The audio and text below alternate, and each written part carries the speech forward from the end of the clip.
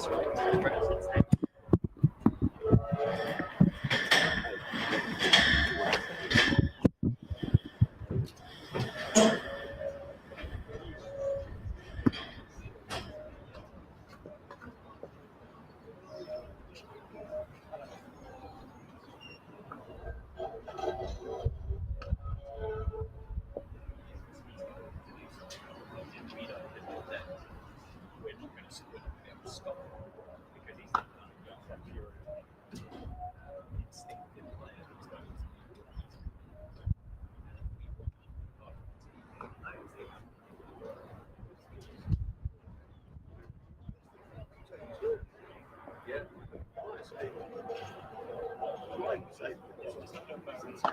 Just saying They've learned to be ready. When if you turnover, get on your bike. Yeah, who knows what actually transpired? It would be lovely to do. This match was equal.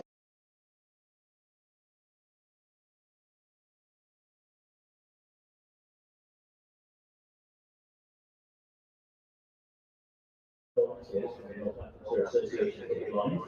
You can request a receiver to access that commentary from any member of our commentary team or a reserve across the 5 points. You'll find they are here around the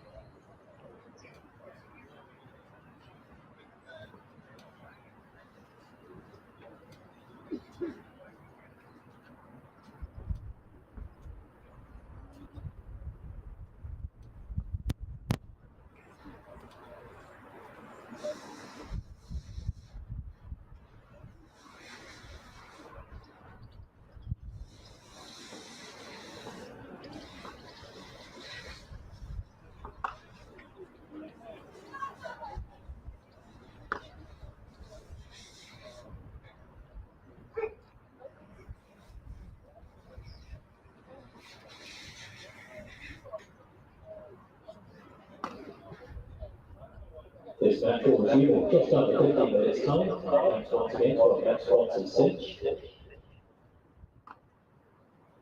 Northampton supporters are reminded that we are offering members and season ticket holders an exclusive 10% discount on all full price items in our club shop at Wilson Centre throughout this match against Kent. Simply present your season ticket card to check out to claim the discount. And a reminder that the county ground will be playing host to live music on July the 12th. That's our incredible Legends of Soul event, where you can watch some of the West End's best perform the hits full-time greats, including Stevie Wonder, James Brown, Rothesay, Michael, Tina Turner, and more. You can book your tickets on the club website. And another reminder that if you would like to access our FR9 4x4 commentary service provided by volunteers for the Northamptonshire Association of the Blind, you can get a headset for a returnable deposit of £5 from any of our volunteers who will be in and around the turnstile.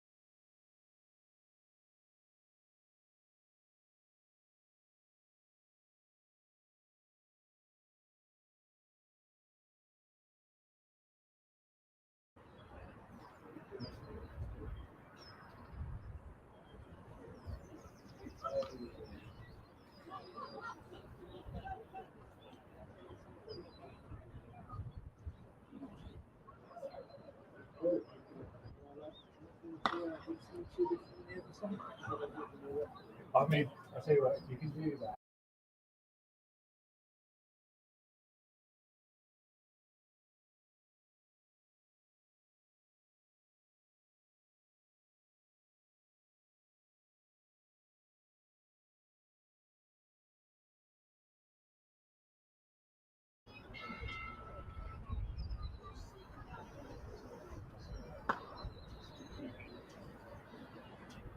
Welcome to the county ground. This match will resume in 5 minutes.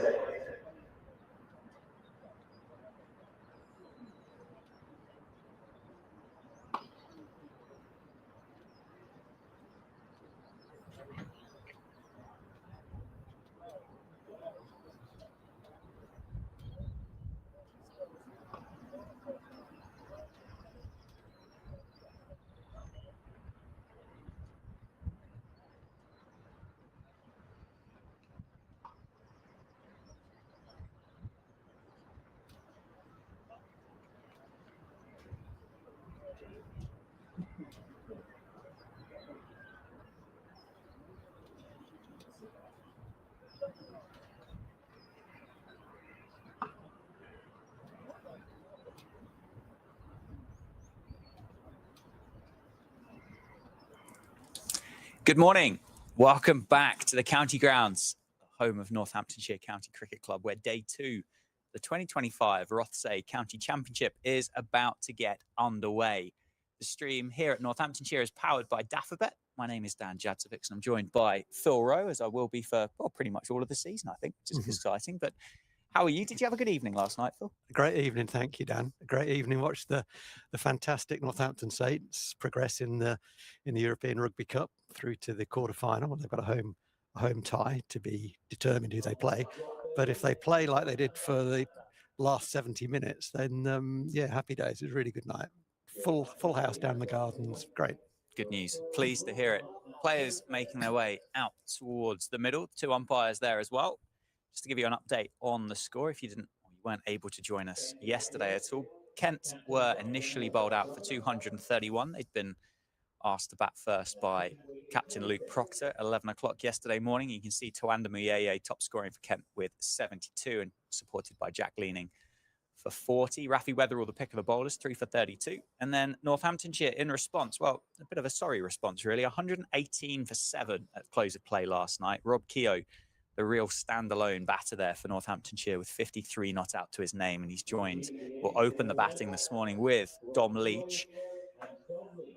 Anything changed in your mindset from what we spoke about at the end of last night? Or is there a... There's a famous author who's got links with Kent, Charles Dickens, and it was a tale of 2 bowling attacks, really, wasn't it? There was the experienced attack we've seen, which puts Northampton bowled very well, the experienced Kent attack, that is, which is why it's 118 for 7, because they bowled very, very well, versus the inexperienced Northamptonshire attack, who, 231 all out. You'd say good day at the office, but you look at it once both teams have batted. And actually, they were, as young bowlers tend to be, inexperienced bowlers tend to be, less consistent than experienced bowlers. And that's you know, there are other things to talk about as well, but that's the headline for me. It was an inexperienced attack versus an experienced attack. There are some highlights there from Northamptonshire. Again, Rafi Weatherall bowled absolutely brilliantly. Yeah, he was superb, wasn't he? I spoke to him at the close of play last night, and well, generally, he was just very excited about being back on the cricket field, which was fantastic to see after those injuries that he had last year. Opening the bowling from the David Capel end. First up this morning is going to be South African Keith Dudgeon. Starts with a bit of a drive ball there for Dom Leach. He gets the scoreboard ticking along. First ball of the morning. It was good Keith Dudgeon yesterday, wasn't he? Handy with the bat, got a useful 26, which in the context of this game, that score of 231 is a big percentage.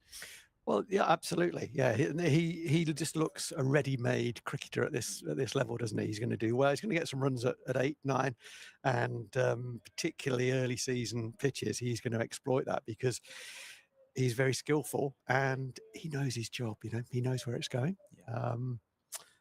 I think there are a couple of things to talk about in that first innings, which we'll come back to. Guided, squirted away really past the slip cordon. So Keogh gets off the mark this morning. First time of asking. Yeah, it was 9 overs, 2 maidens, 1 for 21 yesterday for Keith Dudgeon. Yeah, so the lead at the moment is 111. We're not going to harp on about this. Probably I'll mention this and then we'll leave it behind. Northamptonshire dropped 3 chances, cost them 60 odd, and there were 38 extras. So I think in total, extras, yeah, you know, we've handed them 100, or the best part thereof. Yep. Which is pretty much the gap. So,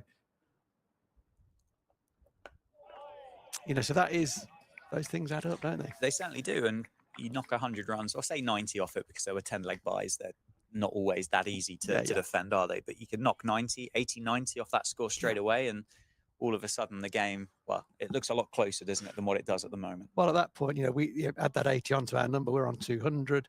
And Rob Keogh's in. He's on 54. He'll get in. He's a frontline batter. If he can face the majority of the bowling, you know, we could look at parity from there. But parity looks difficult right now. Yeah, it still feels a long way away, doesn't it, with the way that this game has played out so far. So he's joined by Dom Leach. Last night, Kemp were quite clear with their tactics, weren't they, with their desire to bowl at Dom Leach. They were quite keen to give Rob the single and get him down the non-strikers. And do you think that tactic continues from Daniel Bell-Drummond this morning? A little, I'd say not as markedly, because Rob Kerr's got to get himself back in. The best chance of getting someone out is before they get in. So I would expect them, though, you know, to, if there's last ball of the over and Leach is on strike, maybe give him a single. Yeah. I'd see that. Why not? Yeah, very full again from Keith Dudgeon. And we're about to see whether that's the case. So 5 balls gone. Will a man at maybe square leg go back? Square leg is indicating, do you want me to go back? Daniel Bell-Drummond is looking at the scoreboard. He's thinking about it and he sends him back. So there you go. And so does Point as well, I think. Yeah. Or he's just on the edge of what would be a circle, isn't he? Just to give him a couple more steps out there. There'll be some people grumbling about that. Oh, don't give him a single. Every run's important. But basically, Leach is not as good as Keogh. Let's bowl at Leach. Nicely played in the end. Dudgeon challenging those stumps. End of the first over of the day. A couple of runs coming from it. Yeah, it's vastly different in experience as well between the two of them. Dom Leach, this is only his 11th first-class game of cricket in his career so far. Totaled 66 runs at an average of 6 in his career. So based on those numbers, you'd say, yes, let's keep bowling at Dom Leach. And let's say his best cricket is ahead of him. Yeah. Should we say that? Yeah. Yeah, you mentioned targeting the stumps, Keith Dudgeon. That was absolutely clearly the ploy from Kent throughout the evening session. 34 overs they've bowled, and the vast majority of those 34 overs, the ball has been targeted at the stumps. There's been no thought of channel at all. It's been, let's bowl at the stumps. The ball has offered movement, hasn't it, both ways? That's about skill level. There's also a bit of live grass you'd expect at this time of year. And as we've said many times, and we certainly talked about it yesterday, there's a lot more to it than this. But if you get the ball in the right area often enough, if something happens, you are putting the percentages in your favour. And that's what Kent did very well. Yeah, the young and exciting Jas Singh to open the bowling from the Lynn Wilson centre end this morning. He's got 2 wickets to his name so far. Rob Keogh just drops him into the leg side, single off the first ball of his over, which won't upset Kent at all. Got the wickets yesterday of James Sales, 4 caught at mid-wicket, and then Justin Broad caught in the cordon by Jack Leaning for a 7-ball duck yesterday, or late yesterday evening. Looked exciting, hasn't he? He's the one cricketer in that Kent bowling lineup that hasn't got the experience, but does have the reliance is able to lean on those 3 other seamers that have got the experience in comparison to Northants, where we've got the one experience in Luke Proctor, and the rest, the other 3, still learning their trade, really. Yeah. Yeah, no, well said. Just through osmosis, he's going to learn stuff. Yeah, it's got Dom Leach in his sights, and that one's just tracked back to Dom Leach and got him in the thigh pad. I spoke with Grant Stewart this morning. I just caught him as he walked out from the cage. You caught him. Get yourself out there. Good set of mitts, me, Rowie. Yeah, just had a chat with him, and he said it's interesting. Firstly, he said about Tawanda and Jack Leaning. Obviously, both batted really well yesterday with scores of 70 and 40 respectively. But both had fed back the fact they didn't feel in at all during those innings yesterday, which I thought was interesting, because from a distance it looked quite easy going, didn't it, for a while for the pair of them? Certainly, I think both Miaye and you're right, and Leaning played some beautiful cricket shots. I think what we said at the time about Jack Leaning was, and he played them beautifully. There's no criticism here. He dispatched the bad balls very well, but he did have a number of bad balls. Yeah, and I think whilst they didn't feel in because there was movement on offer, they scored quickly because we did bowl some 4 balls. We bowled too many 4 balls, and I think on a pitch which is offering movement, boundaries are at a premium. If that makes sense. Yeah. You know, you're scratching a 1 here, you're scratching a 2 there, you're turning off your hip. That's the way. And then if you get, as we bowled in, best part of 20 boundary balls between those 2, wow, you know, that's a great release. So they would have enjoyed putting those bad balls away, but they would have known as well, if it's in a good area, then there's movement on offer. I'm not settled. A bit shorter from Jas Singh and left well alone by Dom Leach. That was the other thing that he said as well. It's obviously straight from the horse's mouth, really. A guy that's been out there and bowled really well on it. He's got 2 for 14 from 5 overs. He said it is a cricket pitch that if you put the ball in a good area, you are going to get reward from a bowler. And we saw that from a Northants perspective with Rafi Weatherall yesterday. Yeah, I mean, he bowled at some exceptional deliveries. Sometimes they hit the stumps, sometimes they just miss the stumps, you know. But it was his overall performance with the ball. You know, his lines and lengths were pretty immaculate. I thought he bowled beautifully. Yeah, those 2 fielders square of the wicket just drop on the last ball of the over, just giving Dom Leach the opportunity to take 1 and keep the strike. Doesn't take it, defends into the offside. End of the over, 121 for 7. That's 2 done on day 2 here at Wantage Road. And already in the first 2 overs of the morning, have we left any ball? I met a couple down the leg side. Down the leg side, which are what I might call, I'll invent this, over straight. But the intention was straight. There's been nothing, you know, 6th stump. I'll let that one go through and have a look. In fact, there was one from Singh in that over to Leach that he was able to leave. So, but the 11 out of 12 have been targeted at the stumps, and that's a great percentage. Yeah, Rob Keogh back on strike. It's Keith Dudgeon on the money, as he spent most of the day yesterday. So his economy rate's under 2.5 for Keith Dudgeon. As you said, on first impressions, is looking like a very good signing for Kent at the start of the 2025 season. Still attacking with 3 slips in place. Once hopefully Rob gets himself in this morning, how does he go about this? Does he look to marshal the likes of Leach, Weatherall and Guthrie, or it's a fairly long, it's a longer tail, isn't it, for Northamptonshire? Yeah. Shorter width on offer, and that's beautifully timed across the square by Rob Keogh, and that is going to be the first boundary of the morning.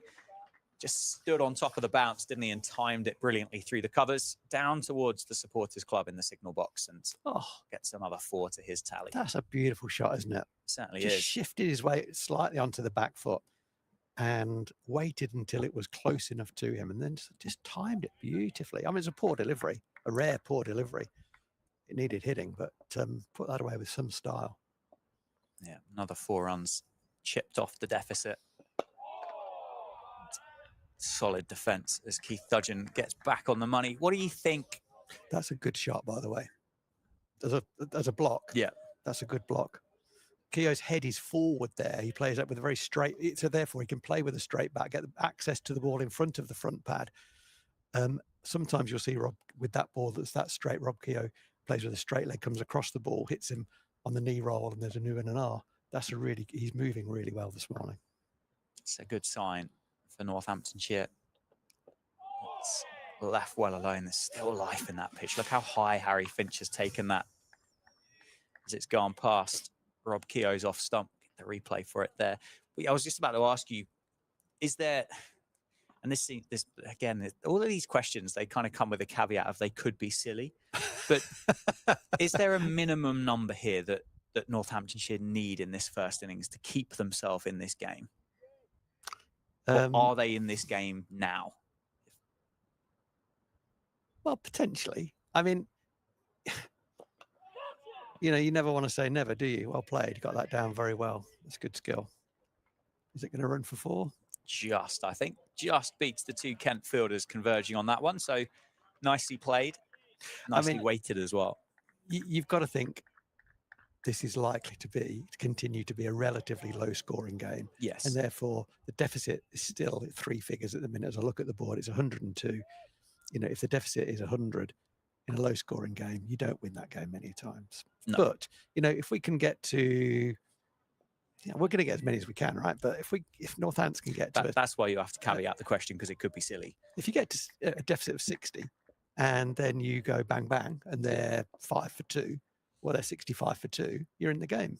Yeah, absolutely. Oh, it's a beauty, bowled. Isn't it, from Dudgeon to That's finish very well bowled. That over. Play and miss, genuine play and miss from Rob Keogh. Double teapot from the bowler. That jagged. Oh, you can't hit that. That has gone like a prime Shane Warne leggy. It has. If you hit that, you're playing really badly. Hold my beer.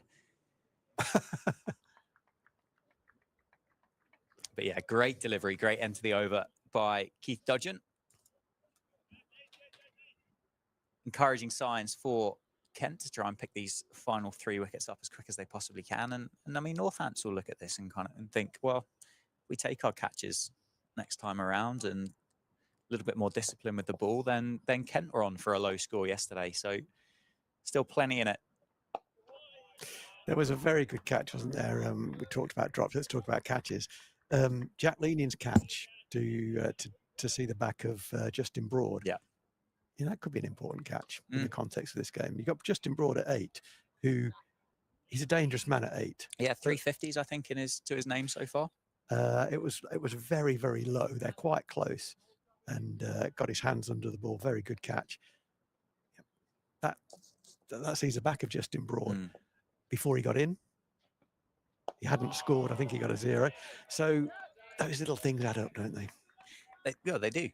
They do. Keith Dudgeon, in response, was dropped by Justin Broad himself at 3rd slip and went on to score 26. Yeah. And as you said, in a low-scoring affair, the difference of 100, 60, 26 still feels like a relatively sizable number, doesn't it? It does. And relatively speaking, it's what you've come to expect in early season, April. Yeah. You'd expect the pitch to have life in it. Absolutely, of course you would. Wouldn't necessarily expect it to be as sunny as this, but it's a shorter ball down the leg side and well evaded by that flew through. Tom Leach. That flew through. It certainly nipped, didn't it? I did wonder over the course of the evening whether the pitch at Northamptonshire would just begin to just flatten out a little bit as it has done in the past, as the days have gone on when the sun's been on it, and obviously the roller continues to have an effect. But it doesn't seem like that's been the case so far, does it? Not so far, no. The ball is only, it's 36 overs old. What's Rob Bailey doing here? He's having a word with someone. I think we had this a couple of times last season, didn't we? Was leg slip, I think, has to be far enough away without having to wear a helmet, I believe. Absolutely. That's right. It's well defended by Dom Leach. who's looked pretty organised this morning. Yeah, he has. Yeah. Subjective, isn't it, as to how close a fielder has to be before a helmet has to be worn. But I think that's what that stop in play was. He's just pushed leg slip just a bit deeper, hasn't Yeah. Yeah, I think that's right. I think leg slip actually moved finer rather than deeper, but he moved, and he was happy. Showed willing. He did. Best not to argue with Rob. Big guy. 129 for 7. Again, well defended and well played by Dom Leach. 2 off 25 now for Dom Leach, the man that was on loan here last year from Yorkshire, made that switch permanent across the course of the winter. He's got a bat for Rob here, isn't he? That's his job. Absolutely. You know, if he plays a forward defence and nicks it, fine. If he tries a Yahoo one and gets cleaned up, then that's not good cricket, is it? You know, he's got to play for his partner. And Rob will be saying to him, mate, stay with me. Yeah, stay with me. Yeah, Rob's moved on to 63 this morning.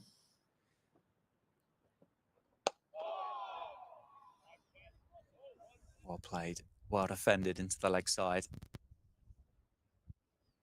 Set for another full day cricket as well, isn't it? We've got 92 overs remaining in the day. Barely a cloud in the sky across the course of Northampton this morning.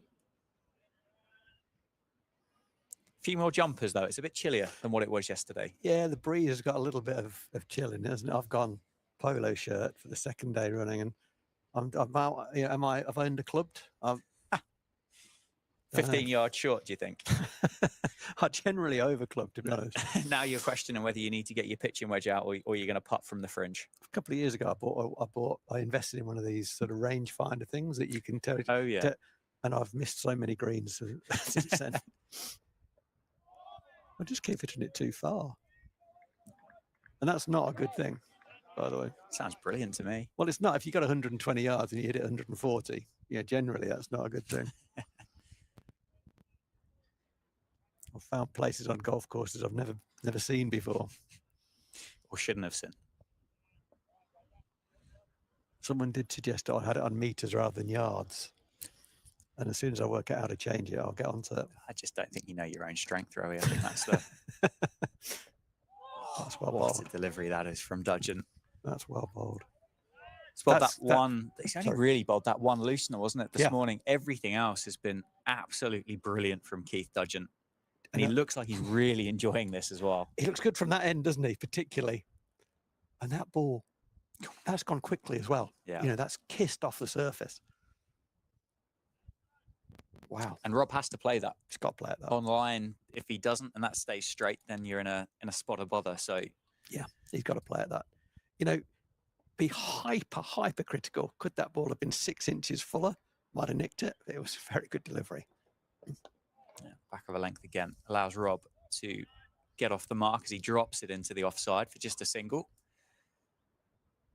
So again, Dudgeon and Kent will get 3 deliveries at Dom Leach at the end of this over.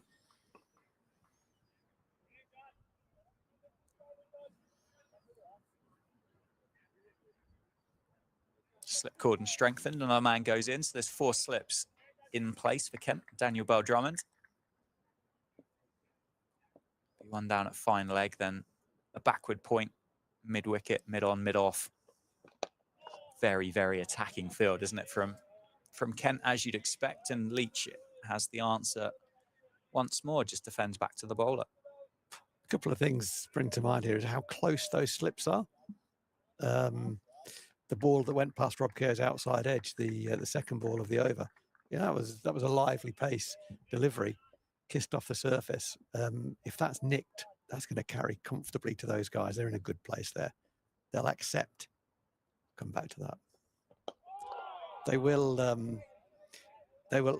accept that you might get one that just hits you at slip if you're that close. Yeah, that might happen. But it's the ones from knee down. They're going to give themselves a chance. It's not going to be on the bounce. It's going to be from knee to ankle. The toughest chances come there. But they're in that position. They're close enough in order to take those chances. And that's what we saw when leading Court Broad last night. He was close enough to get down and get that very low chance. Yeah, there's a real kind of prominent stagger as well to that cordon, isn't there? There is. Fourth slip is a lot closer, as you'd expect, but really pronounced progression closer to the stumps as you get further through that slip cord. And then to the over with the dot ball. Dom Leach defends again into the leg side. 2 off 29 for him. Rob Keogh on to 64. It's 130 for 7 off 38.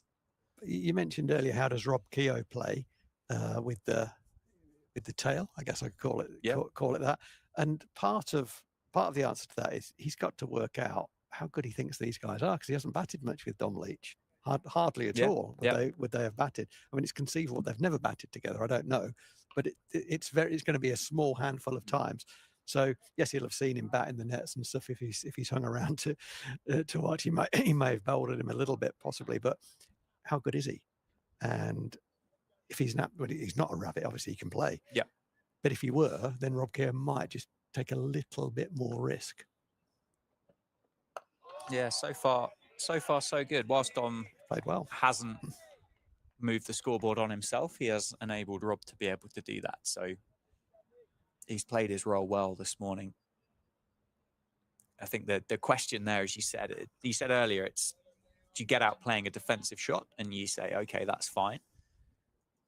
As a batter, how long are you prepared to stay on 2 off 29, 2 off 35, 2 off 50? And it's gone. Well, it doesn't matter now. Rob Keogh is the man to fall. Whipped on offer from Jazz Singh. Rob Keogh invited to drive, gets the outside edge and is caught at third slip. Jazz Singh, Kent youngster, gets his 3rd of the season. So far this morning, I hadn't actually said it. I was thinking that Singh is a back of a length guy. That's what it seems to be happy, his natural length. That one he did push up Fuller, whether he had a word from the captain or one of the senior bowlers, that was Fuller. Rob Keogh, big guy, played a big drive at it. Carried nicely through to leaning. He's a good catcher there at second slip. Just watching the replay, it was a Fuller length ball. Just held its line, didn't it? It just offered to go away and caught the outside edge of Rob Keogh's bat. So that's the end of Rob Keogh for 64. Very well played in a low-scoring game. He played very, very well. He'll be disappointed with that to have got out there, but it was a drive ball. He's got to score, and he hadn't had a lot to hit. That was one that he could get a bat through, put his hands through, and unfortunately he nicked it. Yeah, and I mean, the innings of Rob and the innings of Tawanda just proves that you can score runs out here. We spoke, didn't we, about the fact that the ball is coming onto the bat, exactly, and that is what a good batter wants. They want that pace. They want to be able to hit the ball to the boundary, and they've been able to do that. But yeah, shame to see the end of Rob Keogh. Just managed to add 12 to the total score since this morning. We'll get a replay of that wicket from Jazz Singh here. Good low catch again. Yeah. There's a big difference in cricket pitches. At this time of year, you expect the wickets to be doing a bit. This one is doing a bit. What players don't want, and what the game overall doesn't want, is wickets that do a bit really slowly.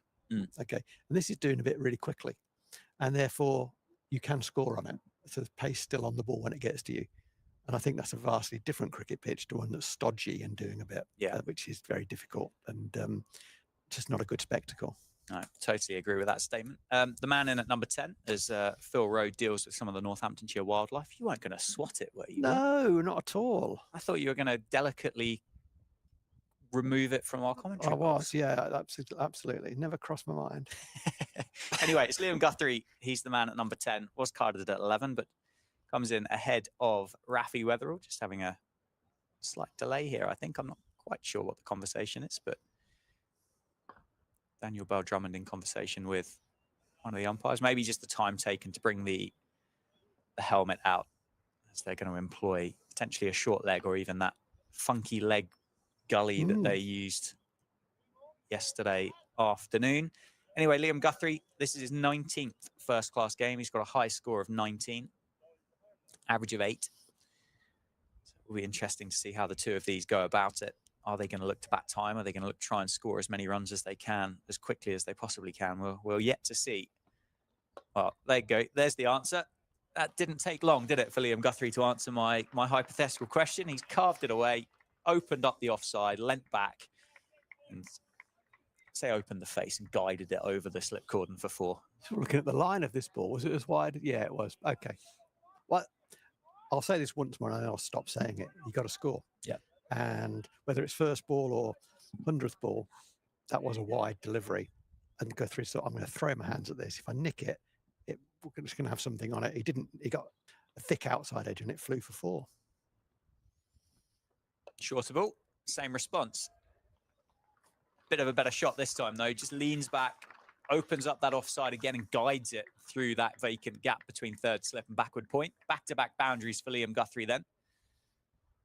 And that deficit now down to 93. Anything that Guthrie, Leach and Weatherall can chip off of this is going to be so valuable, isn't it, for Northamptonshire? Whether it's 10 more, whether it's 30 more, anything will be a huge help for them to go back out there with the ball in hand and bowl Kent out for as cheap as they possibly can muster.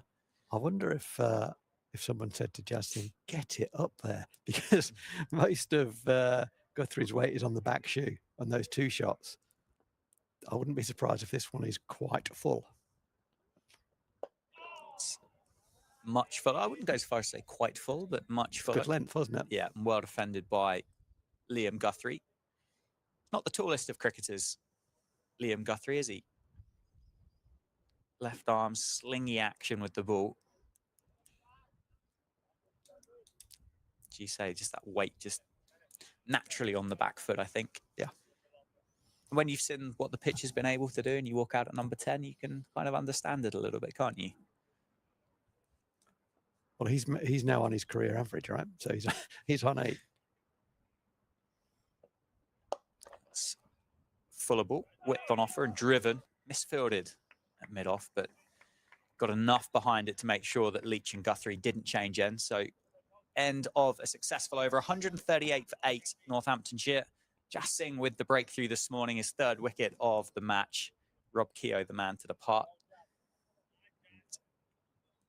Do we see a different Dom Leach now? Does he get a bit more expansive? Does he join, or does he continue to try and bat for Liam Guthrie? I think you got to play to your strengths in this situation. It's early days.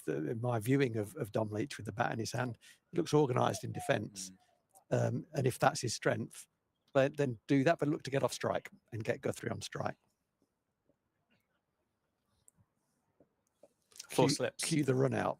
Yeah, 4 slips for Dom Leach. Again, defended back of a length to Keith Dudgeon.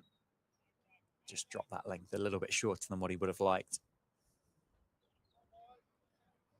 Yeah, he's an all-action cricketer, isn't he, Liam Guthrie? I watched again last night the ball that got Zach Crawley. That was a heck of a delivery. Yeah, I was so as you can imagine, that the delivery did the rounds across the sports accounts on social media last night. Oh, it's a great delivery from Dudgeon.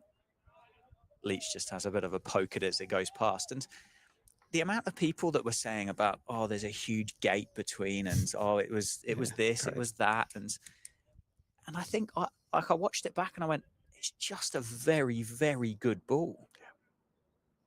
One that will get, I would dare say, probably 99% of cricketers around the world out. Yeah. Early innings. But definitely. Yeah. But it wasn't an absolute crackerjack of a delivery. It was a great ball. You know, if he drives that for 4 through the covers, those same people that are saying there's a big gate are going, that's a great shot. Yeah. Well, what about the gate? Yeah, one or the other. You know? Yeah. Yeah. I think your comment yesterday was you'd have to be out of form to have nicked that. That's done that much. It went late. 5th slip, I think it started on. It was. It was angled Sorry, across. 5th stump. Angled across and swung late and swung hugely. The best he could do was shin it. Yeah.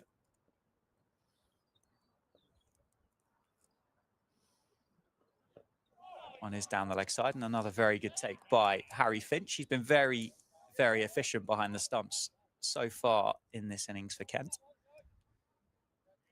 And he's had plenty to deal with down the leg side, hasn't he? The ball's just stood that seam up again, and it's continued to swing. And where Kent have bowled so straight, he's had a bit of work to do down there. The whites still look immaculately clean, though. Yeah, they do, don't they?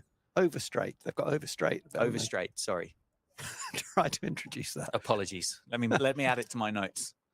It sounds better than down the leg side, doesn't it? It does actually, doesn't it? Easier to say as well. Less words. Let's introduce it into the lexicon. 2 balls left in the over. Leach just squared up a touch, tries to run it down to deep third. 5th of April lexicon, by the way. Can we note that? Yeah, we can. How do you spell it? It's a word I've never heard of before in my life. I think it's Lexicon. There's an album in my youth by a band called ABC, Sheffield Electric Band, called The Lexicon of Love. That's probably why I know that word. Good album. Leach defends again, drops it in the leg side.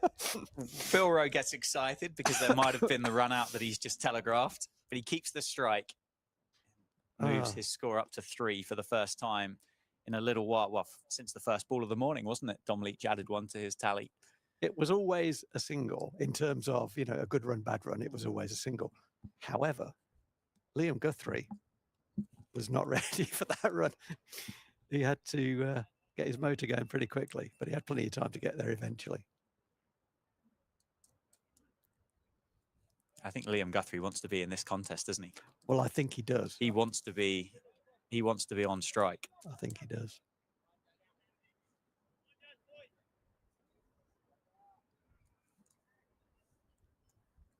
He wants to be on strike, Liam Guthrie. As yet, he's going to have to stand there with his hand on his hip at the non-striker's end. And watch Dom Leach do a good job on strike. 3 off 36 now for Dom Leach. She said that was the reason why I raised that question whilst he was batting with Rob Keogh with Dom. And you said you have to score. And that was the reason why. It's 3 off 36. How long are you prepared to be at that kind of number? If he's in partnership with Rob Keogh, he doesn't have to score. Yeah. There's a qualification to that. He does not have to score if he's batting with Rob Keogh. In fact, that's an appeal for LBW and it's gone. It's gone. That looks very straight. Justin gets 4 and Dom Leach has to go LBW. Did he just shuffle across his stumps there a little bit? He did. Got in front of all 3. Umpire Bailey, no hesitation really was there to give that one out. Dom Leach has got to go 3 off 36 and it's 139 for 9.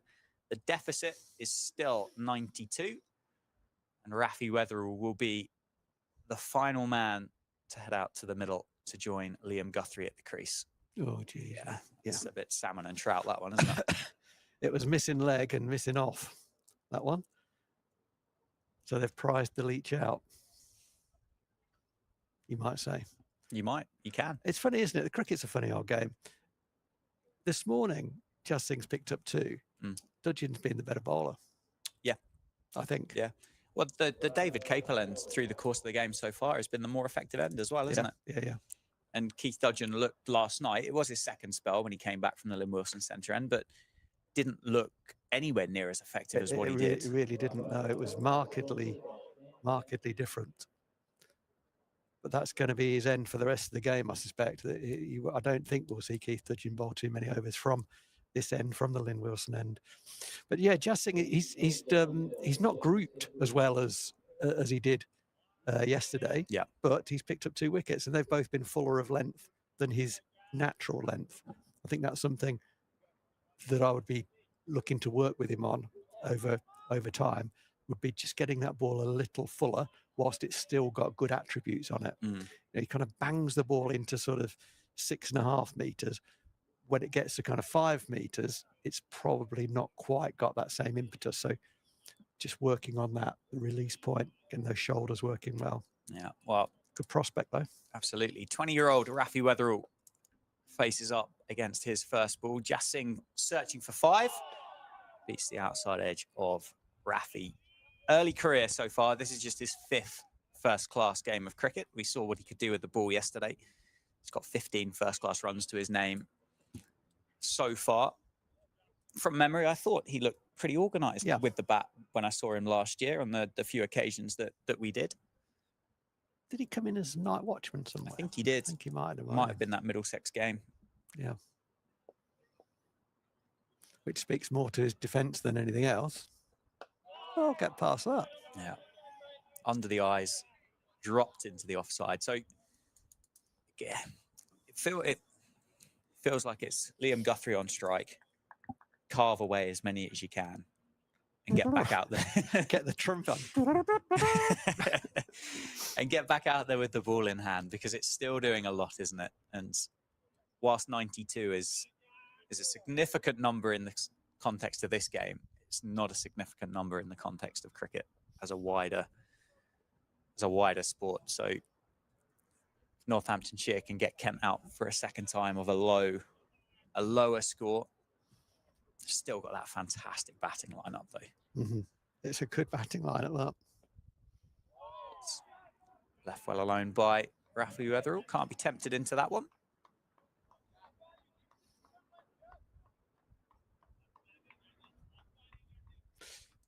After 2 balls, in comes short leg and square leg goes out. So they're communicating to Rafi, you're going to get some. You're going to get a bit of chin music, and the next ball is a very full ball, the double bluff. And unfortunately, from a Kent perspective, it was off target. He will get a short one at some point. Played that nicely. Solid defence as well. And Rafi's entitled to be on the end of one. He served a couple off himself yesterday, didn't he? So to a few of his Kent compatriots. So. Yeah, absolutely. You know, in the days when there were rabbits, and there were some horrible rabbits, weren't there? If someone's getting peppered, I kind of, a bit sorry. Yeah, a bit sympathetic towards. Depends who it is, really. But yeah, okay, fair enough. But no, you don't want to see someone hurt. You just don't want to see that. But as you said yesterday, Dan, pretty much everyone can play now. Yeah. And Liam Guthrie's dangerous, right? So how many men on the boundary? I'm going to say at least 4 men will be on the boundary as the field starts to be set for this next over. Yeah, so we've got man going out deep backward point. We've got a Ben Compton just running down to, I don't think he's going to go down to a deep third. He's more of a fly slip at the minute, but I think he might be continuing to go. There's a fine leg and then a deep square as well, who's just in front of square. Ben Compton has gone all the way down to a deep third, hasn't he? Did wonder for a second whether, I don't mind the idea of a fly slip, now I've said it. Daniel Bell Drummond is calling Ben Compton off the boundary rope, but yeah, good. Still a fair way down there, to be fair. Well, he's doing 2 jobs there, isn't he? Number one is he's there for the uppercut, because we've seen that Guthrie can play that. Also, number 2 is he's there to stop 2 and to get Wetherell on strike. Yeah, well, Guthrie, he's been enterprising, clears the front leg, targets that short side here at Northamptonshire. Rafi Wetherell does well to get out of the way of Harry Finch eventually. And there is just 1 run added to the score after all that excitement. There's a lot of energy went into that for 1 run. Loved it. Zorro. Yeah. The flashing blade. The best plans are simple is one of mine, isn't it? And he's saying, I'm going to get bat on ball. Yeah. I'm coming at you. Yeah. Unfortunately for Liam Guthrie, he's going to have to go and stand down at the non-striker's end for a while whilst Rafi Wetherell shapes up once more. Conflicting styles so far for who Liam Guthrie has batted with. He's watched Dom Leach get in behind them. He's watched Rafi get in behind them. It is a different bowler. Well spotted. Well spotted. It's Grant Stewart that has replaced Keith Dudgeon from the David Capel end. They have not dissimilar actions. To be fair to us, they're pretty similar actions. Oh, it's a beauty again. Similar actions, similar figures. 5 overs, 1 maiden, 2 for 15 for Grant Stewart. 13 overs, 2 maidens, 1 for 33 for Keith Dudgeon. Still plenty of movement offer, isn't it? That one was like Jake the Snake nipped away. Yeah, he got massive wicket, didn't he, of Luke Proctor yesterday for 21. Clean bowled the captain. It's a lovely shot by Rafi Wetherell. Through the offside. There might have been a little fingertip on there to stop that going further, but Rafi Wetherell at 3 will get off the mark. Nice hands through the ball. It wasn't like a classic move, as batting coaches like to talk about good moves. It wasn't a classic move, but his hands were very, very good there. And I think everyone, is happy that Guthrie's on strike. I generally think everyone's happy with this. Kent will think, well, you can't keep playing that way and keep hitting them. Yeah, Rafi and Dom Leach have batted in a way of going, I'm going to get myself in. Runs are going to come. It's going to get easier. I'm going to get myself my 50. Guthrie's gone out there and gone, well, I'm just going to get what I can get and see what we can figure out. Nicely plays, nicely defended in the end. That was a big wind-up again, though, isn't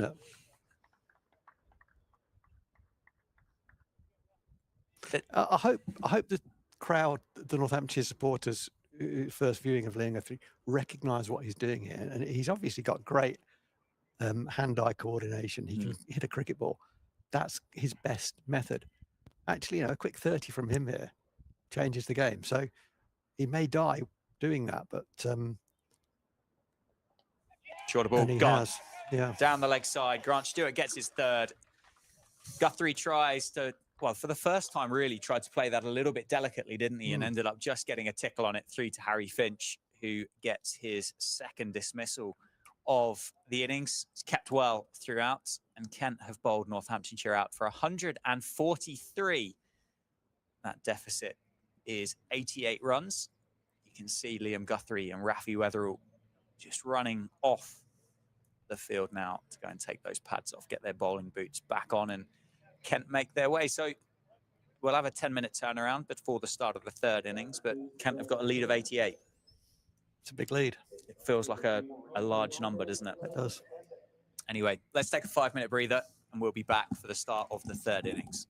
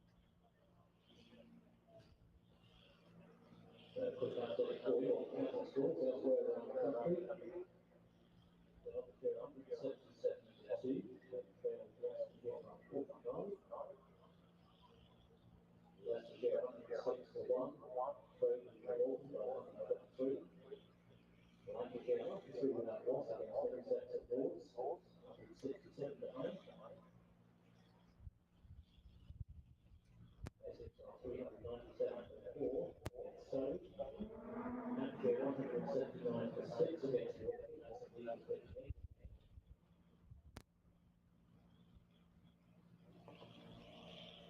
Somerset 217 for 4 against Worcestershire, leading by 63.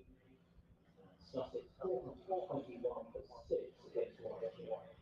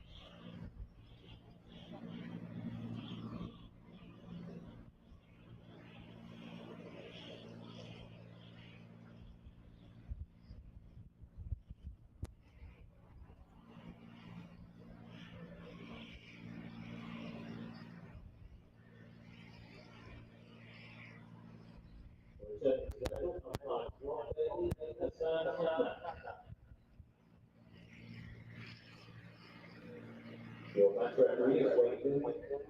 Your score is Northamptonshire.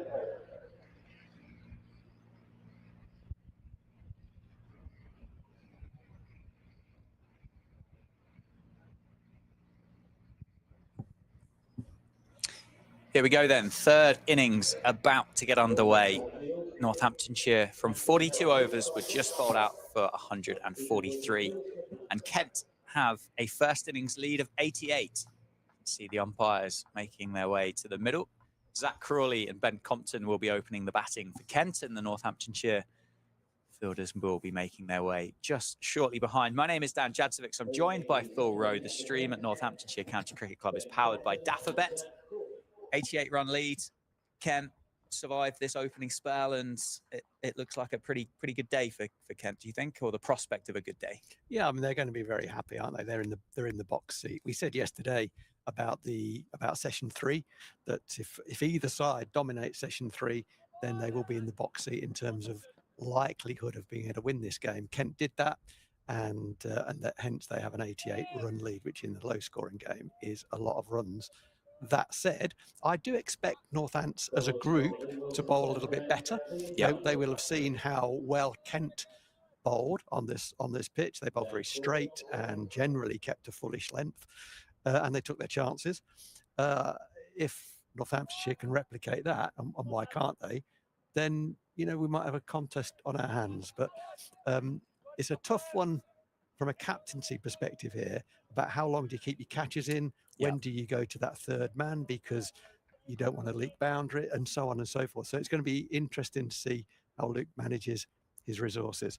Guthrie starts, nice ball, kisses the surface and is taken on the up by Lewis McManus. There's 3 slips. There is a man at backward point. There is a man at cover, which indicates, in the first innings, that man would have been in a catching position at 4th slip, but Save finds himself at cover. There's a mid-off. The captain himself, hands both clutching hand warmers, I suspect, at mid-on, and there's a mid-wicket and a long leg. The breeze is coming left to right, which will help Guthrie swing the ball back in to Crawley. Crawley turns off his hip to open his account in the second innings. In the first innings, he got a brute of a ball, as you were saying, Dan. That the clip of that went round the social media sites last night. Yeah, that was an absolute beauty, wasn't it, from Liam Guthrie? I dare say, what a satisfying way to open your account for Northamptonshire. To get your first wicket that early, but I mean, can't be that far away from kind of a top 10 delivery that Liam Guthrie would have bowled in his career. I would have thought so. Plenty. It did. 4 slips for Compton, the left-hander, as Guthrie will look to take the ball away. Gets 2 straight to the left-hander, and he clips that very nicely. Times that beautifully, just behind square on the leg side for 4. The intention from Guthrie there was get the ball up, get it swinging, bring those 4 slips into play. He just got a little bit too straight, and it was dealt with. I say that was incredible. Fortunate that Ben Compton had found that gap in those advertising hoardings, so it's just kissed that tarmac on the way round. But incredibly well fielded by the supporter to stop it clattering into the brick wall. Oh, did he stop? That's brave. Which is helpful for Northamptonshire. Oh, that's an interesting bit of cricket, because basically the batter wasn't ready, so pulled away. Why he wasn't ready, I'm not entirely sure, because the previous ball having gone for 4, there was a long time between deliveries. Yeah. What happens here? Well, that's gone a little bit dangerous, I think, because that's managed to go through the slip cordon as well. Oh, it's not carried to Lewis McManus, has it? No. Well, he was ready, but then pulled out, so something disturbed Ben Compton, and that's fine. If you disturb, pull out. No problem with that. Guthrie again. That one's more in the business area. Compton drops the ball down in front of him. When he defends the ball, it doesn't go anywhere, does it? No. Ben Compton. No, just takes all of the pace out of it as well, doesn't he? And drops it right at his toes. He does. He's a man who hates getting out, doesn't he? almost a slower walk-off yesterday as Ricardo Vasconcelos. Hates getting out. Just wants to bat time, bat and bat some more. Well, that's a nice shot. He's offered a little bit of width. Guthrie just not quite got his radar honed in. Just times it nicely. Doesn't try and overhit it. Thinks 2 off the back foot. David Ripley will love that. Picks up 2. Score already on 7. That lead, therefore, on 95. So in effect, Kent on 95 for no wicket. Yeah, there's a lot of cricket to be played still, but it certainly feels like Kent are very much in the ascendancy, aren't they? They certainly are. Guthrie will want to get his radar right, and does. There we go. Finishes the over well. Nicely defended back down the wicket. So an eventful first over from Guthrie, but not enough balls in the business area, you would say. I mean, it's his first over, so that's, no drama. But it will be interesting to see, by comparison, how well Northamptonshire used the new ball. And as a captain, I will have wanted our captain, Luke Proctor, to open the bowling from the David Capel end, and he is doing so. And Dom Leach's day doesn't get much better, does it? Dom Leach opened the bowling in the first innings. He bowled 3 overs, came back and only bowled 2 overs before, in both times, being withdrawn from the attack. Luke Proctor replaced him yesterday, but starts today from the David Capel end and bowls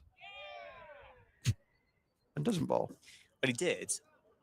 It ended up at George Bartlett at short cover. I lost the ball. It just went straight up out of the hand of Luke Proctor there. Wow. Quite, well, new and shiny dukes. It's just gone straight up out the back of the hands. That's scary as a batter, because there's a minute, as a split second where you lose that. You just don't know if it's a flat one. Let's start again. From the David Capel end, the captain. Crawley likes to get forward, doesn't he? He's looking to come into the business area. Leaves that one well alone. We spoke, didn't we, about Rob Keogh, about Tawanda Mayeye being imposing figures because of their height, because of their ability to have that stride forward and get on the front foot. Crawley has got to be the tallest of the 3 of those that have been mentioned, and I mean, he is an imposing figure at the crease. Oh, Proctor in the business area. That one again, like many balls have, kisses the surface, sort of glides through. There's a bit of a sheen to the pitch, isn't there? As we look at it. Just where that roller's been across it, it's just laid the grass down flat, hasn't it? Oh, wow, he hasn't missed that by a long way. As an opening batter, and Zach Crawley's very experienced, he will take no notice of that at all. That's part and parcel of doing the job. You're going to get beaten on the outside. But this is good from Luke Proctor. Having bowled his first ball to extra cover, he's actually been in the business area since then. And that is what he brings. We talked yesterday, there was a marked point of difference, the grouping that Dom Leach offered in his 3 overs compared to the captain, Luke Proctor, who just barely wasted a ball. And if Northants are to get back into this game, and it's a big if, but if they are, then they've got to be better with the ball in terms of consistency. Yeah, and I mean, they've opened the bowling this time around, haven't they, with the 2 bowlers that should provide them with that most consistency, as Crawley adds another couple of runs to his tally.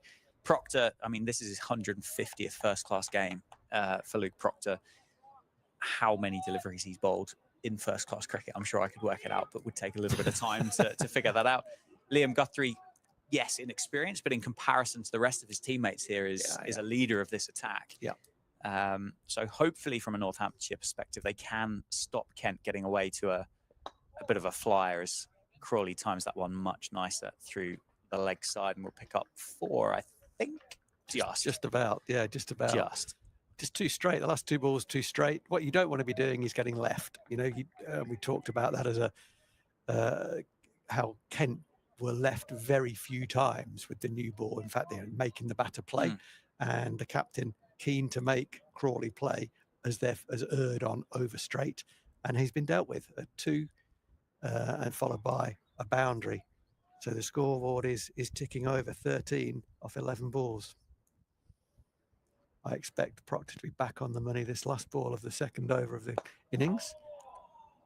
Brings a push drive up to mid-off.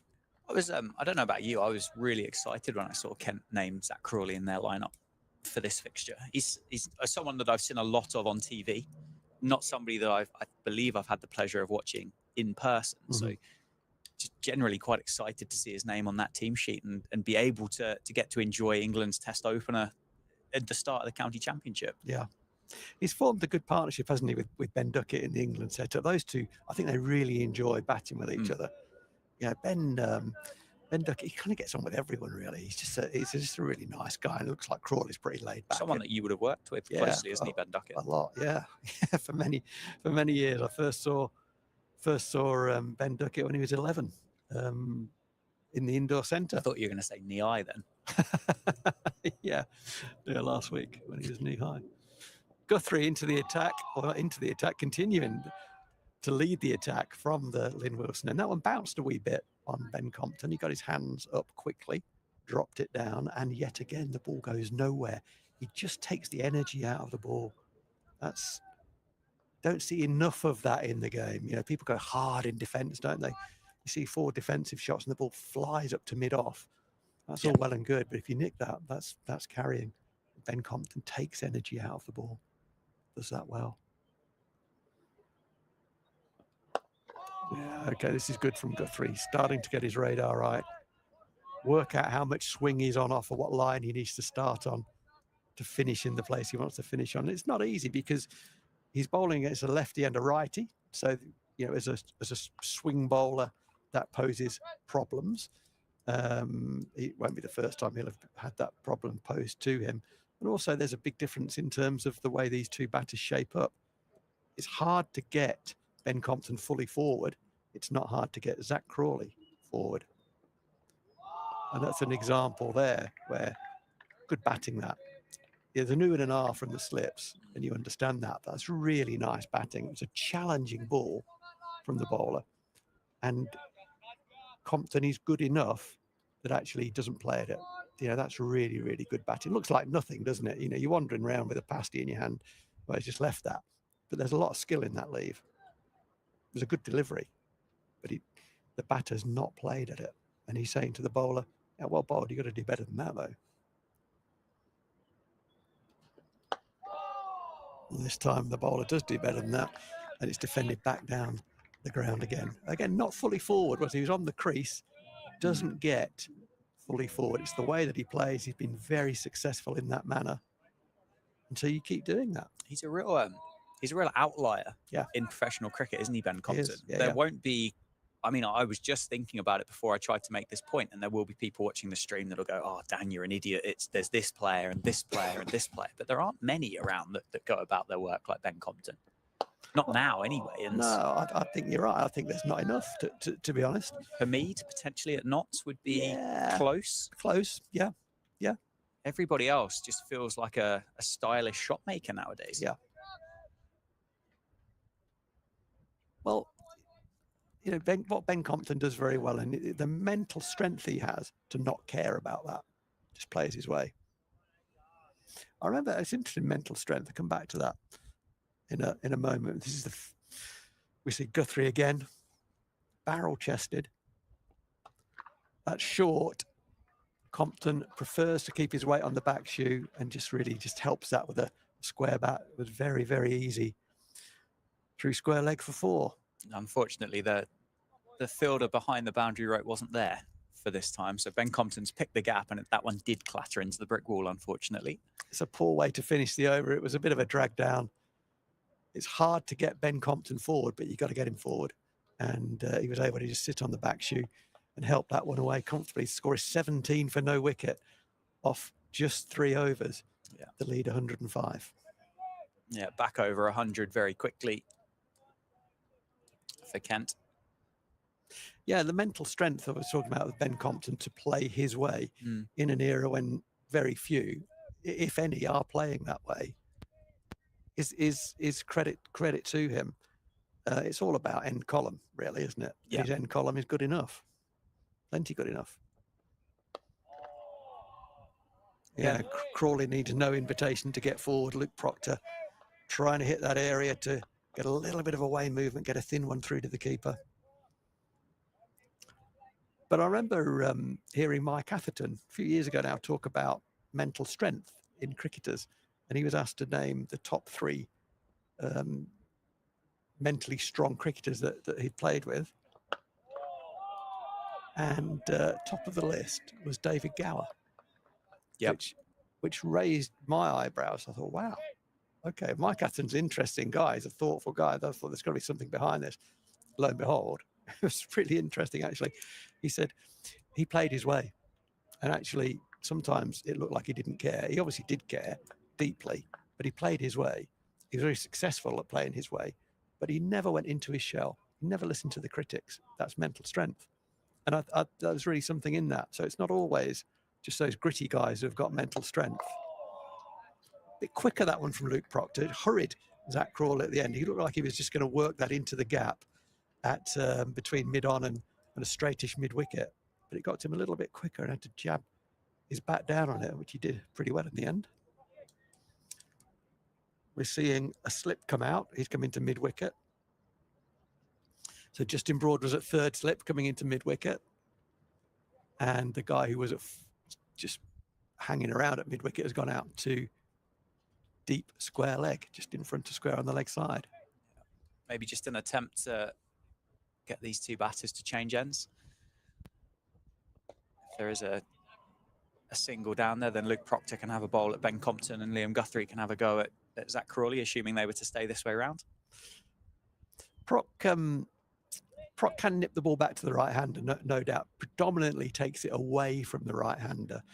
And it's to that extent, it's not absolutely the ideal matchup because Zach Crawley is susceptible to the nip backer.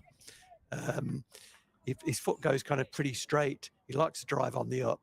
He's very successful doing that, don't get me wrong, but everyone's capable of getting out. And the nip backers generally is the one that he's susceptible to.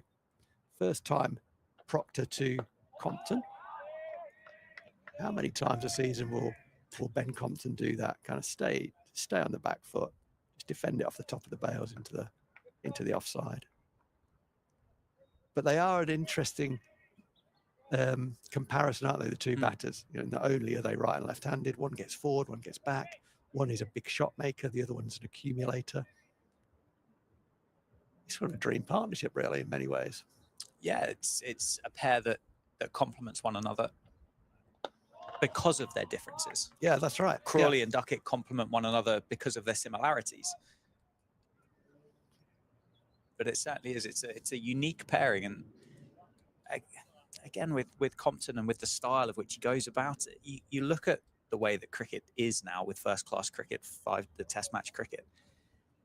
You wonder where the next Ben Compton is. Is there a next Ben Compton style of cricketer coming through an academy somewhere amongst the UK? Is that cricketer, is that style of batter, is it going to exist in 10 years' time? Yeah, that's a great question. You kind of think not. That's what I was kind of thinking. You kind of think not. Okay, this is the matchup that Northants won. The left arm swing of Guthrie to Crawley. That one did swing slightly too straight. And Crawley, as he's done a number of times already, works it into wide mid-on. Rotates the strike. Exactly what Northants had worked hard for, and then exactly what they didn't want. Just the strike rotated first ball of the inning, of the over even. Yeah, so full credit to Ben Compton for being his own man. He knows his work, he knows his game, he plays his way, he's very successful at it. I also say credit to Kent for recruiting him as they did and for selecting him as they have done.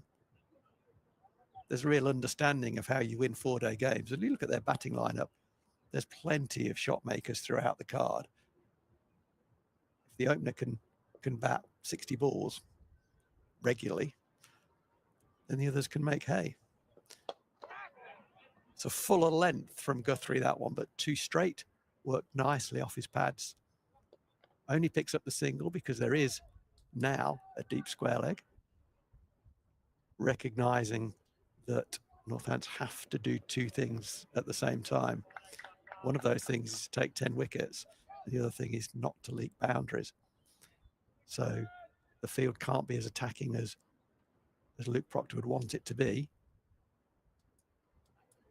Hasn't quite settled in to his rhythm yet, Liam Guthrie. It only takes 1 or 2 balls, though. And that's where he lives. Yeah, the opening spell this morning, slightly more inconsistent than what it was yesterday, but then it did feel, well, obviously removed Zach Crawley very quickly, didn't he? And then this left to right hand, this particular left and right hand partnership wasn't there for a long time. It was Daniel Bell Drummond took over, didn't he, at number 3, and a different style of cricketer to Zach Crawley.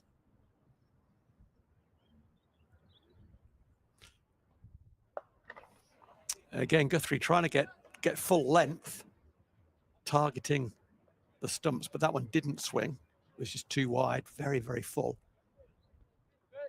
Crawley not able to accelerate the bat fully through it, but got enough bat on it to pick up a couple. It takes him to 11. Ben Compton's on 11. As we speak, there are no extras. It's 22 for no wicket. But the number to really keep an eye on is the lead, and the lead is 110. It only takes a ball, will be a message to Liam Guthrie. And that's a good ball as well, but nicely defended. Back down the ground.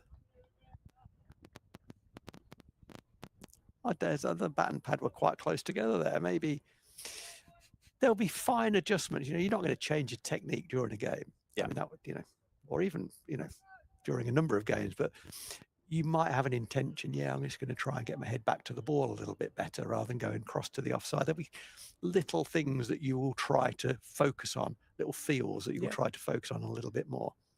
Last ball of the 5th over, Crawley rocks onto the back foot, punches it to mid-off, no run. There's a bit of a cliche kind of saying, isn't there, amongst cricketers of all levels, and you got a good one early. That's what happens. There was no, as you said, there's no kind of, well, I'll go back to the drawing board and I'll change this. It was a great delivery from Liam Guthrie. It was early in an innings. Had Zach Crawley have been 80 not out at that stage, would he have played it any differently? Potentially. It might still have been good enough to have got him out. At the end of the day, he's opened the batting for England in Test cricket for 5-6 years now. You don't do that because people on the Instagram tell you that you've missed a straight one early doors at Northampton, do you? Massive gate. Proctor's coming round the wicket to Ben Compton. As a result of that, Ben Compton alters his guard. Coming a little bit, I guess maybe a little bit more leg side just to get access to the ball. It looks like it's on 2 legs by the looks of things. And he's enjoyed that ball. It's offered enough width. It was short enough. He rocks onto the back foot. And he's going to pick up just a couple square of the wicket. Didn't fully time that. But he's outscoring Zach Crawley at the moment. Yeah, and both of these are just applying pressure, aren't they, back to Northampton. It's interesting with the fact that the captain, Luke Proctor's opened the bowling from the David Capel end. You said it's the right decision for Northamptonshire. I think so. But if Kent can, that's a very, very good leave. If Kent can assert themselves here and remind Northamptonshire of their dominance in this game, and actually they're successful against the guy that's played 140, 150 first-class games, kind of message does that send back around the Northamptonshire camp? You get weather all on pretty quickly, don't you? Yeah. I think that's the key thing. I don't think Proctor will overbowl himself. He'll be disappointed. He's not started brilliantly. A couple of good balls there, following the poor ball opened the over with a bit of width, and he's been there or thereabouts since. But I would say this, neither of those 2 balls has Ben Compton had to play at. Yeah. And that's good batting. And they've been, I don't know, what have we had so far? 33 balls. There's probably been 15 leaves so far, 12 leaves, something like that. Hit the stumps, Luke Proctor. Oh, he's close to the stumps, but again, good judgment. They're different. This is what we love about the game, isn't it? About the red ball game. There are so many different ways to be successful. Yeah. As a batter in particular. And that's what we're seeing here. Yeah, on replay, that's I think a touch wider than what we thought initially, possibly a fifth stump line. Compton just kind of triggers across, doesn't he, as well, and knows exactly where his off stump is. Oh, that's close. Not out, says the ump. It wasn't an absolutely convincing appeal. Sounded quite like a thigh pad, didn't it, through the effects It sounded mic. so, yeah. Height was, yeah, it's not out on height. It's fair enough. Quite noticeable with the different audibles, isn't there, depending on which of the pads it strikes. And the thigh pad has a very distinct sound in comparison to one of the leg batting pads. Hit down the ground. I haven't seen enough balls go down the ground. That balls have gone wide, a square of the wicket on both sides, which says the bowlers have been off radar. When you see the ball going down the ground, then the lines are good generally. It's a matter then of length, but haven't seen enough balls come back to the bowler, back past the stumps. It's a good indication sometimes of the lines. As a result of that, with 6 overs gone, Kent are on 24 for no wicket. I think we've gone past a couple of times, past the outside edge, but you know, relative to the amount of plays and misses in both of the first innings, things have quietened down a little bit so far. We just haven't bowled quite well enough so far, I think. Guthrie's trying to put that right, though. That one strikes Crawley on the pad as it swings from straight. It was going down the leg side, hits him on the thigh pad. It's the first extra of the innings. Yeah, and just a shame, isn't it, that they've been able to change ends again. First ball of Guthrie's over. I think that's a really good point. A really good point. There's a right and left. You know, if there's two righties, then they swap ends. Okay, that's a slight problem because you want to line that righty up. But if there's a right and a left, then it completely changes the game. If you're a swing bowler, it makes it harder still. Yeah, Guthrie here is going to be swinging the ball away from Ben Compton, isn't he? Trying to feed those 3 slips as Compton just almost drops his hands on that and drives it through the covers for 3. But with Compton being such a good lever of a cricket ball, yeah, actually that away swinger needs to be perfect to invite Compton to play. With Crawley swinging the ball back into the right-hander, with the fact that Crawley wants to play cricket, you know you're always going to be in the game, and can understand why Guthrie would be quite keen to bowl at Zach Crawley, given the success that he had against him yesterday, and he gets the opportunity to do so. Third ball of the over.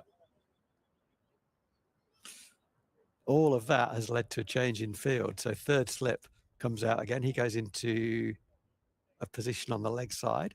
He's reinforced the leg side field. So there's a catcher at mid wicket who was at third slip, a square leg and a mid on. So encouraging the bowler to swing the ball back into the right-handed Crawley. He does try to do that, but starts it too wide, and Zach Crawley has timed that beautifully through the covers. It's 4 now. Takes him on to 15. And yeah, Guthrie looks disappointed with that delivery. It's not easy with the right and left hand combination. They've rotated the strike really well. And so far, Guthrie hasn't really been able to line himself up or line the batters up. On replay there, it didn't really swing back, did it? It's across. It's a bit breezier today than what it was yesterday, whether that's causing an effect there. Obviously, it's still chilly. It's still early in the summer. That one's on the money. The other thing as well, the heavy roll has been on it in between the innings, so that will have just laid that grass down flat for a while. It will stand back up again and will then begin to offer that seam movement that we've seen throughout the course of the game so far. But at the moment, and you can see visually that it's a lot shinier, isn't it? That cricket pitch where the roll has gone over it. So it will stand back up. How long does that heavy roller effect usually last?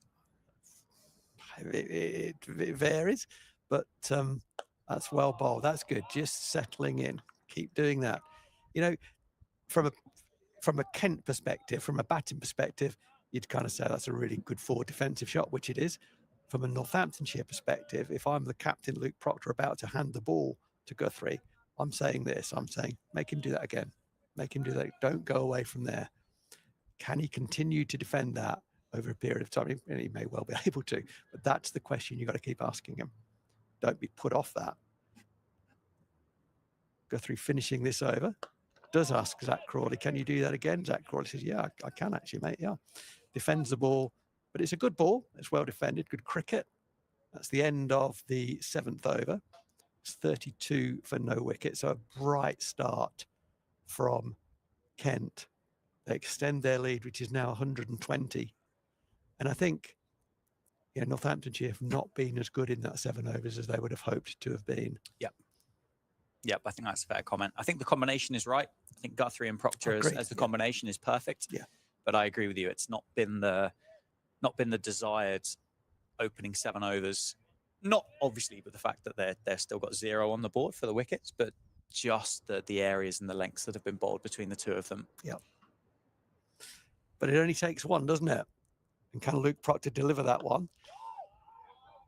His line was good there. Length, just back of a length. Knocked into the leg side by Ben Compton. So there's still 3 catches in. Northants have to take 10 wickets to get back into this game. They need to take those chances when and if they come. So they need catches. 3 in at the moment. There's 3 men on the offside, 2 on the leg and a long leg. That's the field that the captain's bowling to. That's nice. Got his line and his length right there. Compton. I don't want to say crabby, but he's got a squat, isn't he, at the crease? Just drops a bat on it. Yep.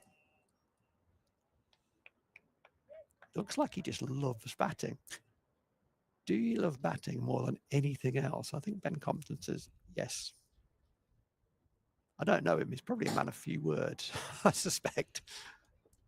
Yeah, I'm not sure. I've not had the pleasure of meeting him.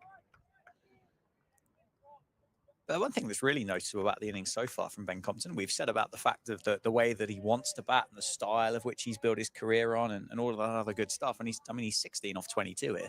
Yeah. He's racing along, which I think probably then just backs up the point of which you made at the start of this over in the fact that Northamptonshire won't be particularly happy with the way that they have bowled with this new ball. No, absolutely. One of, as an observer, one of the things you could look at is how many forward defensive shots have you asked the opposition to play? It's not the most exciting stat in the world, but it tells you what's going on a little bit.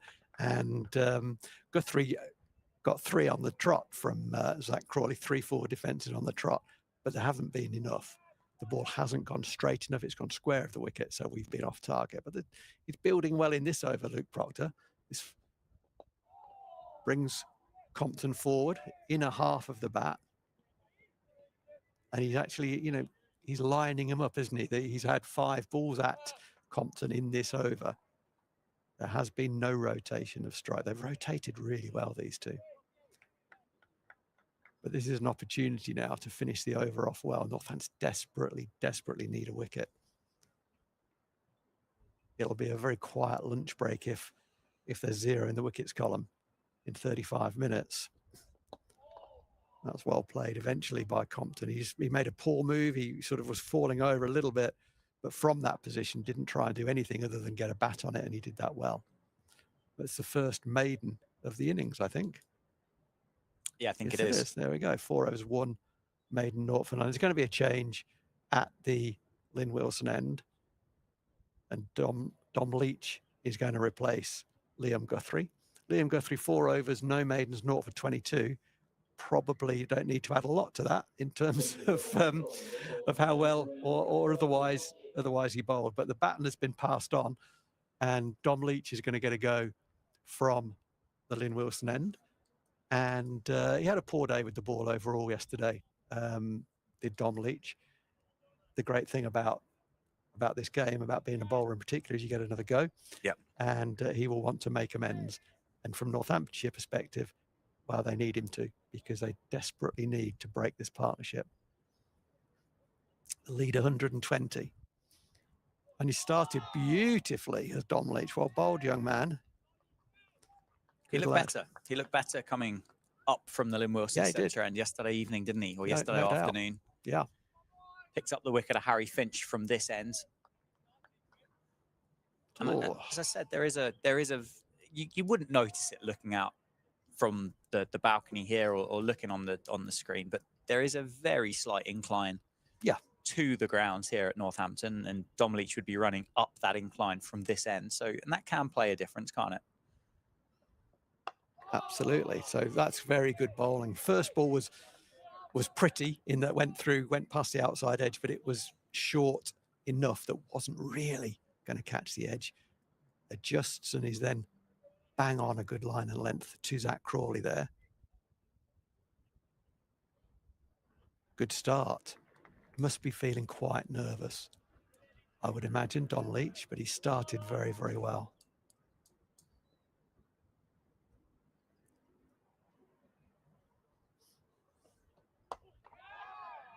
That's banged in, and it hurries Zach Crawley.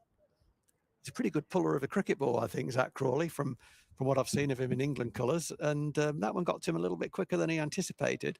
Certainly got none of it. It ballooned about 35 yards from the bat. If it, much more bat might have found its way to the man at square leg who was on the boundary, but didn't.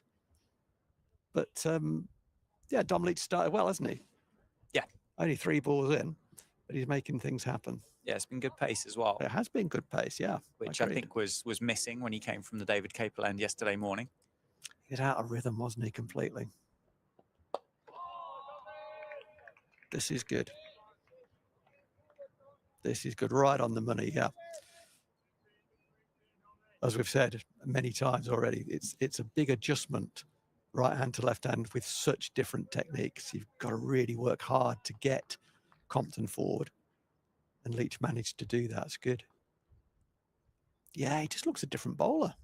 Shoulders are back, his head's up, he knows where it's going, he's got some confidence about him. That's good. It's a good comeback. As you said, though, that is the benefit of being a bowler, isn't it? You can have a bad hour. Obviously, we're on a new day now. You go back, you have a good night's sleep, a good bit of food, and you relax, and you come back as a fresh day. It's almost what happened yesterday is irrelevant at that point. Be like a goldfish. I think, you know, again, talking from a coaching perspective, to try to create the environment where that's easier for a performer. You know, I'll come back to that in a moment. So the last ball of this first over from Dom Leach, bangs it in, invites Compton to play a pull shot, and Compton plays that very, very well, gets it down so quickly. No intention of hitting that ball for 4, but he's intending to just get it down, take his single. There's a man on the boundary at square leg. That takes him to 17, the score of 34. But yeah, what is vitally important in this game is that players feel backed by the coaches. You know, he had a bad day yesterday with the ball. Doesn't need me to tell him that. He knows that. Doesn't need a coach to tell him that either. He knows that. What he needs the coach to tell him is, mate, don't worry about that. Put that behind you. You've been great pre-season, X, Y, Z. You know, pump his tyres up. And there's no better man to do that than Rory Kleinveld. Pump his tyres up, keep him believing. And actually, he's running there like he got a 6 for yesterday. Good stuff. Proctor continuing from the David Capel end. We've seen that a few times already. Compton shifts his way onto the back foot, tries to find the gap square of the wicket. Doesn't quite find the gap. It's nicely fielded in the covers. So yeah, I think that's an underrated, a very underrated part of being a coach is keep your players' tyres pumped up, particularly from a skills coach. The head coach that's important as well, but it's more important the day-to-day work with the skills coach. Does find the gap this time, almost a repeat ball. This time Compton plays it a bit later, opens the face, picks up 2 just behind point. Nicely played. It's hard to get him forward. You know, as a bowler, every batter in the world is different. And how do you get this player forward? How do you bowl in the right area for this player? And he's difficult to find, Ben Compton. Well, it was a Yorker, wasn't it, from Justin Broad yesterday that removed him. And I think at the time there was a strange kind of passage of play in the build-up to that, wasn't there? There was a big appeal for a caught down the leg side. Another one then went down the leg side as well, and almost felt like he just over adjusted, maybe got a little bit kind of rattled by the appeal. And then, I mean, the ball didn't do a lot, did it, from No, Justin Broad? no, It didn't. was just a good Yorker. Yeah, he just missed it, didn't he? I think Luke Proctor gets his radar right. Good comeback. At times, Broad was over length, and I think it was unintentional. That particular one, the batter missed. It hits the stumps, looks a good ball, doesn't it? Yes. You know, if he stands up and drives it through covers, you think, oh, you just bowled him a throw down. But he came back, talking about recovery, Broad came back well, and then was hitting a hard length very consistently. Oh, that's nicely driven. Doesn't drive many balls. That one he's driven beautifully through extra cover, and that runs into the advertising board. That's a really nice cricket shot. I'd much rather we went for 4 to that shot than being cut or being worked off the hip. Yep, completely agree with you. That's exactly the field that's been set for that, isn't it? Cover is open. Yeah. There are 3 slips in place. George Bartlett is at backward point as well. But I mean, Ben Compton's weighted that perfectly, isn't he? Because it is just made itself over the boundary rope. No more, no less, but just enough momentum behind it. Still gets 4, doesn't he? You know, he doesn't have to smash it. Still gets 4. Last ball of this 5th over from Luke Proctor is yet again well left by Ben Compton. I suspect the captain might take his jumper and cap there, and I would expect Rafi Weatherall to be on pretty soon, unless there's a reason, you know, that we don't know about. I'd want Rafi Weatherall on. The lead's 128. This partnership is 40. We're going at 4s. Rafi Weatherall bowled beautifully yesterday. Really impressive. Yeah, he's I've just spotted him make his way down towards fine leg there with a loosener of his shoulders and of his hips as well. So I think you're right. It's not going to be far away, is it, before we see Rafi? It might well be the next over, but Dom Leach continues and does go just over length there. Crawley plays down towards Luke Proctor. Doesn't feel like it's doing quite as much as what it was on day one, but we've had a day's worth of cricket and a day's worth of sunshine on it. You'd expect that. Day 2, Northampton. Best day to bat, isn't it? Best day to bat. Crawley on 16, Compton on 23. Tom Leach bowling with good pace up from the Lynn Wilson centre end. With the breeze as well.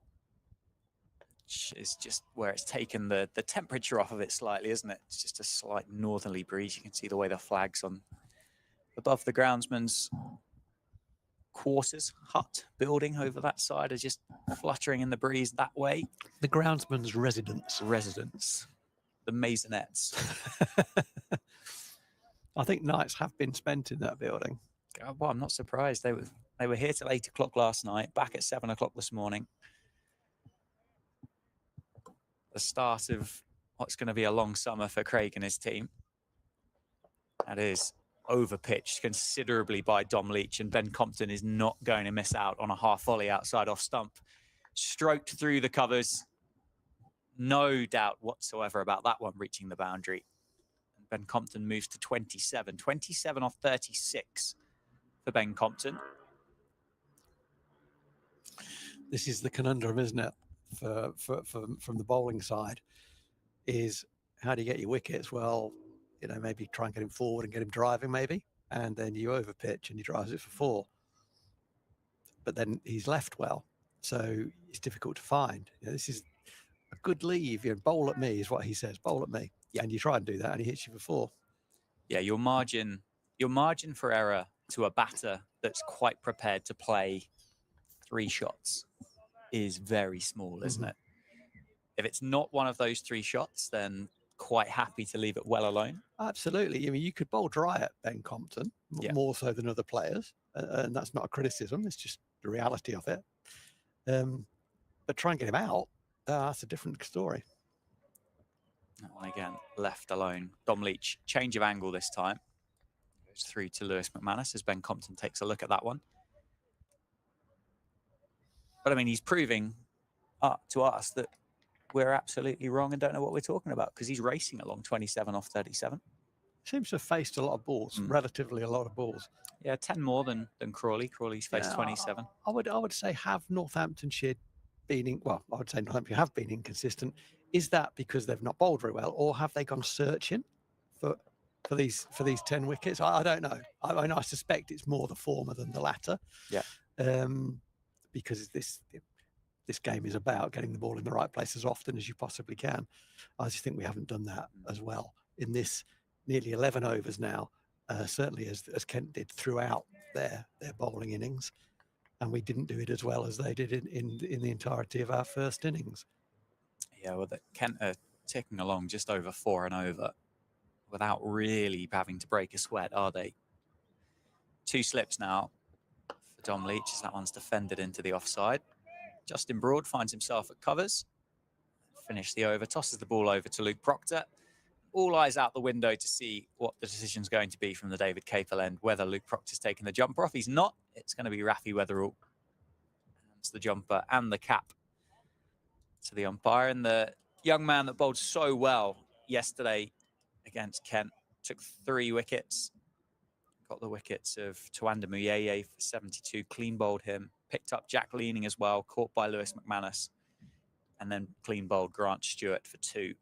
Just to help Northamptonshire get into that Kent tail. Again, I spoke to him at close of play last night. Just really, really happy and excited to be back on a cricket field. Good. Yeah, good for him. Came through a stress fracture. The psychology of coming back from an injury like that is not to be underestimated. He seems a very balanced kid, you know. It's good to see, very natural. It's a good start. Yeah, he doesn't strike as a 20-year-old when you speak to him. That's for sure. He seems very mature for 20 years old, very, as you said, level, grounded. As I say, you could see the kind of underlying excitement that he was just back in the game from what had been a pretty tough 2024 for him, having made that debut against Middlesex at the start of the summer. Been backed up as well, hasn't he, by Luke Proctor? He's got 3 slips in place. Yeah.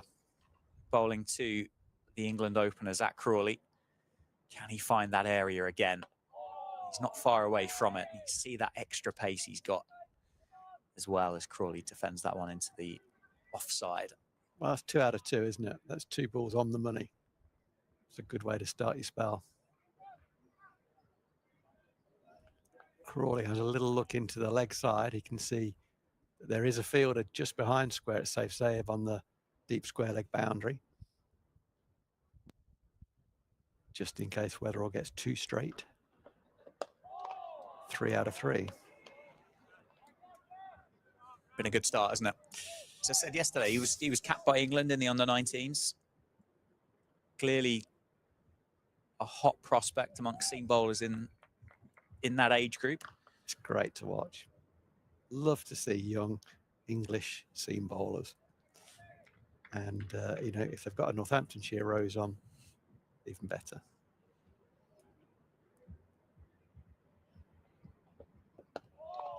Yeah, it'd have been interesting to have seen how that summer would have developed for him had that injury have not occurred. Yeah. I think, as I said yesterday, he was studying for those exams as well at Exeter University. So there were a couple of contributing factors as to why he wasn't around for all of last summer. But you compare him to the likes of Harry Moore at Derbyshire of a similar kind of age group. Yeah. Oh, that is a rather large full toss there by Rafi Weatherall. That Zach Crawley disappointed he's missed out on that one. It's almost such a full toss it takes you by surprise, doesn't it? Yeah. I've seen those hit straight to field plenty of times. Yeah. Almost hip high in the end, wasn't it? Maybe just below hip high, I think. That would have been a beamer to Vasconcelos. There he is, back on that money again. Crawley, you can see, just trying to find that gap between George Bartlett and Justin Broad, try and get himself off striking down the other end. But it's a good start for Rafi. It's a maiden. It's 45 for no loss after 12. Had to play all 6 balls that over. I think that's the first over we've bowled. Of the 12 overs that have gone down, in this innings. I think that's the first one where all 6 balls had to be played up. Yeah, we've got 21 minutes to go until the lunch interval. But you're absolutely right on that point. It was the first one of those 12 that Kent and Zach Crawley have been challenged on every single one. Can Dom Leach back that over up? Can they build a partnership, these two? It's left well alone by Ben Compton. That's what we need. Northamptonshire need to find a couple of bowlers that can bowl through to lunch, build that partnership up, make these 20 minutes feel like a long 20 minutes for Kent, because at the moment, say that lead is now 133, 45 for no loss, Compton 27, Crawley 16. It's been a pleasant early afternoon, hasn't it, for Kent at the county ground in Northampton? It's been perfect. It's been a perfect day for them so far, hasn't it? Well bowled. They're a good cricket team, aren't they, Dio? In terms of, they had a bad year last year. They got relegated, obviously. But in terms of matching them up against the other sides in this division, it's a strong outfit, doesn't it? Yeah. They've reinforced their bowling stock. Dudgeon looks a good signing. Struggled to take wickets in Division 1 last year. But overall, in Division 2, it looks a good outfit. Yeah, a couple of players to add to this 11 as well. That Pakistani test seamer Kashi Valley in the country and just getting up to match fitness. He made his test debut against the West Indies over the winter. So international pedigree fast bowler to come into the ranks as well. And then, well, obviously Zach Crawley will depart for England duty at some point. And with those test matches against Zimbabwe and then the 5 against India this summer. But then they've got Chris Benjamin to come into this lineup as well, who they've signed. I think it was a 3-year deal they got him from Warwickshire. And Joe Denley. And Joe Denley as well. Jaden Denley, he's in the squad and didn't make the final 11 today, but he was fresh off 160 not out against Loughborough University the week before.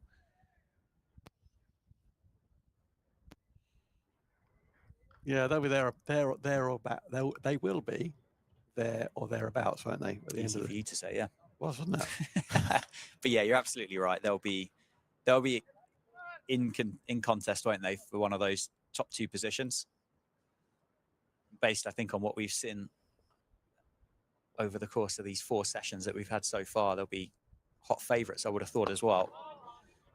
Solid defence by Ben Compton. Yeah, you look at their squad, and very quickly as you look at their squad, you kind of go, okay, batting, tick. You very quickly do that with the names of the pedigree that they've got there, and then you say, how are they going to get 20 wickets? And they have augmented their resources in that respect.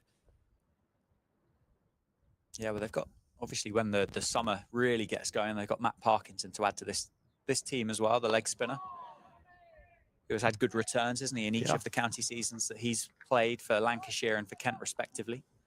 So just look, as you said, a really well-rounded and well-catered for squad. Good over for Dom Leach. Back-to-back maidens for Northamptonshire. 12 dot balls. So the first time, really, isn't it, where they've just started to just slow the rate down a touch. Down to under 3.5 now. It needed to happen, didn't it? And even in a game where, Kent are massively in the ascendancy, obviously, just that couple of maidens, couple of tight overs, they might have a drive at one now, like that. He pushed it. That was a hard push, wasn't it? Yeah. Beautifully bowled, Rafi Weatherall. That's kissed the surface and gone through.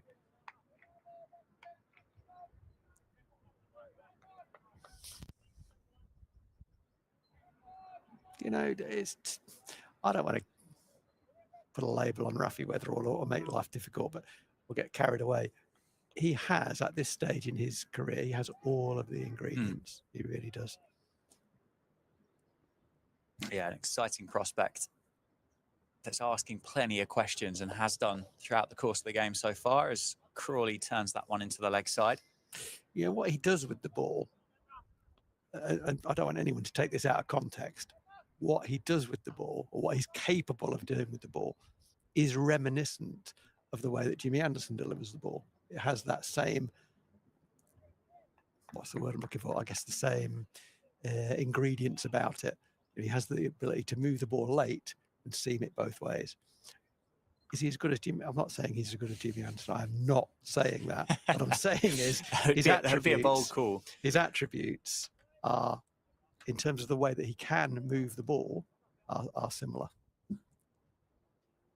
Yeah, and as you say, even more exciting the fact that he's got the rose of Northamptonshire on his chest as he runs into bowl. That is over pitched, which Ben Compton won't miss out on. And Compton moves into the 30s, 31 off 46 for the Kent opener. It's the first one that's just strayed from Rafi Weatherall. But he is that wicket-taking bowler, isn't he? He's the first ball is bowled at a left-hander, right? So it's again the right and left-hand combination. But yes, he is a wicket-taking bowler. You know, in some ways, you don't want Rafi Weatherall to go at 2.5 and over and get 2 wickets a match. You know, there are bowlers you'd be happy to do that, but he's not one of them. 50 up for Kent. Good comeback. Yeah, back on the money. The lead up to 138 as the boundary. The ball before brought up the 50 for Kent in their second innings. 13.2 overs. 14 minutes to go until lunch. How desperate will Northamptonshire be to take one? Get a new man out there before lunch. Maybe take another one with them. This partnership just blossoming, isn't it? Well, it certainly is. Yeah. Bless you.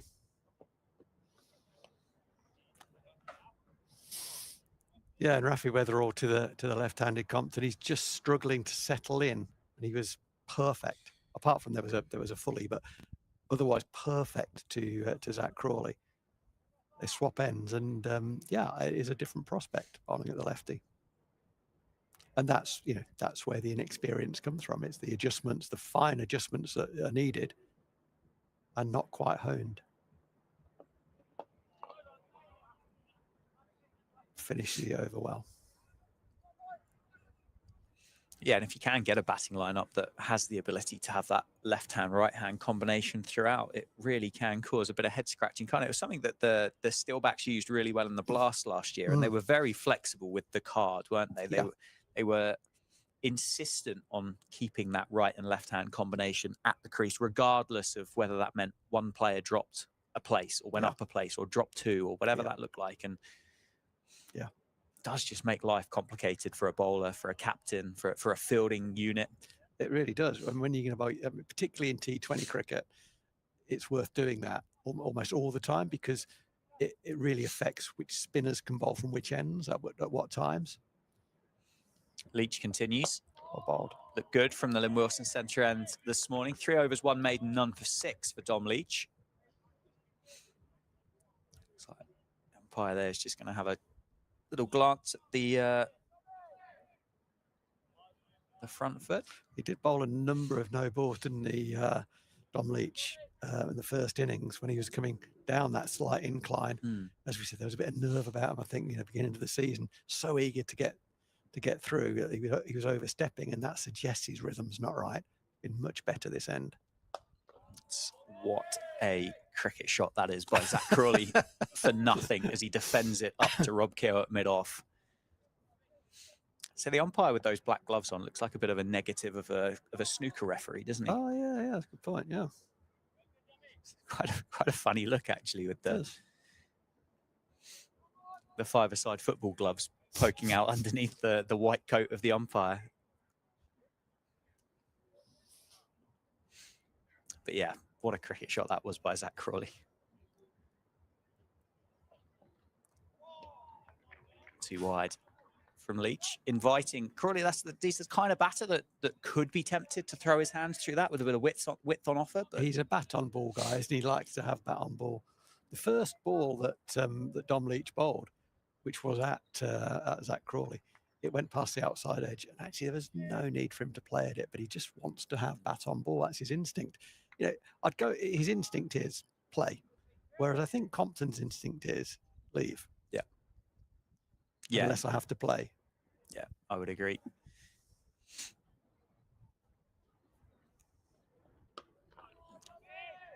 Defended once again. Certainly just a completely different performance, isn't it, from what we saw from Dom yesterday to what we've seen this morning. Really good to see. You know, in a situation of a lead of 138, we're looking for positives.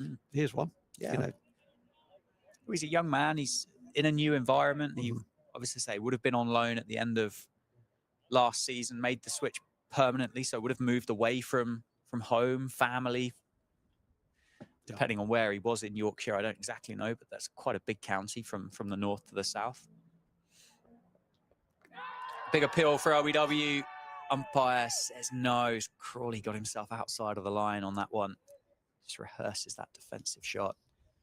had a good look about it, didn't it? Did. Corden almost pleading for the finger to go up there, weren't they? Was it a bit high, maybe? I don't know. I don't know. Back pad, wasn't it? Potentially umpire's call online. Get another view of it from behind the stumps. That's a bit high, I think. Yeah, a bit high. It wasn't a convincing appeal, was it? The first replay from behind the bowler's arm, I didn't quite see where the impact was. We thought, well, that's dead. But then obviously from behind, you see where it does strike him and it's going over the top. As indicated by the umpire straight away, wasn't it? International sign of that's bounced a bit too much.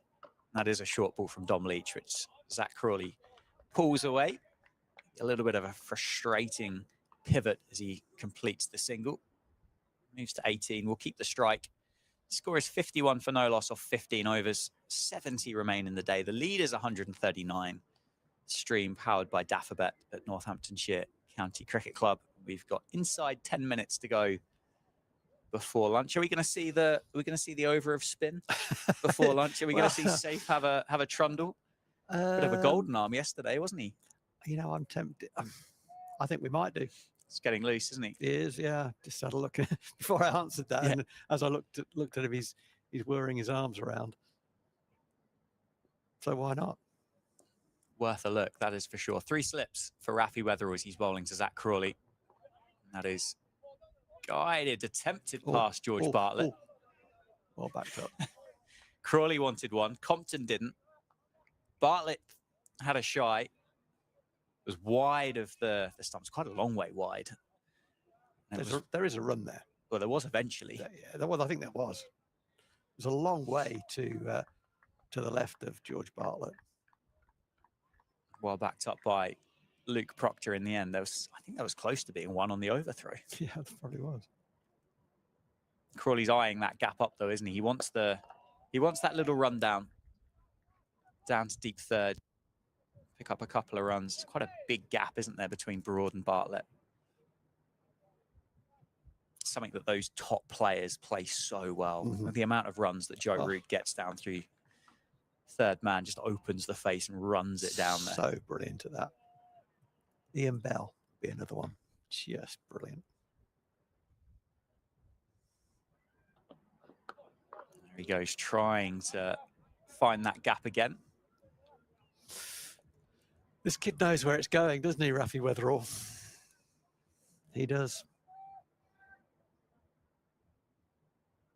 I might start a fan club. Why not? Can I join? Yeah. Member 1, member 2. That's right. I think there'll be a few more. There'll be a few more before too long. Build it and they will come, I think, is very good. What a shot. Oh, it's a horrible bounce off that cut strip for Dom Leach, wasn't it? Just managed to get some fingertips to it as it continued to bounce up towards him.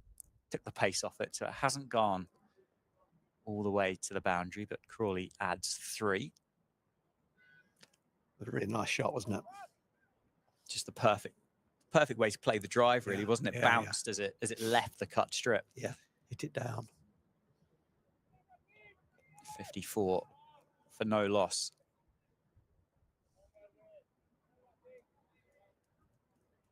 Interesting that there's 3 slips to Crawley, only 2 to Compton.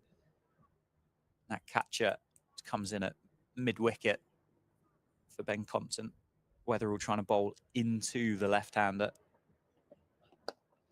as he manages to do so, but Compton plays that straight back to Rob Keogh. It's interesting. I mean, there's a lot to say about trying to prize Ben Compton out. I kind of like instinctively think bowling very straight at him is a good thing, but he deals with it so very well.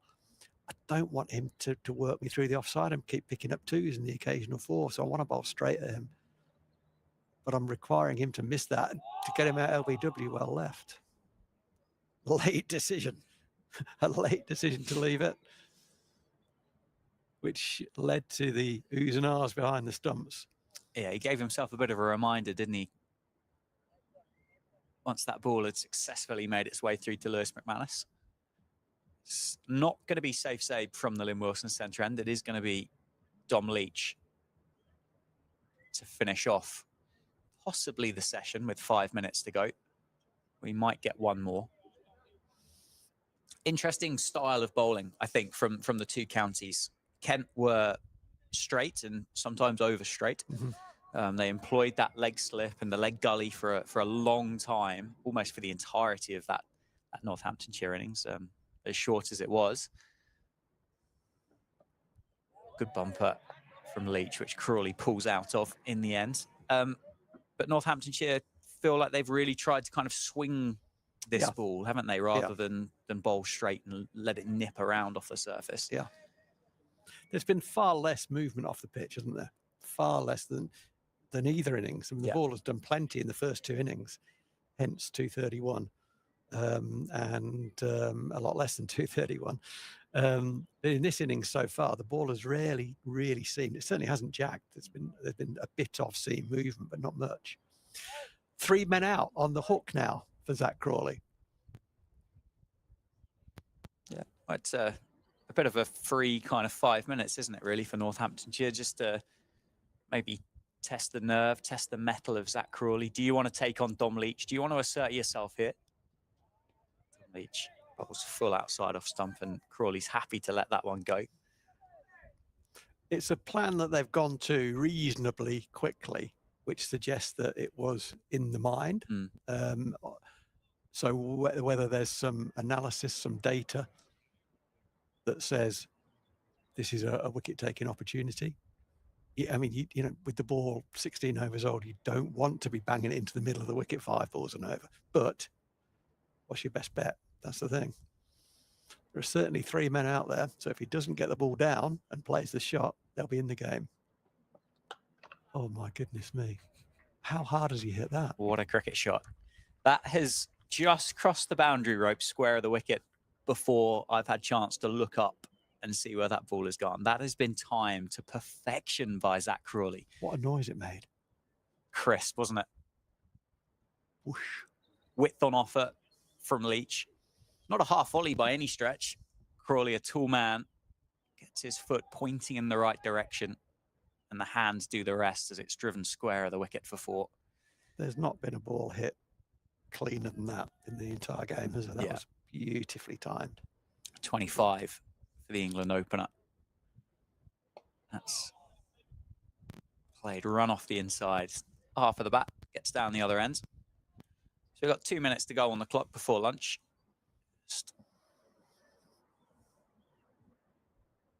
What? I'm not sure. Sorry, what was that? We've just been invaded by aliens outside the door there, have we?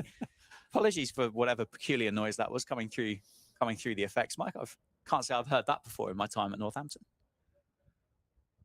Get a few like bigger birds, rooks and gulls, don't we, hanging around on top of the commentary box, and you hear them pattering about. Whether one got a bit close to the to the microphone there potentially. Yeah. If not, we are being invaded by aliens.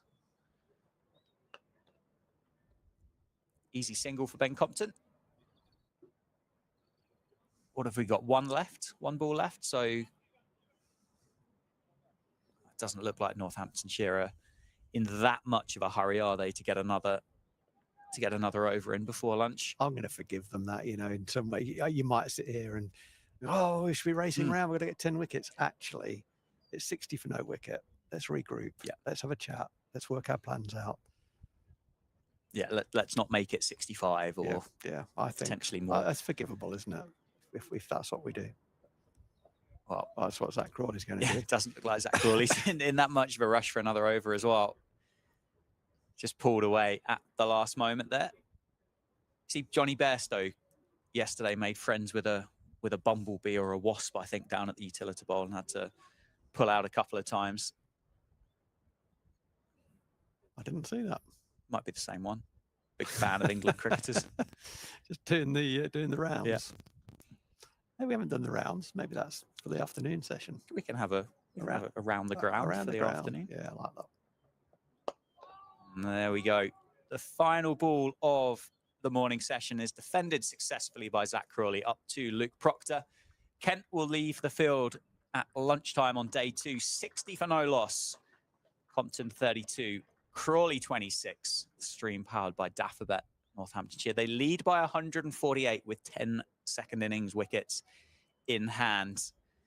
Kent, I think, will be disappointed the lunch break has come, and Northamptonshire will be grateful for the opportunity to have a break here and regroup. No doubt. I mean, it's Kent's morning. They've dominated the morning. They dominated the third session last night. They dominated the first session today. They're in a not yet, but close to becoming an unassailable position in this game, with a lead currently of 148. Really good opening partnership there. 60 for no wicket off 17. They'd have taken any score for no wicket, to be honest, at lunch. Yeah. It happened to be 60. And that reflects two things: how well they've bowled and some inconsistency with the ball from Northamptonshire. Yeah, absolutely right. Well, thank you for joining us for the morning session. We'll go and grab some lunch. We'll be back at 20 to 2 for the start of the afternoon.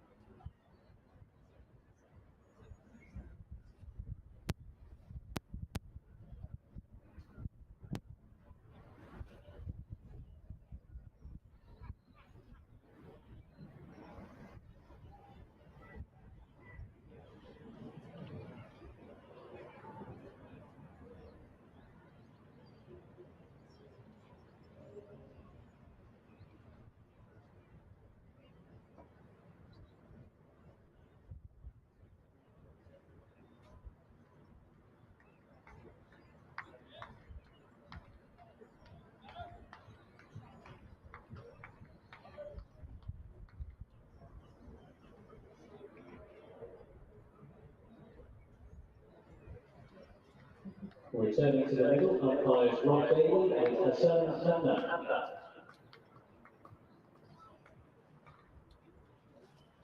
Your match referee is Wayne Newman. Your scorers Lauren Hart and Terry Owen.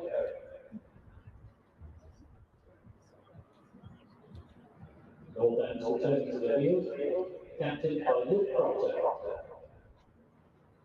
And keeping wicket Lewis McManus. Good afternoon. Welcome back to the county grounds in Northampton. The stream at Northamptonshire County Cricket Club is powered by Daffabet. My name is Dan Jadzovic. I'm joined by Phil Rowe. Phil, back for the afternoon session.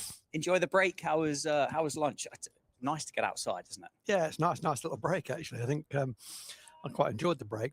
I hope the Northants players enjoyed the break. They were ready for the break. It's been a tough couple of day and a bit, hasn't it? Early season for them. Up against it as they come back out. It doesn't get any easier. The score doesn't go away over lunch. So No. 148 is the lead, and wickets desperately needed.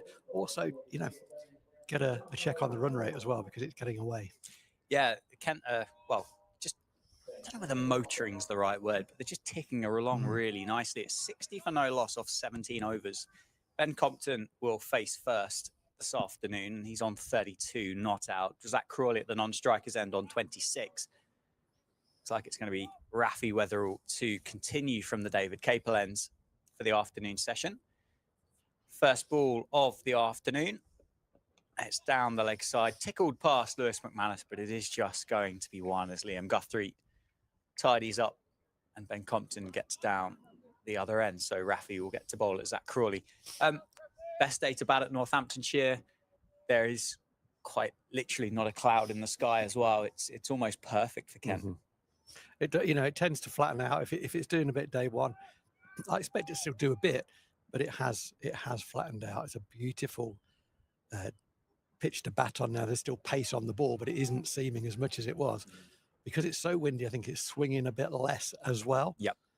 These two guys obviously have got to get themselves back in after lunch, and they'll want to be there at tea time. Two slips for Rafi Weatherall. Zach Crawley on top of the bounce, defends into the leg side. Yeah, I mean, there's opportunities for two big scores here, isn't there? There is. That's it, and that's exactly for a big score. Yeah, it's in their mind, isn't it? There's plenty of time in the game. It's about a bit of concentration. It's about desire.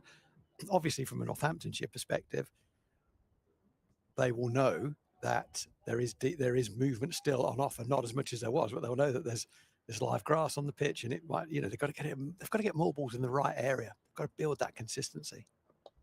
Yeah, something they've been guilty of, isn't it, through the course of the day so far, or both innings, to be fair. That one there, Rafi just going over straight. Crawley runs it down to fine leg for another single. So again, that you don't expect the bowler to come on and hit the mark straight away, but Rafi's just relocating that radar that he's been pretty successful at during the course of the game so far. Yeah, he's been the pick of the bowlers, hasn't he, for Northamptonshire? Again, Yeah. already 3 balls in, already quite a bit of rotation between the two Kent batters. They've done that well.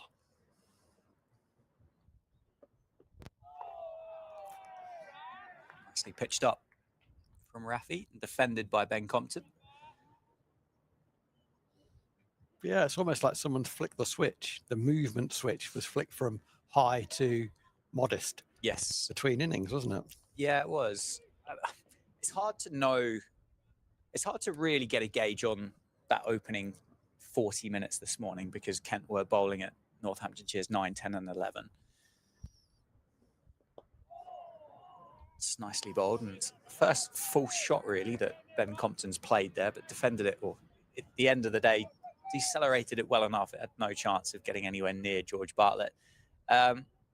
So yeah, the first 40 minutes were tough to kind of judge, but you've had kind of the proper bowlers bowling to the proper batters, then it does look like it's just leveled out a touch. But as I say, there were a few more overheads around yesterday. As you say, it was less breezy, it was a bit warmer. There were a few other factors here that would have contributed towards that lateral movement.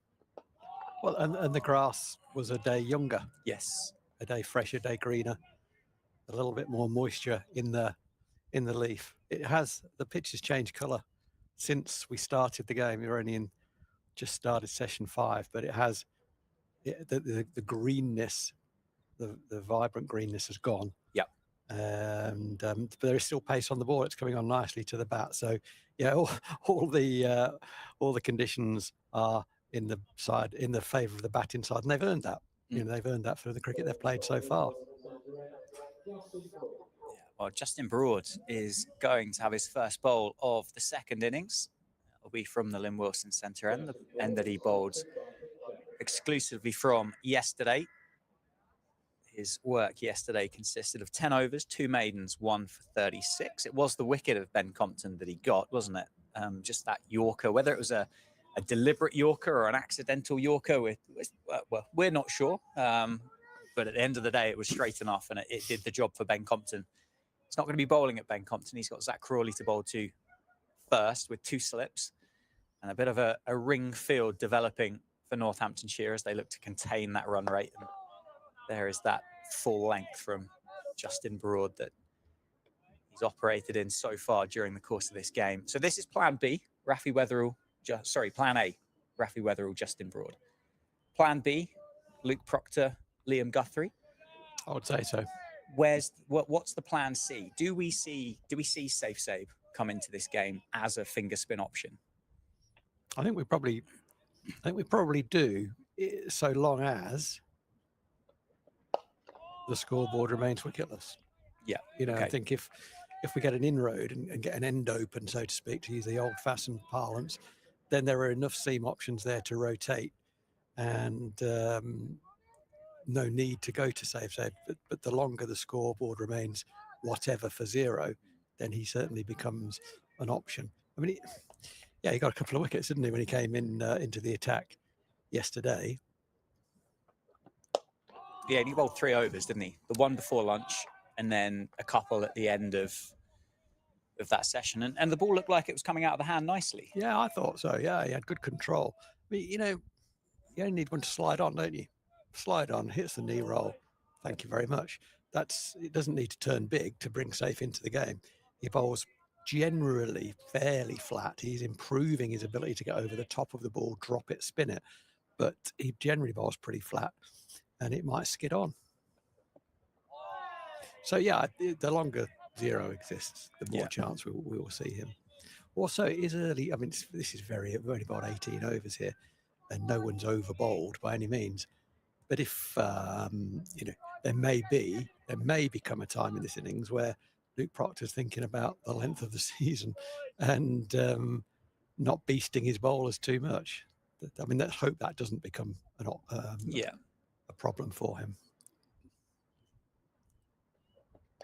Yeah, that's very fine from Zach Crawley, and I think that's just beaten the dive from Rafi Weatherall down at fine leg. The ball just disappeared into the shadow, didn't it, of the Curo Wealth lounge. So I wasn't quite sure whether Rafi had stopped that, but judging by the body language and the length of time he spent sprawled on the floor, I gathered that ball had crossed the boundary rope eventually. It was a very good effort, wasn't it? It was a full length, fully committed dive. And he's got his hands on his knees, as he tends to do. Whether he's winded himself, I'm not sure. He certainly put a good dive in there. Yeah, he covered a lot of ground to get to it. Just stretching his groin a little bit as well. Let's hope nothing has happened there. Shorter ball and gone. Well, what a way to pick up the wicket of Zach Crawley there. That was, a bit of a nothing delivery from Justin Broad. It's short, back of a length. It just maybe held in the surface a touch. Got a bit big on Zach Crawley, and he couldn't do anything but give Safe Save a bit of catching practice at short cover. But it isn't going to stay at 0 for a long time. Northamptonshire have broken the partnership early in the afternoon, and Zach Crawley departs for 31.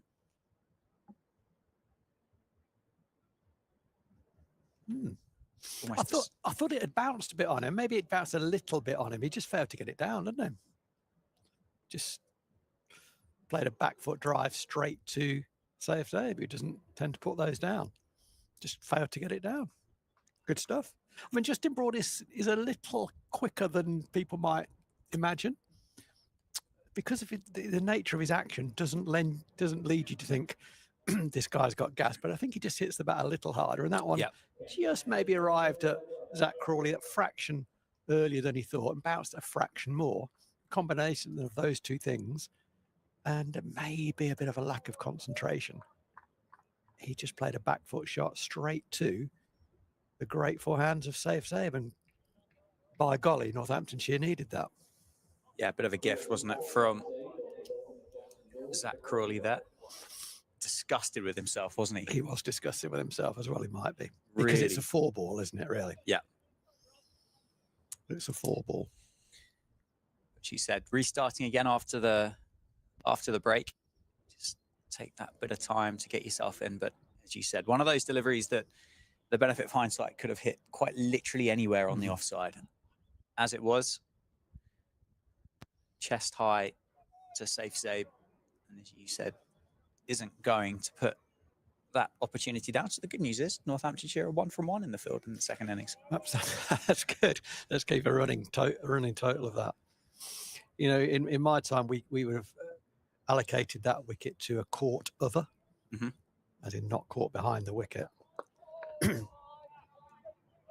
And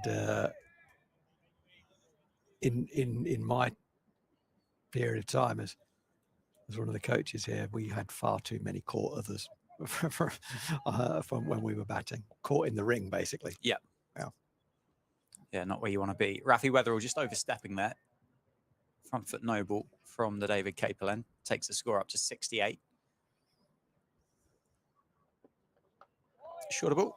Just ridden and turned around the corner by Ben Compton for a single. So it'll be Daniel Bell-Drummond is the man in at number 3 for Kent, the Kent captain, the 36th captain of Kent. Joins Ben Compton in the middle. 16 off 30 for Daniel Bell-Drummond yesterday morning. Caught by Lewis McManus off the bowling of Liam Guthrie. June 2023, a career best, 300 not out here at the county grounds. Different scenarios, different circumstances, but enjoys batting in Northampton.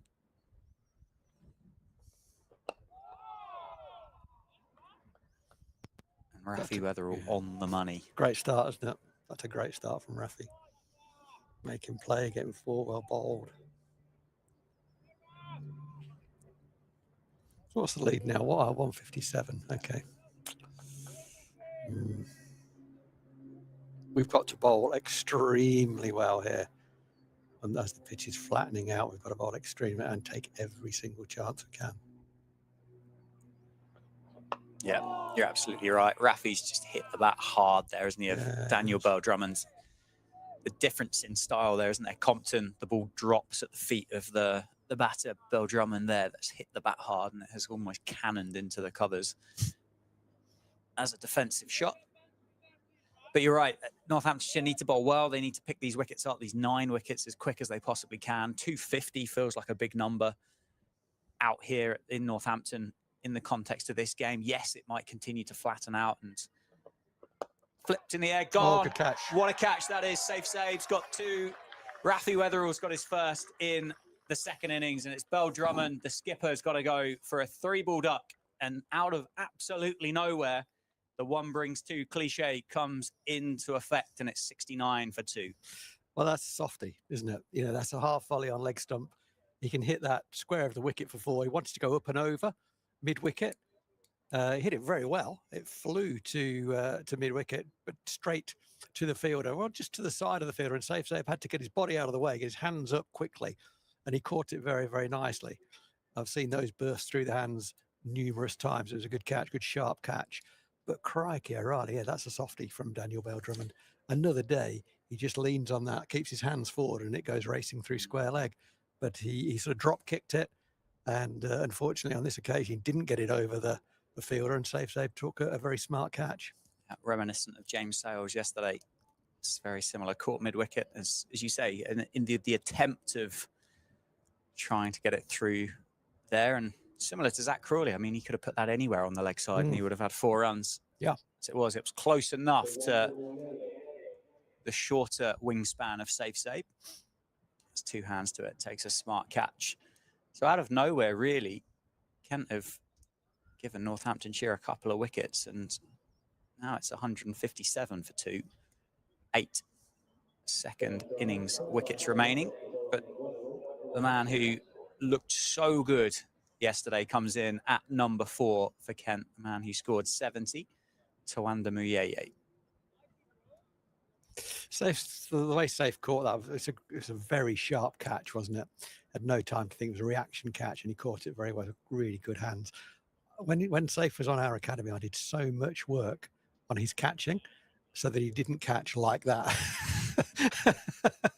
I was trying to get him to catch square to the ball, if you like, so shoulders and hips square to the ball, and catch it with fingers up more than fingers down. He used to turn his body sideways on and catch it behind him. Oh, it's a big appeal for LBW. He's got him. Rafi Weatherall's on a hat-trick. Wow, the game's Muyeye changed. has gone for a first baller. It's 69 for 3. Is there life in the game for Northamptonshire? The lead of 157 for Kent.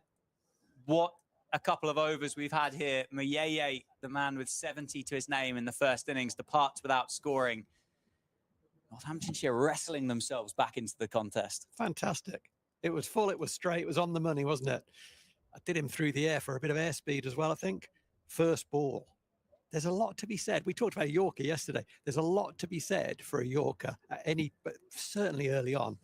It wasn't quite a full, but it was pretty close to being a Yorker. Umpire Bailey raises his finger. Oh yeah, that's absolutely stone cold Steve Austin. Pretty adjacent, isn't it? Well, that's smashing into the stumps. Oh yes, that's Gonski. You never want to look back at the umpire and see that finger start twitching, do you? And unfortunately for Tawanda Muyeye in Kent, that's exactly what he saw when he looked up. Well, this game's changed quite quickly, isn't it? And at number 5, say, 1 brings 2 brings 3. Is that what they say? Not normally in the standard of cricket that I play, but it's certainly been the case today. Yeah, I was finish off the point about Safe's catching style, because he would forever catch the ball with his left shoulder facing me as a hitter. But I wanted him to be square on because it's a bigger catching area. But he was ready to throw it back, and I said, "There are 2 things: Safe, catch the ball, then throw it back." Actually, he caught that brilliantly, and had he tried to catch it square, may not have caught it. So it shows what I know. Keep doing what you want, Safe. It was an instinct catch, wasn't it? It was. And I'm sure if given the time, he would have had Phil Rowe in the back of his mind there telling him to get square on. But the ball came so quickly, he had no option but to just do the best that he possibly could. Well, he created space for himself, time for himself by turning, actually, didn't he? He always caught it behind him. In at number 5, Jack Leaning, Rafi Weatherall on a hat-trick. What can he serve up? He goes full again, and it's guided nicely. Played really well by Jack Leaning, to be fair. Past the slip cordon. James Sales gives chase and just wins it. Keeps the ball inside the boundary rope. Jack Leaning gets 3 to get off the mark. Good hat-trick ball from that's very good hat-trick ball. You know, if that's gone to 5th slip, catchable height. I'm not saying there should have been 5 slips, but I'm just telling you where it went. It was catchable height. Fantastic over. Fantastic 2 overs from Justin Broad and Rafi Weatherall, and a warm round of applause for Rafi as he picked his cap and his jumper back from the umpire, makes his way down to fine leg where he'll be fielding. I mean, Northamptonshire have got a fingertip back in this game that wasn't there as they came back out from lunch, and now is, courtesy of 2 poor shots. Crawley firstly, and then Bell Drummond, and then a really difficult ball to start with. So full, so straight. Yeah, he kind of fell over, shinned it, and quite rightly given out LBW. Yeah. One thing that hasn't changed is Ben Compton is still out there. He is, but the good news for Northamptonshire is at the non-striker's end. So Justin Broad has got the new man, Jack Leaning, to bowl to. He scored 40 off 62 yesterday. Those high hands. Comes down and meets Justin Broad with the full face of the bat. Defends back to Rob Keogh. Just got away to a flyer, didn't he, Jack Leaning? Yes, Northamptonshire didn't bowl well to him yesterday, but put away everything that they offered him.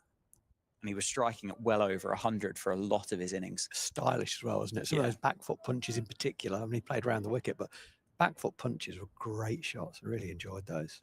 But he's come out to meet Ben Compton in a bit of a crisis, losing 3 wickets quickly on targeting in the stumps, and it's turned down to Rafi Weatherall at fine leg. Yeah, he stands very upright, doesn't he, with his hands very, very high. Actually, at the point of release, his hands are in a more orthodox position, which is very similar to Johnny Bairstow, whose hands are so high, almost chest high, for most of the bowler's approach, but then does a sort of a double pump movement with his hands, and his hands are in a very orthodox position at the point of release. But what it does do, though, it does send a message that I'm coming at you. You know, it's a bit of a baseball-y type thing. Hands are high. It's a bit of a bluff. Yeah, I quite like it. I mean, I love the fact that cricket is unique to each and individual, regardless of whether you're a batter, a bowler, keeper to a lesser extent, but everybody can have their own individual styles and they can thrive in this sport. I think the other thing that's quite nice with those high hands for Jack Leaning from a bowling perspective is I think you'd look at it and you'd go, I could sneak one underneath here. It's going to be a long way for you to get your hands down. Let's see if we can slide one through. Compton, the man at Northamptonshire will be desperate to want, drives that one through the covers. Proctor is going to cut it off. It's going to be 2. As the skipper there just rearranges his body and feet to make sure he's comfortable to pick that one up. I think he knew it was going to be 2 rather than putting the slide in. 73 for 3. We were going to go around the grounds, weren't we, after lunch? But everything's happened quite quickly and got a bit excited about the game we've got here. I've got a story from a ground. Oh, yeah. Yeah, my brother is at Trent Bridge. And I hope this is the story that I think you're about to tell us. The pressure's on, isn't it? I hope so. Yeah, so let's have a look. Oh, so he says, blah, blah. It's a message from my brother. Just about to start the first over of the day when the sprinklers came on and soaked the run-ups and bits of the outfield. Players leave the field and men with blankets are trying to mop it up. Yeah, that is what I'd seen. That's an own goal. It is, yeah. Does that count as a rain delay? Well bowled, well defended by Ben Compton. It's a good what happened next question, isn't it? It is, isn't it? Sue Barker would love it. I mean, someone's going to cop a load for that, surely. Yeah. I mean, cloud seeding's a thing, isn't it now? They don't tend to see too much artificial rain coming up from the ground, mind you, but anything's possible. Good couple of overs for Northamptonshire. 75 for 3, 21 overs done. It's 157. Well, yeah, the lead was 157 for no loss. Quickly turned to 157 for 3. That lead. Rafi Weatherall's been backed up by a third slip as well. Justin Broad takes residence in that spot. This game bites you on the bottom so frequently, doesn't it? It enjoys doing that, you know. And I thought Crawley's dismissal was a bit careless. The captain then comes in and chips one straight to mid-wicket. Behave, gets done really. Before he gets in, he's out. Just a little bit of lack of care and attention. Yeah. Yeah, but yes, they were on the softer side. But that conversation that had yesterday and the 2 batters that scored the runs had said that they didn't really feel in on that pitch. Whether there was an element of that to it or not, I don't know. But you got to press home your advantage, don't you? You do. Got to press home your advantage. Well, the door was closing, wasn't it? Well, on Northamptonshire, it was very close to, if not being closed, on the latch. And Rafi Weatherall and Justin Broad have just given it a bit of a kick and opened it up a little bit more. Still, Kent very much in the ascendancy. They lead by 164. They still have 7 second innings wickets in hand, and they include Ben Compton and Jack Leaning. Then Joey Everson, was carelessly run out, wasn't he? We didn't see anything from him yesterday. He's fresh off that double 100 against Loughborough University. Harry Finch, Grant Stewart, and then Keith Dudgeon, who we learnt yesterday is a more than capable batter. But they'll be desperate to get rid of Ben Compton. Ben Compton turns this into a long day and a long innings. Yeah, I mean, he will make the odd mistake here and there. Of course he will, but he's only human. But just makes fewer mistakes than most others, and he will see this as a great opportunity. The wicket has flattened out. The ball is now 21 overs old, so it's getting older all the time. The sun's out. He's going to take some prizing out. I don't suspect that when Ben Compton walks off, we'll have said that was careless. I have a feeling you could well be right. You could well be right. This is Rafi's third over in this spell. 2 for 9 at the moment. That's a positive that Northamptonshire can take from this, is if they can keep picking these wickets up and they don't let Kent get so far ahead, it becomes a... Oh, that's a snorter from Weatherall. It's bounced, it's hit Compton. Luckily, he's taken the hands off the bat and he's let that hit him, and it's fallen safely in front of George Bartlett at backward point. But that's hitting that right area again that we've spoken about. Another day that just goes straight up and the keeper runs forward and takes a catch, doesn't he? That could have gone anywhere. I mean, no criticism of the batter there at all. He actually dealt with it pretty well. It was a nasty delivery. Spat at him. You can see the reaction, can't you? From the ball before, Compton there's just pushed back in response to the one that's jumped off the surface. So we are now, what, 22 overs into this since that heavy roller took effect. So that will be wearing off. Will that be a part of that ball that we've just seen? Will that have an effect? Yeah, that's possible, isn't it? And the lunch break as well. So in terms of time, another 40 minutes on top of 20 overs. So yeah, you'd have thought it's worn off by now. I thought Compton, that 6th ball of the over, was shaped to pull that ball. Yep. But then thought better of it. And it does say how much time he's got, because he made he changed his mind midway through that shot. He does have a lot of time, sees it very early. He does. Luke Proctor's just gone off the field for comfort break, maybe.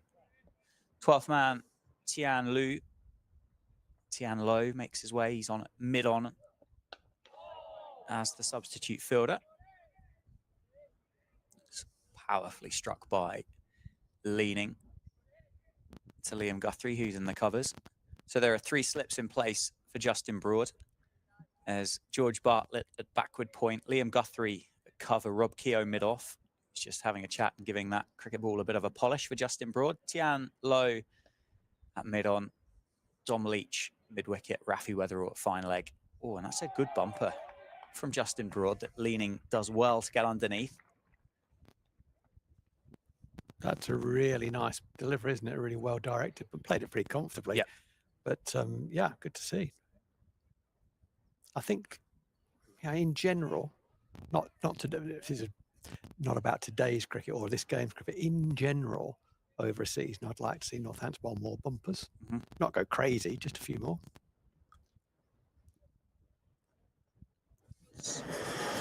And it's all about the follow-up, they say, don't they? They do, and that wasn't the greatest, was it? It wasn't. I did have a slight wonder there whether the umpire was just thinking about having a little stretch there with the I thought with the arms. Lewis McManus taking that in front of James Sales at first slip. You can see the breeze, can't you? You just look at the trousers of the slip cordon. Justin Broad will be bowling with it, so be putting a little bit more behind it. Oh, it's an absolute beauty. That's turned him around, hasn't it? Just starting to change, isn't it? Yeah. The game. Yeah, as you said quite rightly, Dan, the roller effect is wearing off, and there is a little bit more movement. Oh, that's gone, hasn't it? That's a great delivery. That's sort of pitched middle and off and gone past off bail. That's a beautiful delivery. Well, actually, it's pitched a bit wider than that. Just enough. Again. Just enough. Just enough. Maybe not full enough to get the nick. No, possibly not. Dom Leach drops down to deep backward square, inviting Jack Leaning to take the single to keep the new man on strike. Justin Broad hides it outside off stump.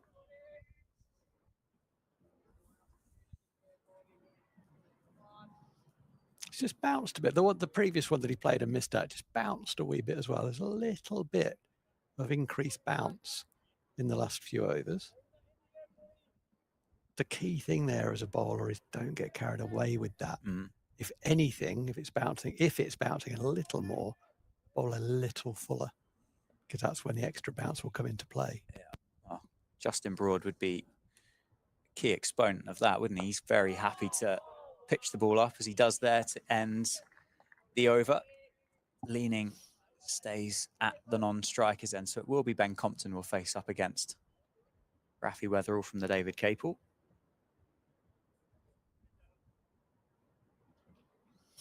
Wickets change things, don't they? Suddenly our grouping is a lot better, doesn't it? You know, we bowl a couple of loose deliveries, get wickets, and then suddenly we're more accurate. It's like the psychology of this game is sometimes difficult to fathom, isn't it? It's a complicated sport, isn't it? Or it can be. It certainly can be. The energy as well amongst the Northants fielders is just upped as well as you'd expect. Yeah, a couple more now in the wickets column, and Northants are right back in the game. There's one of them. There's another one. Rafi Weatherall, arms aloft, has removed Ben Compton's off stump. It's castled and tumbled backwards, and Rafi's got 3. And it's 76 for 4 now, Kent. And out of absolutely nowhere since the lunch break, this game has turned almost on its head with the way that Northamptonshire have performed, picking up 4 wickets for not very many. And they've got the important one of Ben Compton. That's a big wicket, isn't it? We said just a minute ago that when Ben Compton walks off, we won't say that was careless. It wasn't careless. He's been got out by a very good bit of bowling. Round the wicket, Rafi Weatherall. Oh, that's great. Pitched, nipped back in through the little gate that existed. Beautiful bit of fast bowling. Oh, thank you very much. And Ben Compton looks down the wicket and I'm sure is thinking, I'm not sure I could do too much more about that. It's a great delivery. Just angled in from the hand, wasn't it? Just a slight gap, wasn't there? There was a ball's width of gap between bat and pad. That's not to say the ball always goes through there, but it nipped back off the seam. Beautiful bit of bowling. Superb. And Ben Compton. Bowled well, hasn't he? Yeah. Sorry, Dan. No, I was just going to say Ben Compton's gone for 36 off 68. That's Rafi Weatherall. 6.1 overs, 1 maiden, 3 for 17 for the innings. 3.1 overs, 3 for 9 for the spell. Gee whiz, he has bowled. Absolutely. And it's easy to say that when someone's got 3 wickets to their name. Yeah. It's not always the case, is it? I mean, the wicket of Daniel Bell-Drummond was a softie. But he's bowled if it was none for 17, he has bowled extremely well. And he deserves the successes that he's had, as he did in the first innings. You know, we've said since we first saw him, he bowls wicket-taking deliveries. He's got the ability to get good players out when they are in. And that's rare. Yep. Yeah, that is a rare commodity. It's even rarer for someone as young as he is. That's exactly what Grant Stewart, one of his wickets yesterday, had said. Just bowls that wicket-taking delivery and bowls some real jaffers as well. I suppose you'd be more complimentary after the lads just got you out personally, wouldn't you? But that's certainly what his words were. I think he's a pretty genuine guy, isn't he? Absolutely. 76 for 4 then, Kent, in the third innings. They lead by 164. There's 4 slips for Rafi Weatherall, and Joey Everson is the new batter for Kent in at number 6. As I said, fresh off a double 100 against Loughborough University last week. Calamitously run out in the first innings. Called yes for Tawanda Muyeye. Muyeye didn't have any feet on the ground to be able to respond to their call. Let me put it this way. It was such a bad run that 2 of the worst throws in the history of world cricket didn't manage to give him time to get back in. Still completed the run out. Can Rafi Weatherall go again? Chance, interest. Everson guides it over George Bartlett at backward point and picks up 4. I think that was guided as well. That was in control by Joey Everson. It was. Gets off the mark. Very loose ball, wasn't it? From Rafi. One of the very few. It was remarkable that because of that, really, that it's such a rarity. 4 slips back in place for Northamptonshire. Luke Proctor back on the field as well, which is good. Don't get carried away here, Northamptonshire. You know, we're on the bottom rung of the ladder trying to get out of the well. Let's not lose our footing. Bowled. Well bowled and well played. Well fielded in the end by Rob Keogh. Who maybe thought, I think that's Dom Leach in at mid-wicket, isn't it? Maybe thought he was going to put a roll in. Well, I think, you know, I would say Dom Leach has got to get across that line. You know, he can't stop short of that line because the batter then knows he's not going to field it and probably could have called through for the single. You've got to get across that line at mid-wicket. Turn down the leg side. Will just be one. I believe that'll be Liam Guthrie down at fine leg. So Jack Leaning, 5 off 10. Face the final ball of this Rafi Weatherall over. What is the partnership next after these two? Is it Proctor from the David Capel and Guthrie from the Lynn Wilson centre end? I think it probably is. Yeah. I wouldn't. Oh yeah. Let's not overcomplicate it. I think that's probably dead right. Just kept a little bit low. Bat on it from Jack Leaning, which may well have saved him, or potentially get a replay of the appeal. But at the end of the over, another successful one for Rafi Weatherall. 7 overs, 1 maiden, 3 for 22 for the 20-year-old. 6 wickets in the match now for Rafi. What's he got? 1 more? That would take him 4 to 5, potentially 6, maybe 2. Oh, yeah, that's a lovely bit of bowling. What a beauty. You look back down the pitch and you go, yeah, I've got a good one there, as you hear the death rattle behind you. Well, that ball is jagged, right? We said how little movement there had been in it during this innings, that wickets flattened out, but Rafi Weatherall good enough to exploit that. Absolutely bang on the money. Yeah, spot on. Justin Broad will start his 4th of the afternoon. 1 for 7 so far. Good bounce, well defended by Joey Everson.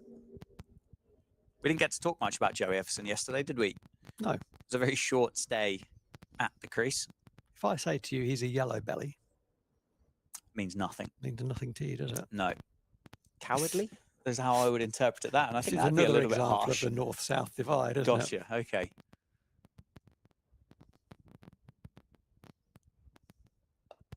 So a yellow belly is nothing to do with courage.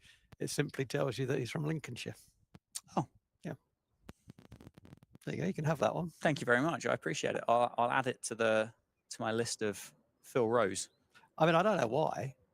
That would be more valuable, wouldn't it? And he's called a yellow belly because yes, yeah, you could provide some context if you wanted to. It is a Lincolnshire thing. Oh. It's a beauty from Broad. Play and miss from Everson. 81 for 4. It does just feel like there's an element of panic in amongst that Kent batting lineup at the moment. They're a little rattled, aren't they? Just need these two just to settle down for 5 minutes. Just calm down.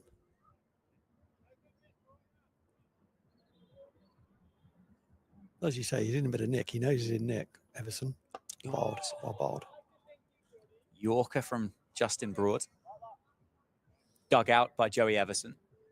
Yeah, he's in good form. Good form. Jack Leaning looked good yesterday. But you do start seeing the ball do a few funny things and you suddenly go, this doesn't look as easy as what it did half an hour ago. Exactly. So one went north and rattled in Compton. Jack Leaning had one that went a little south on him. That's well bowled, that's well played.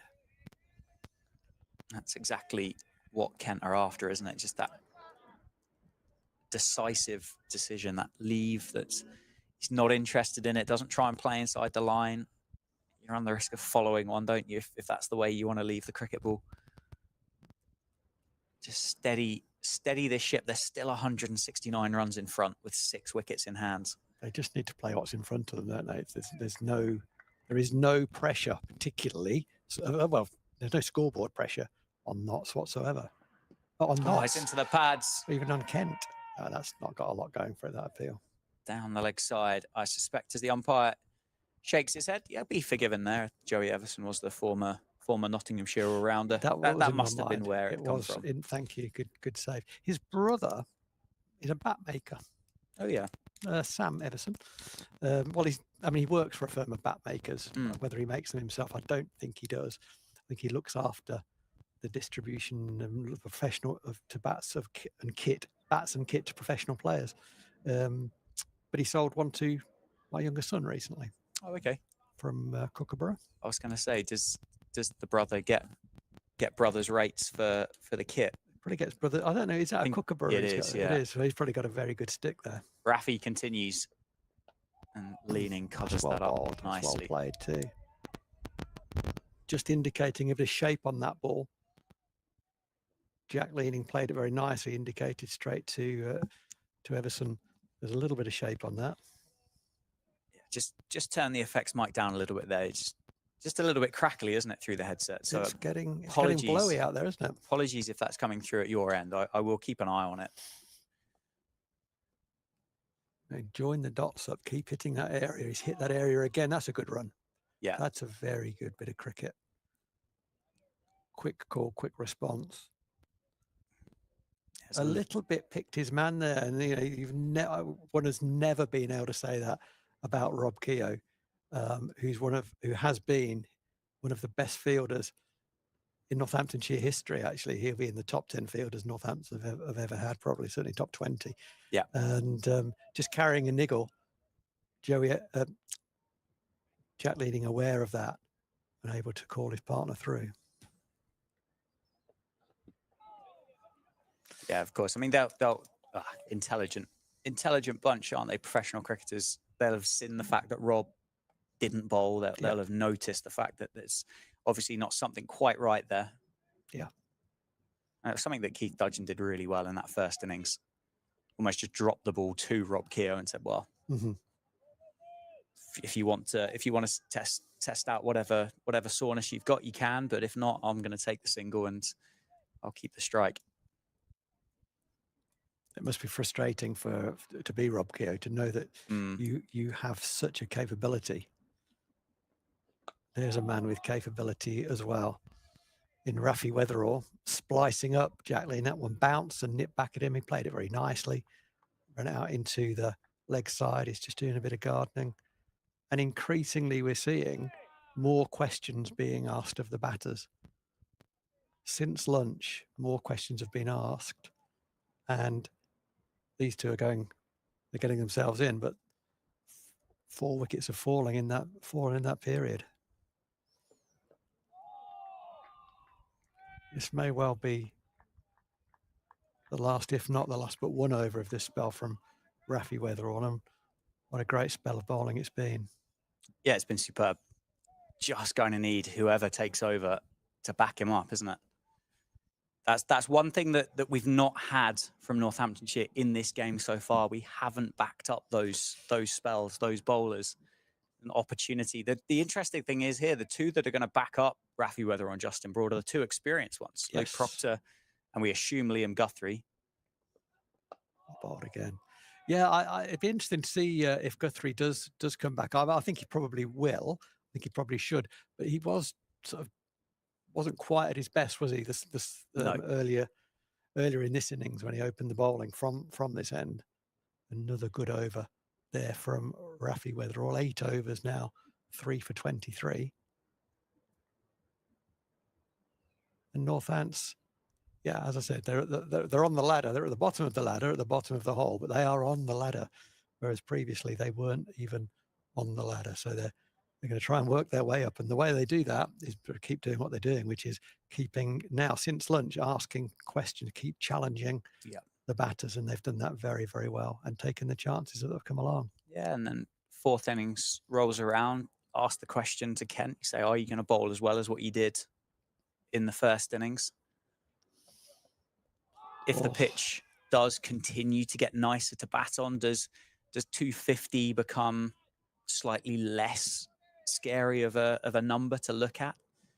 Could it go up to 300 on day 3, day 4, if it went that far? And would Northamptonshire be worried about it, or would that pitch continue just to flatten out? I'd be worried at 300. Yeah. I would be worried at 300.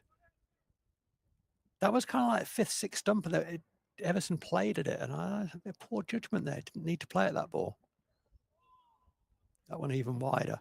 Good length, so no attempted strike on the ball. It's the length which is dangerous at times, not just the line. But he wants bat on ball. I feel he is a bat on ball player, coming in at 6 as he is. That's kind of fairly typical.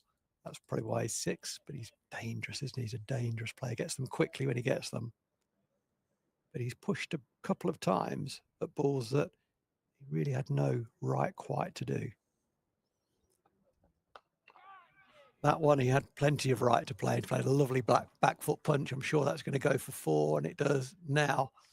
It was short, it was wide, and kind of let the batter off the hook a little bit. A nice cricket shot from Joey Everson. He'll feel happier about life having played that. Oh, it was nicely played, wasn't it? Really stylish, good balance, high hands through the ball. Really nicely played, but it was a bit of a gimme. And I think, that's inexperience again. We've talked about it so often, even in this innings, the relative inexperience of the Northampton attack. What's the response from Justin Broad? Back on the money, good lad. That's great. Everson equal to it. But it's a contest again, isn't it? It is a contest again.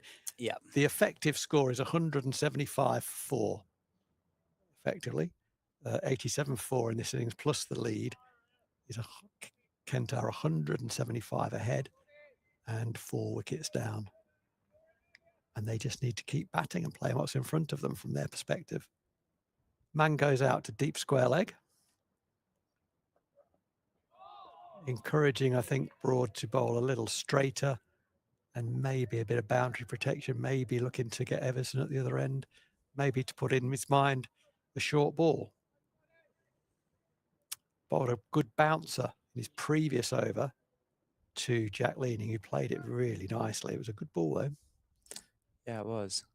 So, as you said, we've got a contest now, which makes the game feel more interesting, because up to that point to lunch, I'm sure from a Kent perspective, thrilled to bits, and I'm sure from a Northamptonshire perspective, looking pretty bleak. But from a cricket fan's perspective and a neutral's perspective, it was meandering towards a pretty one-sided affair. So to have had those 4 wickets quickly as well is just put still in Kent's favour, but just slightly back towards the middle. Yeah. So Captain Luke Proctor chatting to Justin Broad. How you doing? How you feeling? Have you got one more? Chatting also to Liam Guthrie, and Liam Guthrie comes into the attack. That was a fairly late decision by the looks of things. I don't think Guthrie was necessarily expecting to come on at that far end. Probably thought he was going to replace Justin Broad, but he's not. He's going to replace Rafi Weatherall. And it'll be the first, will it be the first time that Guthrie, certainly the first time in this innings, and the first time in the match, I think so, that Guthrie is bowled from the David Capel end. I mean, hitherto has bowled from the, obviously, from the other end, the Lynn Wilson end. And one of the main reasons for that will be the breeze, which is blowing as we look out from the Lynn Wilson end, blowing quite strongly from left to right. Guthrie was aided to swing the ball back into the right hander. This time it doesn't have the aid of the wind, but he's got the slight down slope in his favour. 3 slips as he bowls to Joey Everson. It's the end as well that seems to have offered more to the seamer. Yeah, that's true. Liam and Luke Proctor will still be kind of learning as to what his best role is here. I mean, when Ben Sanderson's fit, you're not going to wrestle him from the David Capel end. That's a given. I don't think it matters who you are. Ben Sanderson's not going to give that end up. But in this game, whilst he's not around, have a look at Liam Guthrie from the David Capel end. See what might be possible. Different stature to Rafi Weatherall, different. Yeah, and I think there's another factor, which is I don't think Liam Guthrie bowled particularly well earlier in this innings from the Lynn Wilson end. So give him a different look. I think there's a bit of that as well. Well bowled, leaning forward, covered up nicely. But already that looks better rhythm than he bowled with in his first spell. 4 overs bowled from the Lynn Wilson end. The fact that it was only 4 probably tells you that they weren't great. Yep. But he looks in good nick from the David Capel end early in his first ever spell from that end.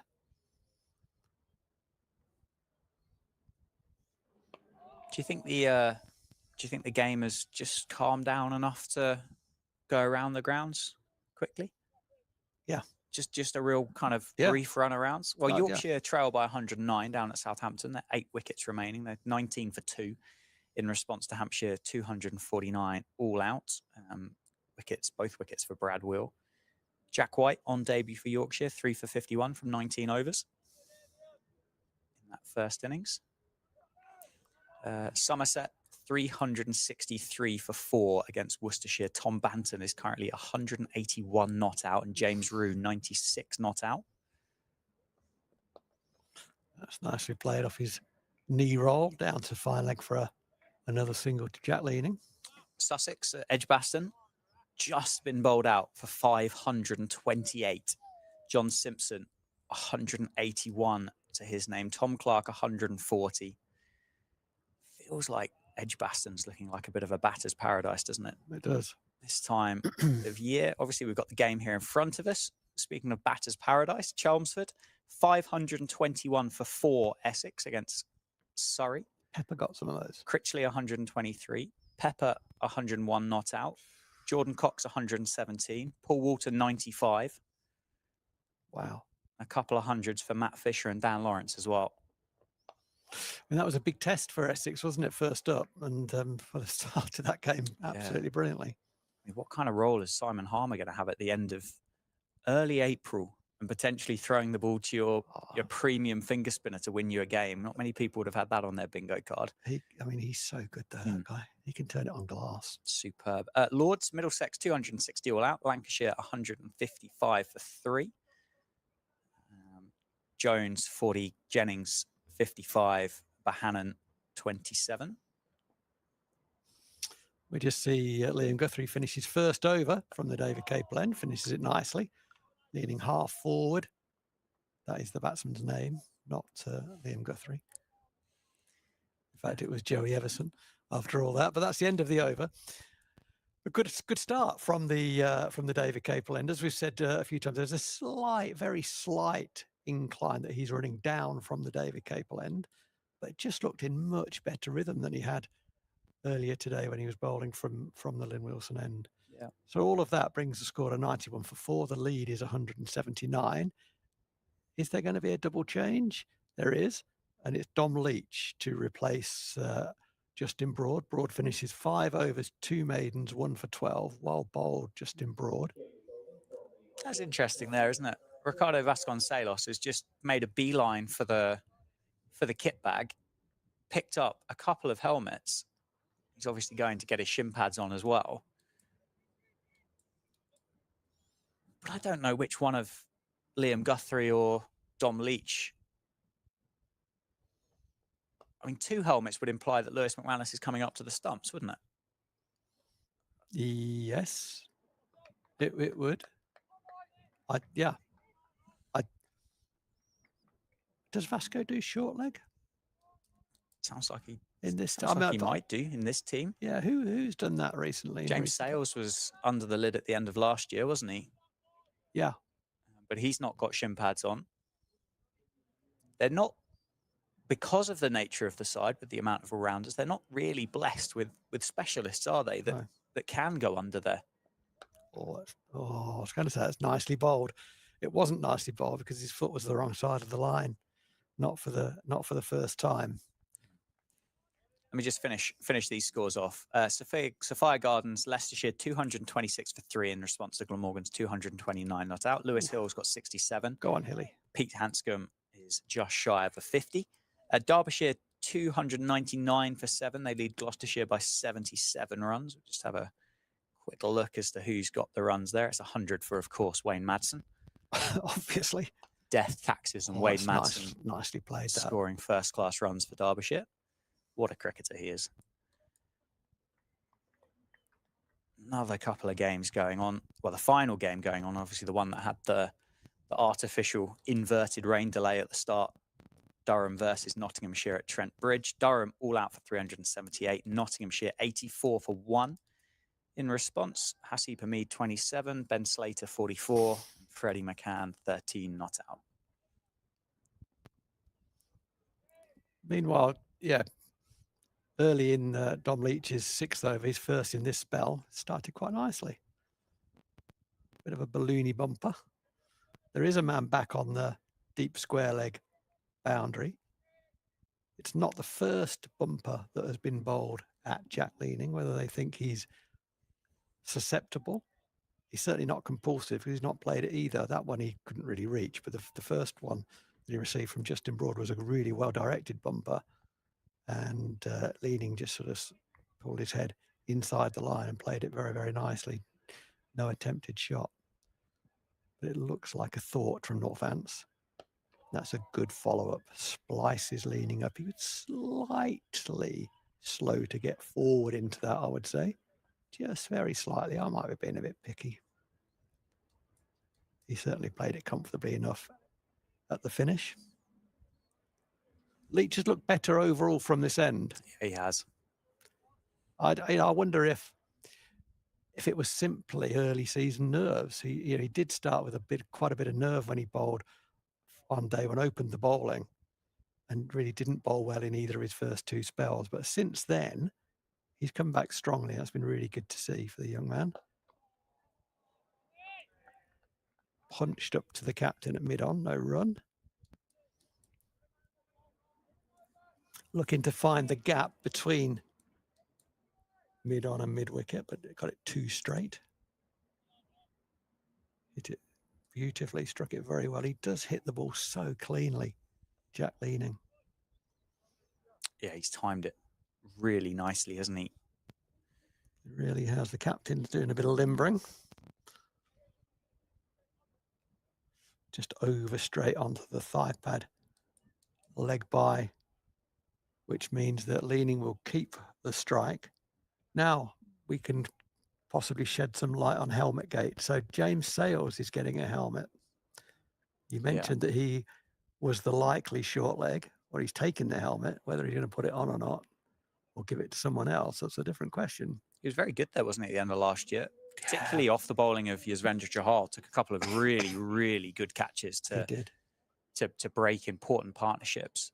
Yeah, I mean, he's just a good athlete, isn't he? So he's carrying the helmet. He's not putting it on. Pop it behind the keeper. Hopefully in a place where it won't get struck with the ball at any point. I still don't know. I think he's got shin pads on though, has he? When it comes into play. I just don't know when it comes into play. Is Vasconcelos back out there on? No, I don't think he's not, is he? So no. whether he's getting the relevant protective equipment on, then maybe Lewis McManus does want to go up to the stumps to Liam Guthrie. That's out. That is out. Wow, round the wicket. First time from Liam Guthrie came round the wicket to Jack Leaning. Bowled very straight. Jack Leaning drop kicked it, and the second he hit the ball, he knew he was out. The ball just went directly to the man on the deep backward square leg boundary, who pouched it very comfortably. And Jack Leaning is absolutely furious with himself, because had he tried to find the fielder any more accurately, he couldn't have done so. As soon as he hit it, I didn't know the fielder was back there, because I can't quite see through our monitor that the fielder's back there, but I knew he was because I could see Leaning's reaction, which was, oh no, what have I done? Yeah, it's the third of those to have those reactions now as he's walked off. Fantastic for Liam Guthrie to get his first wicket of the second innings, and also the catch taken by Tian Low as well, the young South African that's on a 2-year rookie contract, just 18 years old, named in the match day squad. Didn't make the final 11, but on the field for Ricardo Vasconcelos. Did hold on to the catch, which is duly celebrated by his teammates. I think there might have been a little bobble down there, wasn't there? I was going to say to you, did it go in cleanly? I think second time it did. I wasn't so sure, actually. But That is, you got to say what you see. That's a soft dismissal. I mean, Jack Leaning won't need me to tell him that. He's hit that ball pretty much where he's intending to hit it, and straight at the man. So round the wicket has worked, not quite in the way I'm sure that Liam Guthrie intended. Does he care? Not a jot. It's now 5 down, and the lead is 185. So maybe Northamptonshire sort of halfway towards the second rung of the ladder, but they're still in the well, and they've still got a lot of climbing yet to do. But it does bring a new batter out. That batter is Harry Finch, and he will join Joey Everson. They're getting closer. They are getting closer to seeing a bit of daylight, aren't they? At the top of the at the top of the well, as you call it. And the other thing as well that we spoke yesterday about the positivity of Kent and the fact that they obviously had a tough season last year, and to put themselves into a strong position. And yes, they should be buoyant. But how much can Northamptonshire now in this position with a lead of 185, 5 second innings wickets remaining, and let's not kid ourselves, Kent's still in a fantastic position, but can they start just giving Kent a little reminder of, oh, it's tough last year, wasn't it? You want to start this year with an L in the column? Well, certainly the psychology of cricketers, Kent will be aware of that, won't they? They will know, oh my goodness, what are we doing here? What are we doing? That's nicely played from Harry Finch. Didn't try to overhit it, just got it down reasonably quickly. There's no man at square leg. There's a wideish long leg, and that's the guy who fielded it. So he gets off the mark immediately. The attempted bumper from Liam Guthrie. Yeah. So the point being that it's not going to be a confident side. They got themselves into nearly unassailable position in the game. And since then have tripped over somewhat to find themselves 98 for 5. Still strong favourites in this game, but they're kind of a net 186 for 5. And stranger things have happened. Northampton have done brilliantly since lunch, aided to some degree from 3 soft dismissals from a Kent perspective. And when you're not used to winning and you're not used to being on top, suddenly to have 98 for 5, whereas they were 0 down at lunch, it's a different proposition. Well, that's a nice cricket shot. Well, no one's told Joey Everson that, because he's played one of the shots of the game. Yeah, well, it's a little bit on Joey Everson now, isn't it? Certainly got a good compatriot there with Harry Finch. Oof. A more than handy cricketer with 5 first-class hundreds to his name, but he'll be looking to make amends, won't he? He'll know that he made that mistake with a run out in the first innings and didn't help his teammates. His teammates add to that score of 230. He'll certainly be looking to just bat Northamptonshire out of this contest.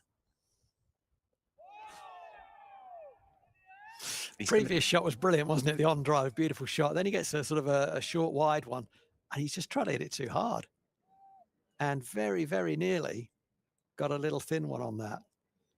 And he's tried to hit that so hard. Is that a sign of nerve? Is that? I mean, he does hit the ball very hard. We said that earlier. It's the modern way, isn't it? It's his 41st first-class game. He's got 100 to his name. That came for Nottinghamshire, 109 not out. He averages 31. Strike rate's 50. But the strike rates are just interesting, aren't they? Because they span that period of pre-Brendan McCullum, post-Brendan McCullum, when the game in England in particular feels like it has changed considerably. So whether that 50 is climbing over the last couple of years.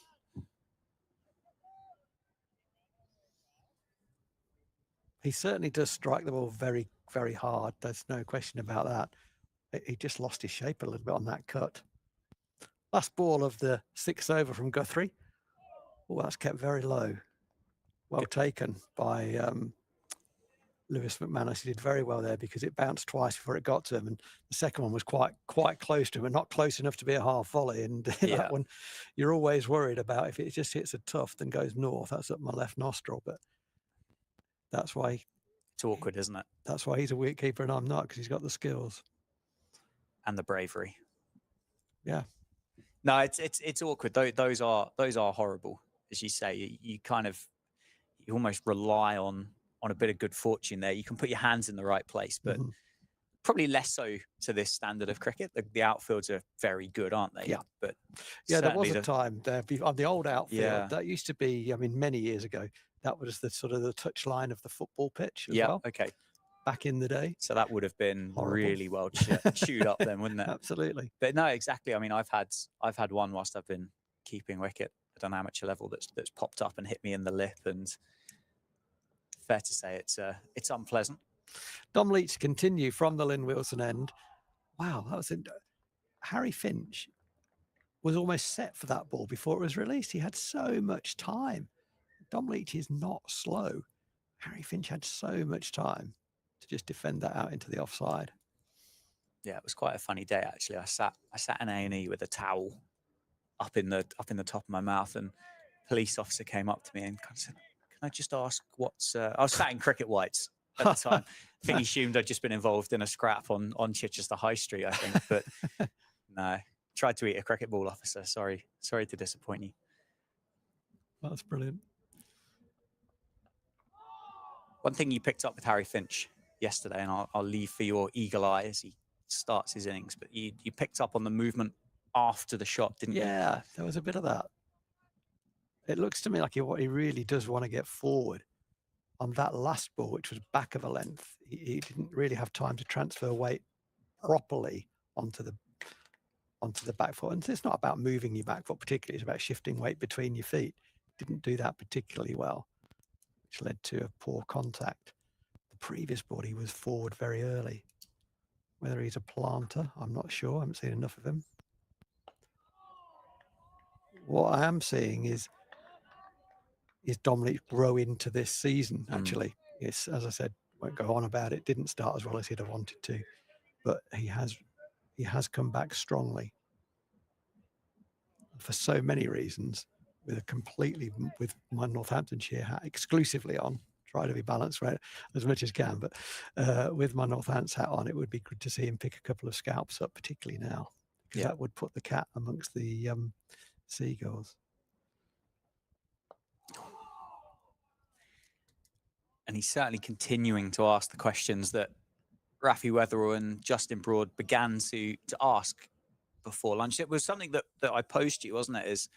Is Northamptonshire hadn't yet had that partnership which backed up the pressure that was able to be built, and that Guthrie and Leach have been able to do so this afternoon. Yeah, quite right. Yeah, they've passed the baton on. They've picked the baton up well and then run with it. It's been good. It's been good to see. In a game where hitherto, before lunch, there have been very few positives. Rafi Weatherall in the first innings, perhaps, and Guthrie at points in the first innings. Rob Keogh batted nicely, but very few positives. Certainly, this after lunch performance has been the best spell of cricket from Northamptonshire in the game by some distance. But they're on the second rung of a tallish ladder. That's all it is. Kentar looking down at them from their position, their lofty position, much higher up that ladder. But they're on the ladder. Yeah, they're clinging on, aren't they? They're clinging on. There is a catcher at. Wow, I'll come back to you on that. Good bumper. It's kind of like short leg, but not very short. Medium leg. Yeah, just behind square again, isn't it? It's not far enough away to be a leg gully. It's not a short leg, but it's shortish leg. Help me out, Dan. What do you call it? Not short leg, but short. Oh, I think backward shortish leg. I think backward shortish leg feels like a. As I said, with some of these fielding positions that we've had in this game, and I'm sure there's a much more eloquent way of describing them as what we're able to do, but we'd have to move on from a tea towel and start talking about bed sheets, wouldn't we, to be able to put everything down on. We haven't got a big enough lexicon. We have. What he's there for? He's there for the. Well, you have. I haven't. He's there for the big nick into the knee roll that balloons. He'll catch that one, and if he's very, very lucky, he'll also catch the one that's turned off the hip that the batter doesn't manage to miss him with. So he's kind of doing 1.5 jobs, predominantly there for the orthodox jam bat pad, but there will be something in the batter's mind that he just needs to miss that fielder or get it down very quickly. Interesting that it's an in-out position as well. It's it's obviously not in play at the moment. And James Sales takes his cap off from first slip, grabs the helmet, and does move into that short leg for Joey Everson. Yeah, so they're thinking going hard at the ball, aren't they? That's what the old school would be: hard hands, get a short leg in, and that's what they've done. And I quite like a bit of old-fashionedness creeping back into the game. Nostalgia. Get the strike rates back below 30. Let's play properly. But there he is. So he's sort of 2 and a bit strips away, about 12 meters away, something like that. Guthrie continuing around the wicket. Oh, okay. Got it up under the armpit. That's a perfectly bowled delivery. And to be honest, Everson was good enough to get it down very quickly. Yeah, that was exactly straight to James Sales, wasn't it? It was. Fell a long way short, but the line was good, yeah. Absolutely directed perfectly. I mean, the way he played it, he did get it down quickly. Wasn't completely convincing. And it wouldn't surprise me if he gets asked to repeat that. That's not out, it's too high. Enthusiastic appeal. What it was a very good follow-up from the short ball the ball before. Beat Everson's forward push on the inside. Whether it ran in off the wicket, I don't know. Seemed to miss it by quite a distance, actually. It's kind of a building of a bowling attack for Northamptonshire that is quicker than you think type. So there's no great run up here for Liam Guthrie. It's not particularly long. It's not particularly fast. And there's a big load up and then a strong shoulder, which is the same with Luke Proctor, the same with Justin Broad.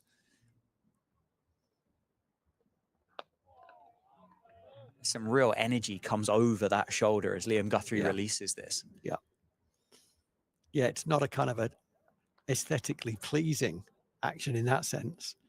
You can see the effort that's going into it, let's put it that way. You got to be strong, haven't you, to be able to bowl like this for a long period of time. I'd love to get a speed gun on him. I really difficult to judge, isn't it? Reminds me of Neil Wagner, Yeah. Barrel-chested, short in stature. Signed for Durham, hasn't he, Neil Wagner, I believe? Yeah, it's going to be his last year. Short, pulled very safely down to Saif Zaib, who's on the deep square boundary, just for the single.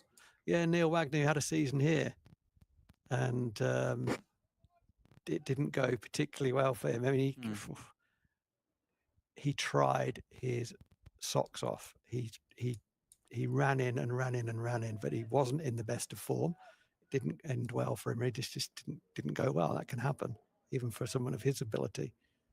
And he at the end of the season, he left the club.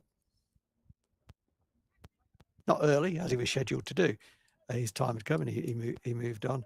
And he wrote a nice message on his locker, which said, well, the bits I can repeat, said, "Thanks, lads. I've loved my time with you. Catch up with you all at some point. All the best. Signed, the worst overseas you've ever had," which was lovely. We subsequently played against him a couple of years later. He had a season at Lancashire, and he was very warmly received in the changing room, and sat down and shared some beers and a few laughs and jokes with some of the lads. It was good to see. Yeah, 10 wickets, an average of 72.8. Told you. Yeah, not the greatest. Everything else in the career has been pretty good, to be fair, but that's 5 of those wickets came in a 5 for 104 as well.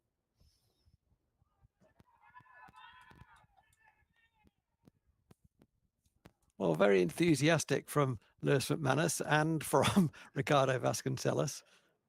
I don't think Dom Leach had much interest in it. Importantly, the umpire had completely no interest in it. Luke Proctor is warming up at mid-on. I would expect him to be into the attack reasonably soon. Dom Leach is going pretty well, though.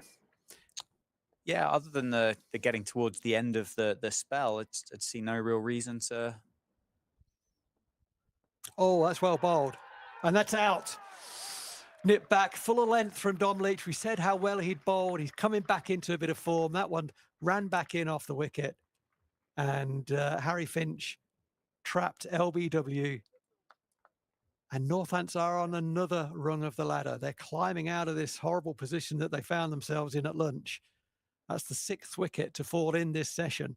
And really good reward for the effort and the skill of Dom Leach. This one pitched up, nipped back. The question in the umpire's mind would be, the only question is, did it hit him in line or did it hit him outside of the line? It was certainly going on to hit the stumps. And yeah, from behind, we can see it was at least umpire's call, I would say. And a very good bit of ball. Just had a really good look about it. And that's the end of Harry Finch. 106 for 6 with the lead now 194. Yeah, that's Dom Leach picking up Harry Finch in both innings. First innings, he went for 16, caught by Ricardo Vasconcelos in the cordon. Second one there's gone for 4 off 10 balls LBW. And yeah, Dom Leach, 7 overs, 1 maiden, 1 for 19 in the innings, 2 overs, 2.2 overs, no maidens, 1 for 6 in the spell. So it's been really, really good to see the comeback for Dom Leach since yesterday morning. Yeah, it really has. There's a lot of character there shown. And we talked earlier about coaches creating the external environment for people to, for players to enjoy, feel relaxed, feel they've got to go and perform, no doubt. It's there's always performance in mind in first team cricket, but not be too harshly judged or too early. And I think I use the expression, keep their tyres pumped up. Mm-hmm. Well, certainly, Dom Leach's tyres are fully pumped up because he wanted the ball. He has responded well to being given another opportunity in this innings. He's bowled really, really nicely in this innings, and that's just reward. Nice delivery. Had to play at it, nip back, hit him on the knee roll, going on to hit the stumps, and yeah, brings Grant Stewart to the crease. He's a handy man to have at number 8, as we said in the first innings. But whew, that lead, we talked about 250 being a number to chase, 250 below, and it's in sight at 106 for 6, a lead currently of 194. Keep doing what they're doing from the Northamptonshire perspective. Inviting a drive. It's a nice drive, first ball from Grant Stewart, very well fielded off his own bowling by Dom Leach on the follow through. Well, he gets runs, Grant Stewart, and he gets them quickly. He's got just over 1,500 first-class runs in his career, 1 first-class 100. Averages just shy of 24, but strikes at just under 70. Oof. Well, from an opposition, that's a stinker. It's dangerous, isn't it? Particularly in a situation like this. It's can we get rid of you as quick as possible, which they were able to do in the first innings. Shot. That's a shot of a man who's not only a very good player, but a man who's in as well. It's only his second ball. Waited for it. Just opened the face to find the gap between backward point and cover. Really nicely played. Tough. If there's an attempted in swing, had a little bit of shape on it, that one, looking to come back into the right-hander possibly. That's you've got to be. I think it's so helpful when, he's virtually an all-rounder, isn't he, with those numbers? Grant Stewart, I would say, virtually an all-rounder. But when your lower order can come back, can score as well, when they can score quickly. Yeah. Well, they'll know that Grant Stewart will give chances with that strike rate. They know he's not going to hang around. He's got a first-class 100. He's got 9 first-class 50s to his name as well. I think the most interesting stat, the funnest stat here, if you like a bit of baseball, a bit of bat on ball, he scored 1,568 first-class runs. 1,018 of those have come from boundaries. Oh my goodness gracious, that's amazing. 187 fours and 45 sixes. So I'm saying bowl dry at him in that case. Yeah. Hold back of a length on 5th stump. Don't let him get away from you. He will come and find you. That's the end of Dom Leach's 8th over in this innings. 8 overs, 1 maiden, 1 wicket. The wicket just to fall of Harry Finch for 21. He's done himself no harm at all in many respects, in terms of in front of the home crowd, in front of the new head coach, starting the season. There is going to be a change though. Liam Guthrie bowled a very short little spell from the 3 overs from the David Capel end, and the captain replaces him. I thought the captain bowled very well in the first innings. He opened the bowling in the second innings, and it wasn't quite at the same level. So nothing drastic. 5 overs for 15. He bowled with the new ball.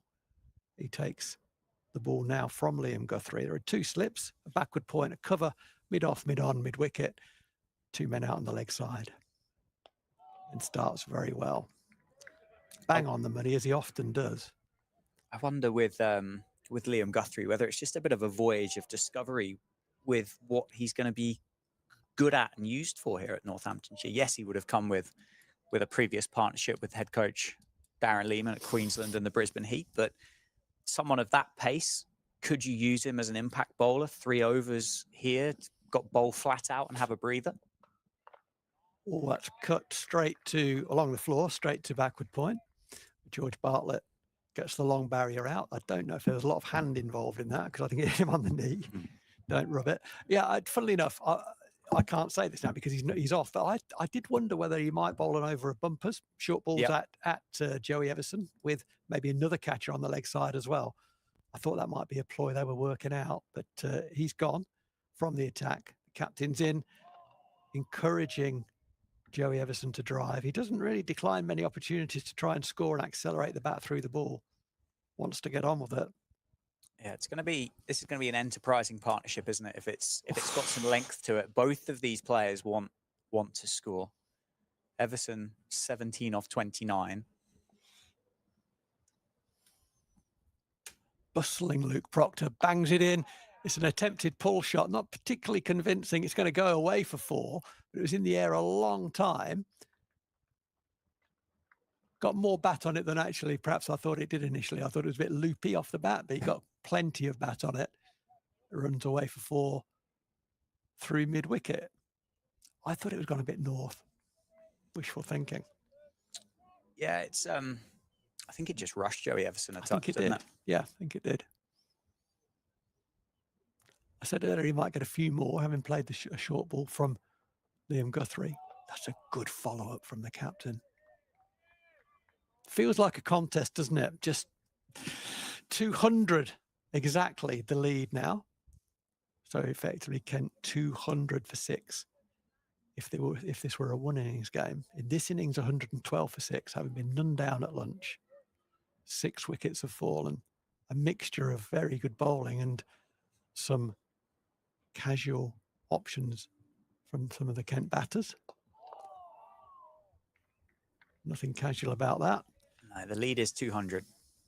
That's massive, isn't it? The lead is 200. The highest score in the game so far, 231. How much past 200 can Northamptonshire let it go? You said 300 is... I think that's too many. That's terrifying as a number. I think that's too many. 250 in the middle. I spoke to my son about this last night. We had this conversation whilst at the rugby, watching the fantastic win for Northampton Saints. And I said, the wicket's flattened out from where it was obviously on day 1, but we expect that at Northampton. I think 250, you think you've got some chance, a good, you're probably second favourites, but it's not out of the question. I think if it gets to 300, then it's tough. I think, you can win that game, but not very often. You win that game occasionally, not very often. Yeah, you need 100 from someone on either a big 100 or you need 100 plus a couple of 50s from another couple as well, don't you? Which, as you said, not entirely impossible, but no, not everything we've seen in the game would allude to the fact that it's going to be hard. Yeah. But I say again, the wicket has flattened out, as often will be the case. You look at the colour of it now compared to even this time yesterday, and it's not quite as vibrant green. Leach continues. It's a big appeal as Stewart tries to catch up with it down the leg side. It didn't have a good look about it. I mean, I've no idea whether it did, and the replay won't tell us either. No, always lean forward, though, just in case. It's just brush the pad, doesn't it? Yeah. I think, if anything, on the way past. Yeah.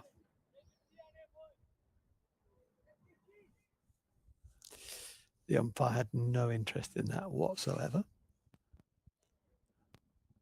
2 dot balls at Grant Stewart, something's going to happen. And something does happen. He plays a pretty expansive back foot drive. Fielder at cover. I think, is that safe say about cover? I think so. He's got a fingertip to it, didn't he? Just Yeah. couldn't quite stop it. It was a good effort at cover to stop it. He got it very slowly. Well, I hope he hasn't hurt him. I don't think he's hurt himself. He's just disappointed that he didn't manage to prevent the single. Damaged pride, I think. Yes. So the field we've got is a little funky. There are 2 slips. There's the man at shortish backward square leg. There's a man at long leg. There's a man at just in front of square on the boundary on the leg side. And there's a mid-on who has prevented that single. It's the captain, Luke Proctor. Just his reaction just deterred the run there. And Joey Everson was run out in the first innings. He's no intention of being run out in the second innings. There might have been a run there, but it was the initial reaction, that kind of like split step from the captain that said, no, I can cut that run off. Someone's limbering up. Who's limbering up at backward point? Well, George Bartlett's been occupying backward point, hasn't he, for pretty much the entirety of the game. Pitched up from Leach, 2 straight, tucked away into the leg side very nicely, timed beautifully from Joey Everson. He only gets 2 as the man on that just forward of square boundary position runs to his left. Rafi at backward point. It's Rafi at backward point. Okay. I did think some George Bartlett finger spin might be the wrong might be the wrong call at this time. Maverick. That would be Maverick. Third slip comes out, comes into mid wicket. I like that. I think we can't over attack. We've got to attack. We can't over attack. So that's a good plugging of the hole. Pitched up again, inviting the drive. It was a controlled, firm push from Joey Everson. Yeah, it's the partnership, isn't it? It's 200 for 6. Ooh, we're kind of on the 3rd rung of the ladder. Maybe can start to just see over the lip to, it's 250 for 6 quite quickly. Yeah, and that but these 2 will score quickly, as you just said, Dan. They will definitely score quickly if allowed to do so. I think we're bowling pretty well at them so far. We've got to keep our discipline here. Don't go searching, and take our chances as and when they arrive. But don't go searching. Kind of stay in the game for as long as you can. We've talked about the ladder coming out of the well. I think we're on about the 2nd rung. What I don't know quite is how many rungs there are.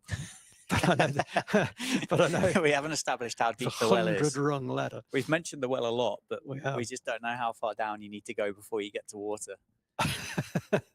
Luke Proctor from the David Capel end. 2 slips in place. Fielders. Oh, it's gone. Oh, what a catch. Gone. Grant Stewart tries to pull Luke Proctor. Looks like he was through it a bit early. And it's a good catch at mid-wicket. And 200 for 6 turns into 203 for 7. As Grant Stewart goes for 3 off 7. That's 115 for 7. Proctor gets the breakthrough. That felt like a bit of a plan.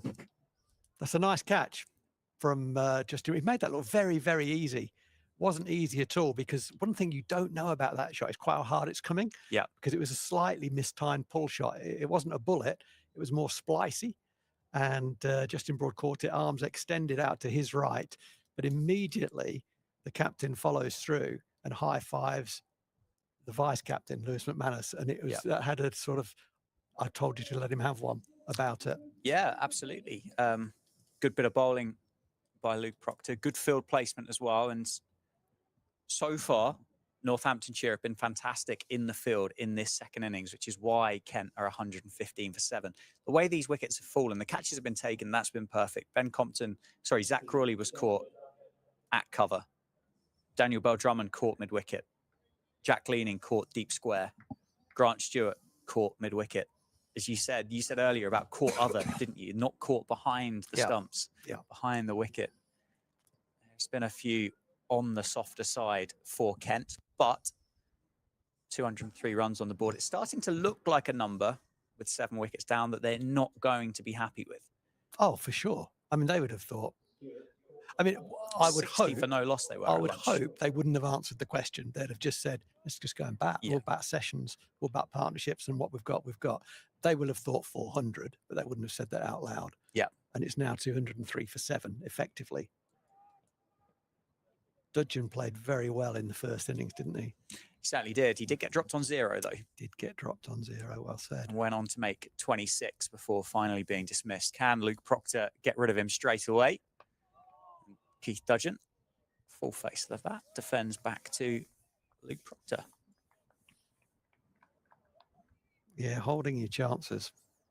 Let's hope that we're not talking about that at the end of the match. I mean, we may well be, but Northamptonshire have caught well, but the ball has been in the air, hasn't it? As you say, it's been in the air in the ring far too much from a Kent perspective.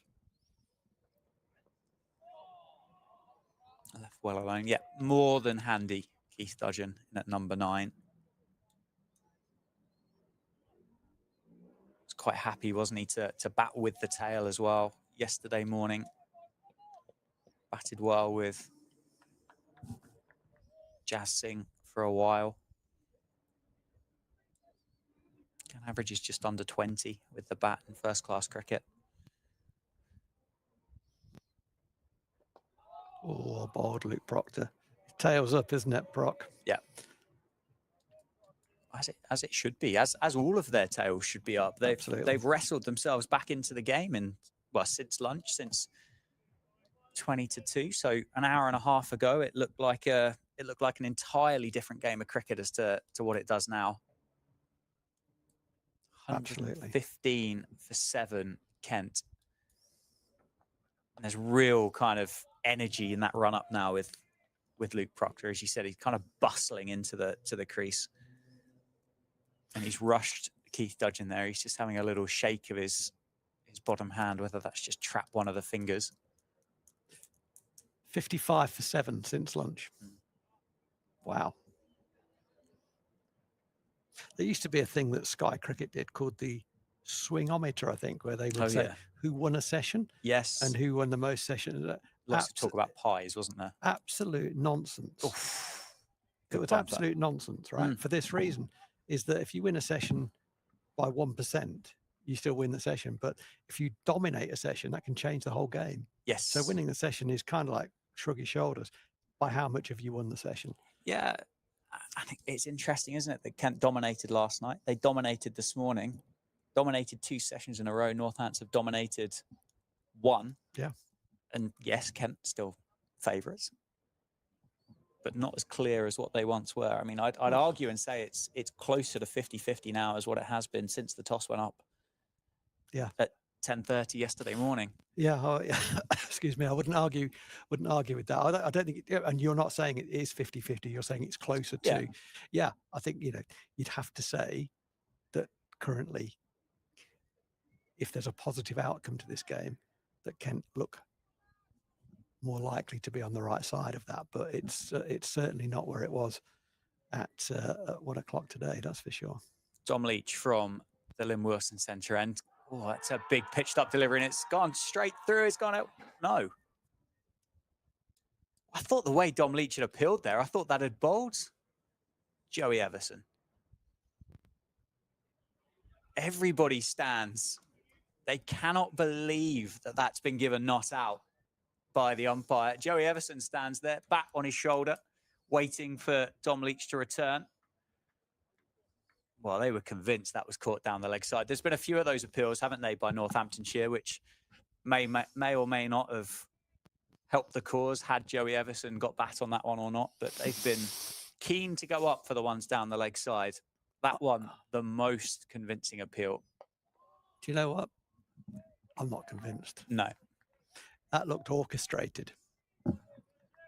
It was a big one, wasn't it? A big celeb appeal by Dom Leach. It was. It was. The way they appealed, I thought that had gone straight through Joey Everson. I thought, I was looking, trying to see the bails on the floor. We don't know, do we? Whether he hit it. We don't know whether he hit it or not. The key man is the umpire. He says not, but it was something about, everyone went up, suggested to me that it was a little bit rehearsed. Well, if it was, I mean, I bought a ticket to the theatre there, didn't I? Yeah. popcorn, and you may be right. jelly beans, ice cream in the middle. I bought the whole shebang. I mean, I don't know. It's just an opinion, and it's worth no more than yours. It's, you know, the key opinion is it's not out. It just didn't quite ring true to me, and I didn't see too many heads drop when it was given not out. Yeah, no, that's a fair comment. The body language overall, just, I don't know. We're guessing, aren't we? It's not out. Yeah, that's one thing that we can say without a guess. Joey Everson is still there. He's on 23 or 41. Dom Leach has got his tail up, following a good pace into the pads. It's dropped into the leg side. I think it's just going to be a leg bye. Every run here that Kent can add is going to be hugely important. Oh, a little conversation between, looks very friendly conversation there between Leach and Everson. He said, well, why did that hit? And he said, buckle. Well, I think he pointed at his buckle. I don't know what he said, but he indicated buckle. The buckle of my lovely Kookaburra pads that my brother got for me. Umpire's just indicated that it's he's been in agreement with Joey Everson that it's just clipped the buckle on the way through. Good decision, umpire. Oh, is it carried? Don't think it has. It's just fallen in front of Vasconcelos. It's a great bit of fielding to get it on the half volley. Dom Leach asking plenty of questions here this afternoon, as are the Northamptonshire seam bowlers. Genuine edge, falls a foot short of Vasconcelos. Northamptonshire, just keep at it. Don't let those standards drop. Absolutely. It's been good, this from Leach. Really good. Coming to the end of his 5th over in the spell. Dudgeon defends to George Bartlett at cover. What have we had? 37 overs in the innings. The score is 116 for 7. Joey Everson's on 23. Keith Dudgeon has faced 7 deliveries yet to get off the mark, and umpire there just in conversation with Joey Everson about the build quality of the buckles of the pads, I think. It's that George Bartlett just confirming that was, of course, the buckle. Yeah. I think there's a bit of work going on with this umpire, you know. There's going to be another massive appeal, I think, quite soon. 2 slips as Luke Proctor continues from the David Capel end. Short ball, it's gone up, it's gone over Justin Broad. It could have gone anywhere, couldn't it? But Joey Everson helps himself to 4 over mid-wicket to score up to 120. He's got fast hands, hasn't he, Joey Everson? And it's a lot of guys who pulled the ball well have fast hands. He's not in a great position, but his bat speed is impressive. Didn't get it out of the middle, but it only bounced twice before it reached the rope. Perhaps Proctor didn't get that quite as high as he was intending. Yeah, possibly not. Back of a length, and that's really well defended. He's attacking the crease, isn't he, Proc, now? Yes. Yeah, it's a noticeable difference, isn't it, since picking up that wicket? Yeah. In body language.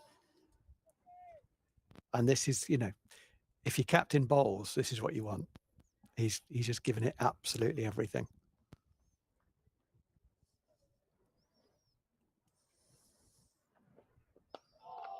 Good stuff.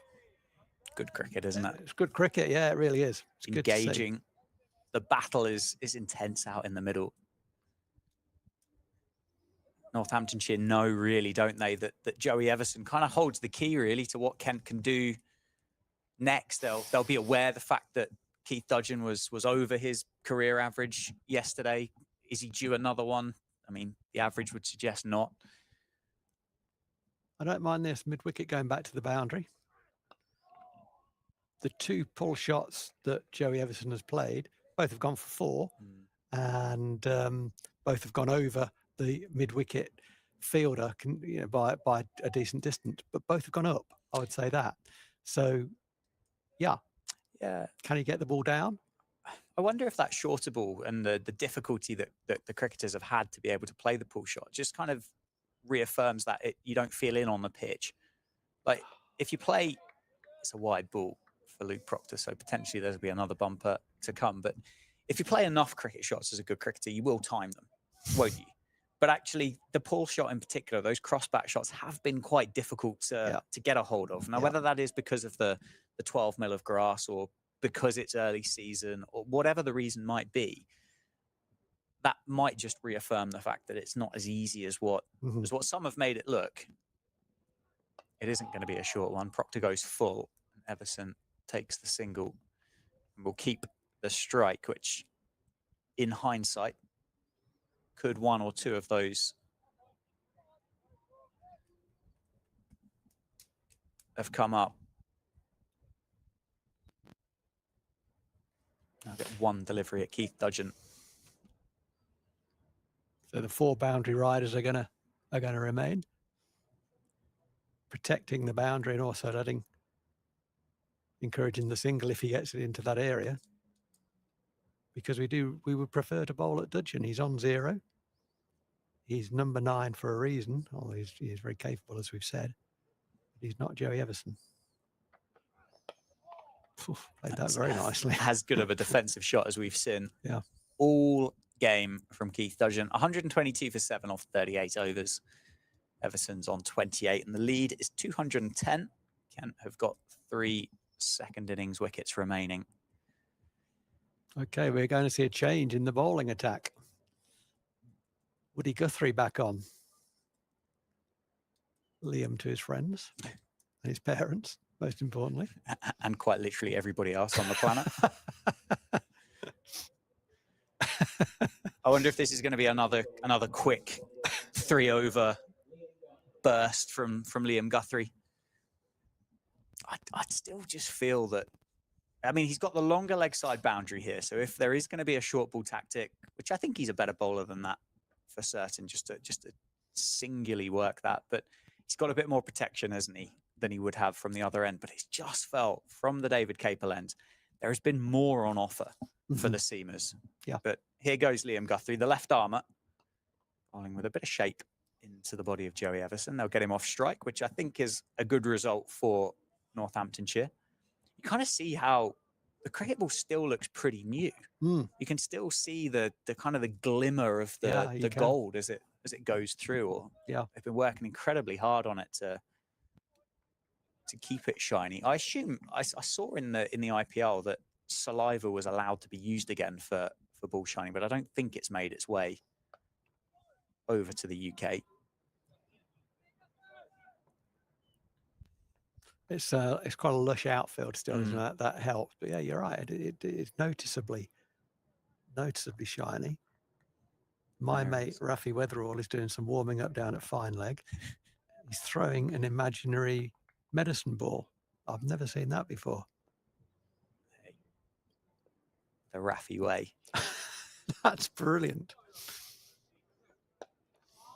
I mean, there is a medicine ball right behind him. It's available if he wants it. Yeah. Literally going to trip over at any second. But I suppose the imaginary medicine ball is less heavy, isn't it? It depends how good your imagination is, doesn't it? I suppose. That's very good. I like that done.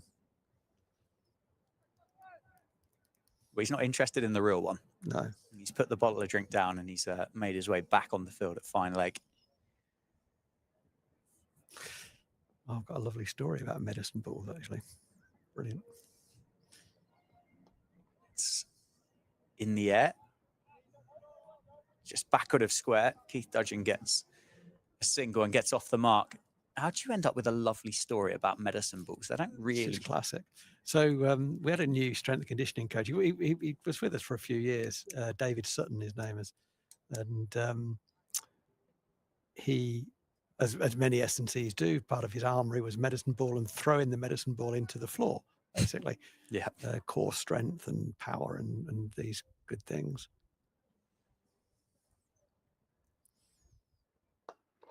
Well played by Joey Everson. Just gets it past George Bartlett there on the leg side. We'll come back for a couple.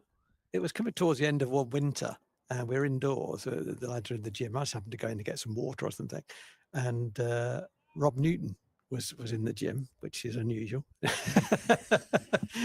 in its own. It's remarkable in its own right. And Dave Sutton said to him, "Yeah, all the medicine balls are being used. Oh, throw this one." And Rob went, and Rob said, "This one." They said, "Yeah, throw that one." And it was a smaller ball. I'd never really seen it before. come back to that in a moment.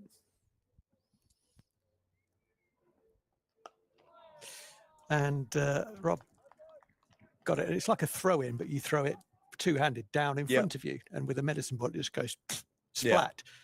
This wasn't a medicine ball, and it didn't go splat. It went boing, came back, hit Rob Newton in the face, and blooded his nose. It blew his claret everywhere. Rob Newton was never seen in the gym again. Well, it wasn't It's one way to scar you, isn't it, from it? It wasn't the best start for a new S&C, that's for sure. No. We are going to get a change of bowling from the David Capel, and it's your man, Rafi Wetherill, replaces Luke Proctor. So far in the innings, what have we got? 8 overs, 1 maiden, 3 for 23 for 20-year-old Rafi Wetherill. Certainly been the pick of Northamptonshire's bowlers across the course of this fixture.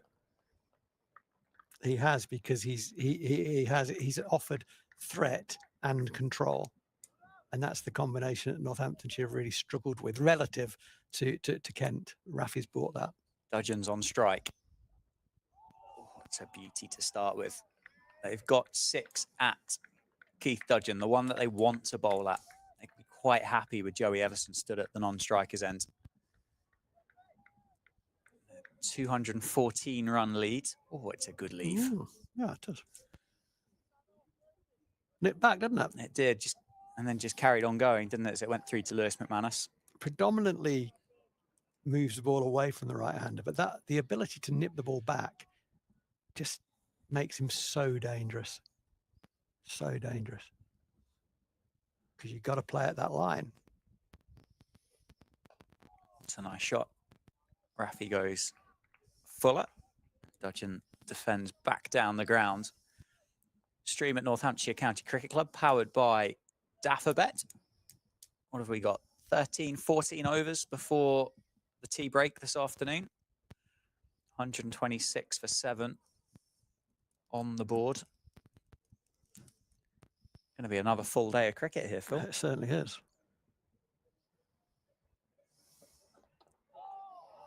Well bowled again. Rafi just continues to ask questions of the Kent batters. In anticipation of that, experienced Phil Rowe pocketed a triple chocolate brownie. You've done well there. In the coffee van, there it is. You can just hear the rustle of the the paper. We'll tell you what then, Phil. We won't go for a break during tea. We'll just leave it with the studio camera on. We can awkwardly watch you eat your triple chocolate brownie. Drop that down myself. Well played, Keith Dudgeon. He's looked incredibly organised with the cricket bat, hasn't he? Real simple, isn't it? Dudgeon, yeah. It's just that you just know he just reeks of a guy who's played a lot of cricket at a good level. He knows how to go about the job. He reads the situation well, plays to his strengths. And what a good bit of business from Kent to sign him, because they've got a ready-made, high-level professional cricketer there who's capable bat, ball, and everything else in between. Yeah, and the fact that he's come straight off the back of a season as well.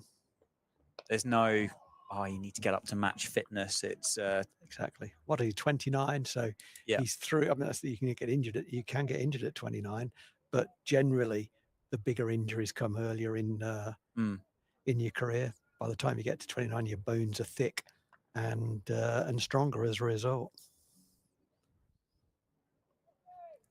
So yeah, very good bit of business that. I've seen enough of him, to be honest. You don't want to see much more? Not really. Not from a Northamptonshire perspective. Oh, that's a great shot. Yeah, What a overpitched good shot that is. By Wetherill. Straight drive by Keith Dudgeon. Adds another 4. And now each run that Kent add, now they've gone past 200, feels significant, doesn't it? Yeah, there's tax on it, isn't there? It's not just 4, is it? It's 4 with a bit of tax on it. 15% value added tax. If anyone's new to cricket, that's not really the case. It's just 4. Psychological though, isn't it? Psychological tax, worst sort. I'd like to see something in this innings from something more really from Liam Guthrie. Not quite performed as well as he did in the first innings. Currently, he's on 8 overs. He's got a wicket. He's gone for 36 across those 8 overs. And okay, he's not overseas in terms of registration, but effectively he's overseas. Yeah. As an Aussie domestic player, albeit with a British passport. I want to see him mop the tail up. That's what I want to see him do. That's what Northampton will want from him. Short ball down the leg side. Has it been gloved? No. An appeal from James Sales. Nothing really from the bowler or the wicket keeper. That's the difference, isn't it, between Guthrie and Dudgeon, is that Dudgeon's come straight off the back of a season and has been playing. Guthrie stepped off the aeroplane for media day and hasn't played a game of first-class cricket since November 24, which obviously isn't an age ago, but yeah, I think you're dead right though. I think that's a really good observation. Yeah, one's match ready and the other one is feeling his way in. I mean, effectively, it's almost like a pre-season game in some, in terms of where he is in his sort of workload management and form and all of those good things, robustness. What I am seeing though is a man who's very willing to run in. Looks a wholehearted cricketer.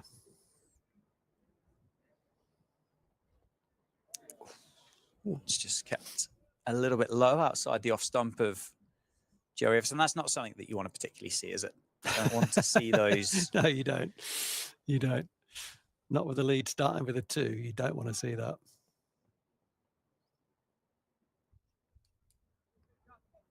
Incredibly, it very rarely happens when it's straight. It does happen, but it's more often it happens when the ball goes past off stump. Thankfully. Shorter ball outside the off stump. Hands withdrawn from Joey Everson. He's read the script here, isn't he, Everson? They know that Guthrie's going to come in and bowl his heart out for 2 or 3 overs. Bowl as quick as he can. Can you just survive it? Everson's quite happy to do that. It's 31 off 54 now. He's got 2 men out one on the hook and one at deep backward square. And it's a long boundary, isn't it, down towards the supporters club today with where we are on the square. One down the leg side. Good take by Lewis McManus.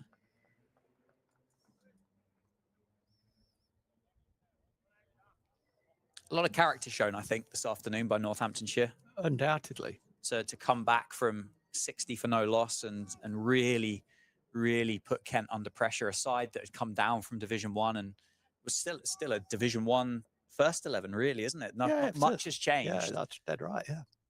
The lunch break and whatever conversations they'd had with Darren Lehman and Rory Kleinfeld, Graham White, Greg Smith. That's well bowled. Luke Proctor himself has really, really made a difference. It's been fantastic to see from a Northamptonshire perspective. Really good last ball of this over from Guthrie. Oh, my goodness. Have to play at that because predominantly he swung the ball back in. That's a perfect delivery. Almost slightly too good in some ways. Northampton desperate to get rid of one of these 2. They wouldn't particularly care which one, although if they could choose, they would obviously choose Everson. He's on 31. He's the man with a double 100 pre-season. But if there's a man to throw the ball to get a wicket, well, Rafi Weatherall currently in the Northamptonshire side is the man that you want bowling, and he is bowling. At Keith Dudgeon. That is cut away by Keith Dudgeon. Bit of width on offer from Rafi Weatherall, and Dudgeon just throws his hands through it. Square of the wicket down towards the cinch stand where we've got a couple of supporters sat there in the shade. It's a few, isn't there, around the ground? Maybe not quite as many as what we had yesterday, but say 20, 25 or so over in the Spencer Lounge. A couple more up above the Curo Wealth there. A few in the Comsave. There's the most populated one, the one that we can't see, the Jackson Grundy, just to our in the sunshine, unsurprisingly. Oh, yeah, the cameraman's got us. Well done. Oof, streaky this time. Does just get past a dive from George Bartley. Does well to get a hand to it. Make sure it only one. So the last ball of the previous over from Rafi Weatherall to Keith Dudgeon was a straight drive for 4, 6-ball boundary, hate that. And then the first ball of his next over to Keith Dudgeon was a cut shot for 4. So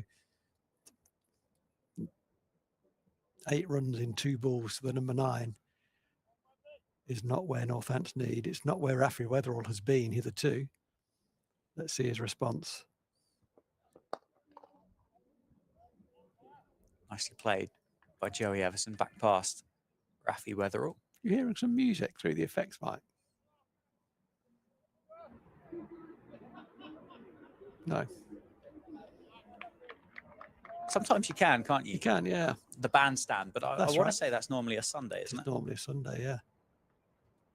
Well, it looks like the wind might have died down a touch. We can have the effects mic up a little bit longer, and we'll see whether you are just hearing things or... Wow. Well, that's out of character, wasn't it, from what we've seen for a while for Joey Everson?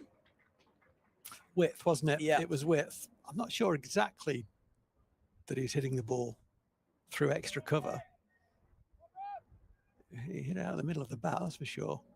Up and over, wasn't it? It was, Extra yeah. cover, really. Yeah. In control. Yeah. Obviously, no fielder if you get it past that. Past what would be that inner ring. It's a partnership now worth 24, which is not a lot, but in the context of where we are, that is a lot. Well, where's that goal? Straight up. It's going to get away from Luke Proctor, isn't it? 1 bounce, 2, 3, and the captain does really well, I think, to keep that in play. Just climbs out from underneath those advertising hoardings in front of the coffee van, and Luke Proctor saves his team a couple of runs. It's interesting with Everson because he's got more of bat on that again than I thought he had. Each time he plays that shot, I think because he keeps his hands close to his body.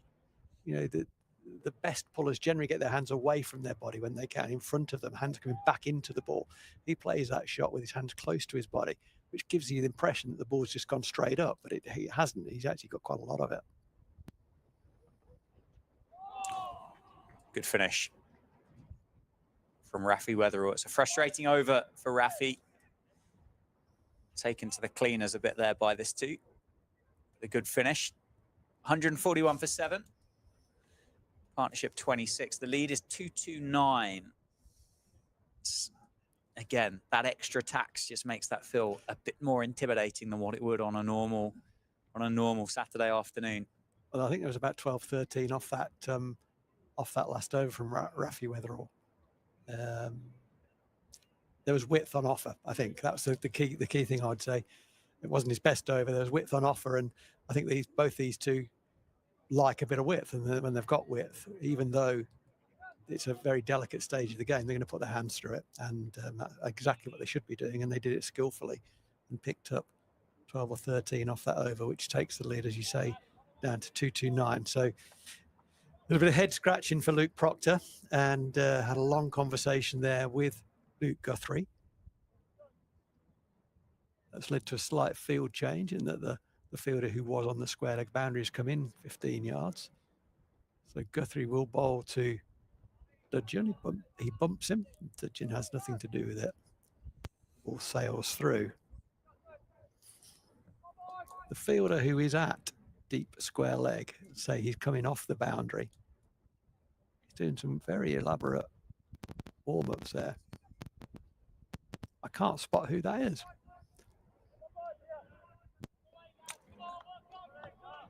Oh, it's Justin Broad. It looks like Justin Broad, doesn't it? Justin Broad, yeah.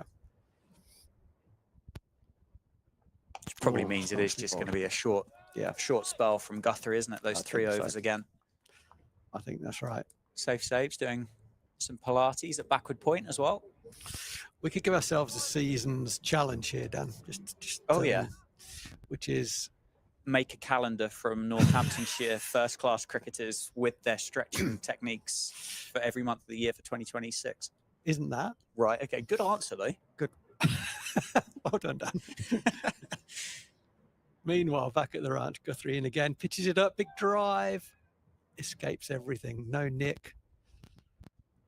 Straight through to the keeper. No, I was thinking Justin Broad is quite broad. Yes. Okay. So how about a team of cricketers whose name is in some way descriptive of them? Okay. Are you with me? Yeah. We could try. I'll start. Is that on air or off air? Whatever you think. Okay. I think more on than off. But there's cricket to be played as well, which you've got to watch carefully as we do. That short and an uppercut attempted from Keith Dudgeon. He played that yesterday better than he played it today. Fortunately for him, he missed it. He's just indicating to his partner who's coming down the wicket to have a chat with him. He's just indicating that there's no third man. The international sign language where there's no third man. I think he's entitled to play that shot. I mean, if he snicks it through, he looks a little bit of a chump, but if he plays it well, everyone claps. Round the wicket, the 5th ball of the over, Guthrie coming round the wicket to Dudgeon. Back of a length. Pushed into the offside, no run. It's an interesting shot if you just look at the scorecard, isn't it? 7 down, Yeah. a lead of 229. You think, what on earth are you playing match for? 229 in the context of this game in particular. I don't have a problem with it. I really don't have a problem with it at all. The only time I've got a problem with it is if there's a third man, and there isn't one. If you try and play that and you feather it through to the keeper, you know, it looks a lot worse than it is. But I think in general, it's a pretty, with no third man, risk-free shot. That was interesting. It was an over-pitched ball, pushed firmly back to the bowler on the bounce. He went to throw it with all his might and then thought, no, don't, and decelerated, thankfully. Because what might have happened was he might have thrown it with all his might and it would have hit the stumps and run away for 4. So Justin, who is broad, is coming on from the David Capel end to replace Rafi Weatherall.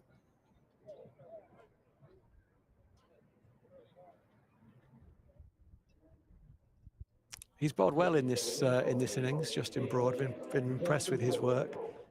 As we said yesterday, at certain points, you know, his bowling has really come on in leaps and bounds, to use 2 bowling expressions. He really has come on, and he'll be difficult to get out of this side. So long as he stays fit, will be difficult to get out of this side, because he brings that kind of second change seamer.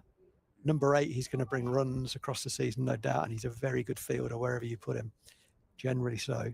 Dropped 1 yesterday, but that can happen. So a very handy cricketer he's developing into.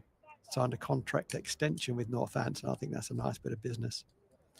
The job he's got to do here, though, is very quickly remove one of these 2, because Northampton need to get off the field and get batting as quickly as they can.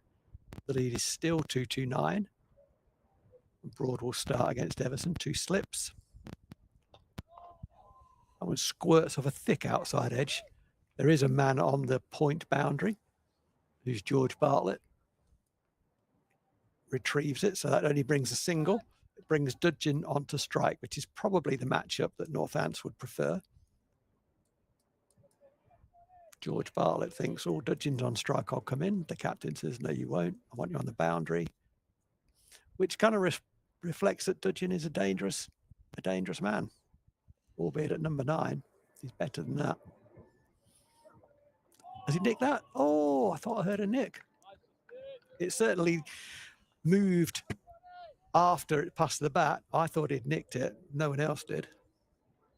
They probably missed it by a country mile. We'll see a replay, I'm sure. But yeah, there wasn't much interest from anybody else out there, was there? So far, oh, I've got another one for you. Oh, okay. You're actually building the team. Yeah. That is a thick edge. I don't know if it's going to go all the way for 4. No, the outfield's slowing up. They're going to get 2, get the ball in the air. James Sale to prevent the 3rd. He does that very thing. Doesn't really matter that it overshoots the keeper. It was the fact that the ball was in the air that prevented the 3rd run. Yeah. In fact, I've got 2 more. So we started with Justin Broad. I'm adding Stuart Broad and Chris Broad. And that's taken you that long to come up with those 2. Over to you, Dan. Your turn. Oh, dear. Yeah, I know. It's pathetic, isn't it? Well, it wasn't your best work, I don't think. I've got 3. Oh, nice line, nice length. What Dudgeon does very well, which number 9s don't do as well as number 3s, for example, is he selects very well. So the previous ball, he had a drive out because there was a little bit of width on offer. If I miss it, I'm not going to get it. That one, he just decelerated the bat, absorbed it. It's very fundamental, but it's the fundamentals that make the difference between averaging 20 as he does and averaging 10.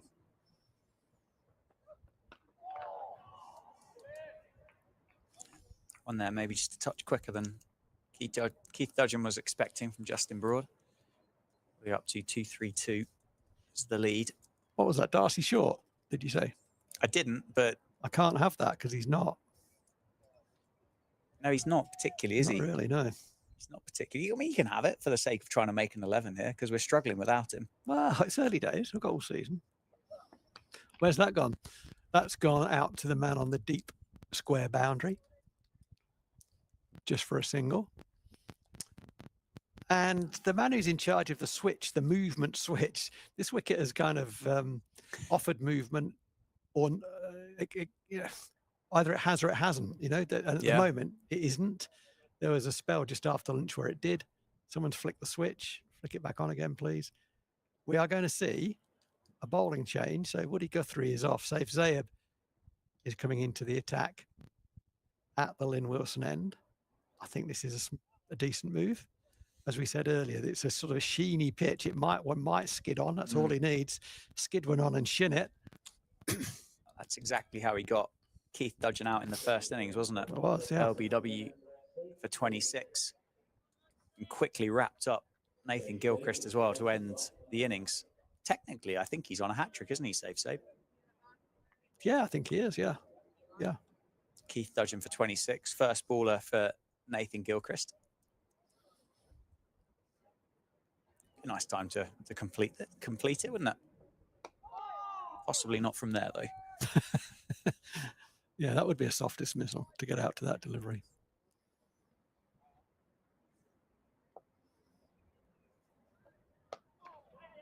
Well, that's nice batting. He's created a little bit of extra room for himself. And indicating to his partner that one slid on with the arm. No surprise there. As we said earlier, he's generally got a slightly lower arm than ideal, and it's just going to run on.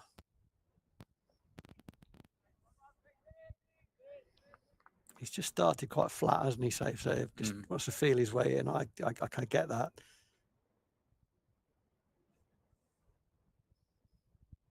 There you go, over the top of the board. Just lost the length a little bit on that one. He does get through his overs so quickly, doesn't he? He does indeed. I think we're going to see Saif Zayeb bowling a lot more in 2025. I think he offers control, and he does also offer some threat. Oof. But with a relatively young attack, inexperienced attack, then Saif Zayeb can play a part in that. He's got to bowl very accurately, but he generally does do that. He's got better and better, and he's probably been lightly bowled over time. I've got a cricketer to add. Oh, go on. I'd like to go to the committee for this one, though. So we've got Catherine Speed, who plays at Essex County Cricket Club. Right arm medium pace. Right. That's fallen on deaf ears, isn't it? Yeah.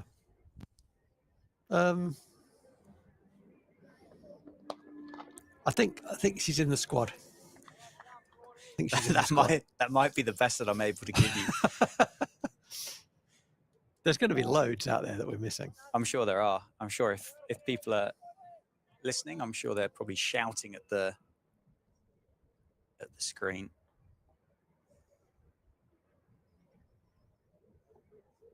Meanwhile, at Northampton, Broad continues from the David Capel end, bangs it in, and Everson has nothing to do with that. I did wonder, he's left a couple of those now, to be fair. I did wonder earlier whether he was compulsive on the pull shot, and he's left a couple of alone. The ones he's left alone on line, and the line has been slightly wider. When it's been more direct at his body, he has played it. Well, that shows that he is selective rather than compulsive. Likes a drive, and he's played a nice drive there. Unfortunately for him, straight to mid-off. Struck it nicely. And we've got the whole history of the game, right? So it's not just current players. No, no, no. Yeah, it could be anyone.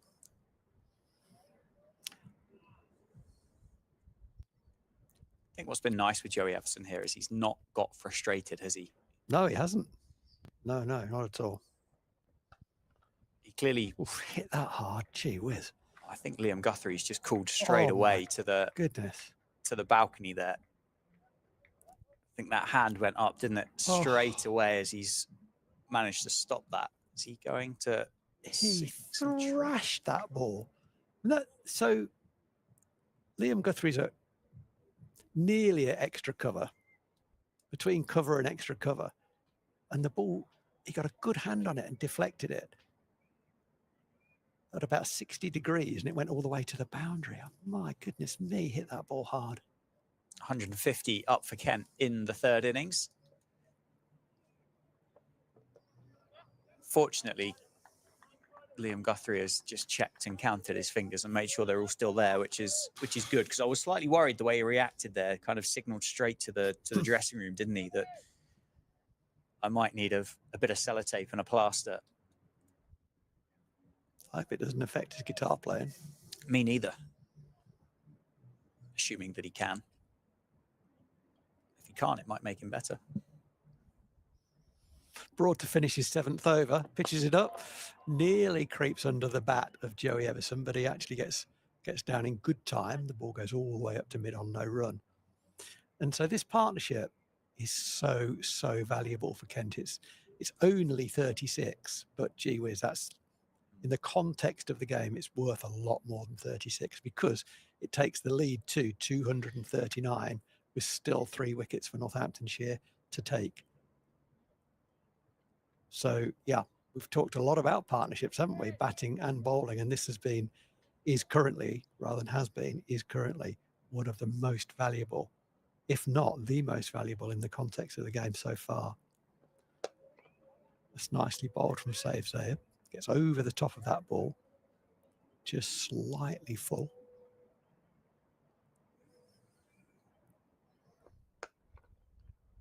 Rinse and repeat, isn't it? It is. I suppose you can go a bit fuller to Dudgeon at the moment, whilst he's got Joey Everson at the non-striker's end. As you said, more than qualified, but will be batting for Everson to an extent. Yeah. So long as he's ticking the board over from his end now and again, he's experienced. He's not going to play something that's outside his sort of risk profile, if you like. Part of batting is about managing risk. And so far, these two have managed it extremely well. Oh, he's out. He's out. Went onto the back foot, tried to create room to run that ball down. It was slightly short, got a thin edge. You could hear on the effects. Nicely caught by Lewis McManus. And the bowling change has worked again for Luke Proctor. This time it took 11 balls to work. Rothesay picks up the important wicket, being the 8th wicket to fall for Northamptonshire. It just skidded. That's a very good catch. Looks a decent deflection. Very good catch from the keeper, Lewis McManus. Yeah, there's a gap on the offside, and he played a nice shot in the first over off the back foot and played it through extra cover for a single and tried to get that one square. It just skidded on a little bit, did him there 4 off the wicket for a bit of pace, nicked it. Really good catch by Lewis McManus, as I say, 151 for 8 and Rothesay strikes. And Luke Proctor has made a number of very good bowling changes in this match. That's the most recent of them. He certainly has. They've all been timed really well. And Rothesay's picked up Keith Dudgeon in 2 different methods, but picked him up twice across the course of the game. His 3rd in the fixture. We're going to have Jazz Singh join Joey Everson in at number 10, who did a really good job, didn't he, batting with Keith Dudgeon yesterday. 6 not out of 19 deliveries. He batted for 51 minutes for those 6 runs as well. and looked really assured of himself. I don't know how much of safe save he faced. Possibly, well, not a great deal, would he? Because No. Well, yeah. he would have been stood at the non-striker's end watching the end of that inning. So we didn't see him against the spin of Zabe. But the message will be clear, won't it? Stay with Joey Everson. Get as many as you can. I'd like to see a virtual round arm fast ball here. Into the pads. Into the front pad, exactly that. That's nicely played. Well bowled, safe save. Well caught, Lewis McManus. That was a very good catch. And again, in this innings, Northamptonshire have caught extremely well. A very popular safe save. Gets a nice ripple of applause from the Northants membership. I guess the Kent number 10 could be a contender for our team. The question is, does Jazz sing? If he does, he's in. I'll leave you to ask him. I've got a proper question to ask you, though, Okay. if I'm allowed. Obviously, we spoke about the lead, and we're getting closer to that time now, aren't we? Obviously, Joey Everson is still in occupation of the crease, so it's not done by any stretch. But does 239 look imposing for Kent, for Northamptonshire? Is that an imposing number?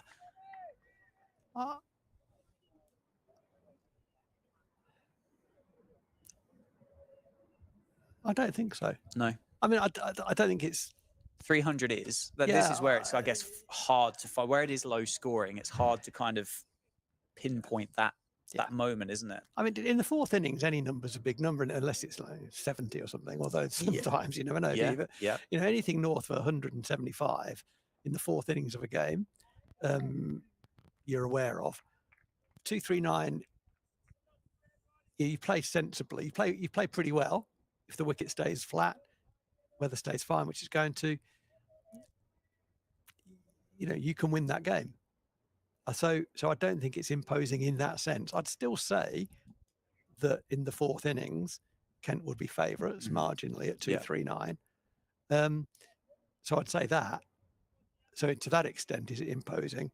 I guess the other question is this, right? Which is, it depends how easily imposed upon you are. You know? Yes, also true.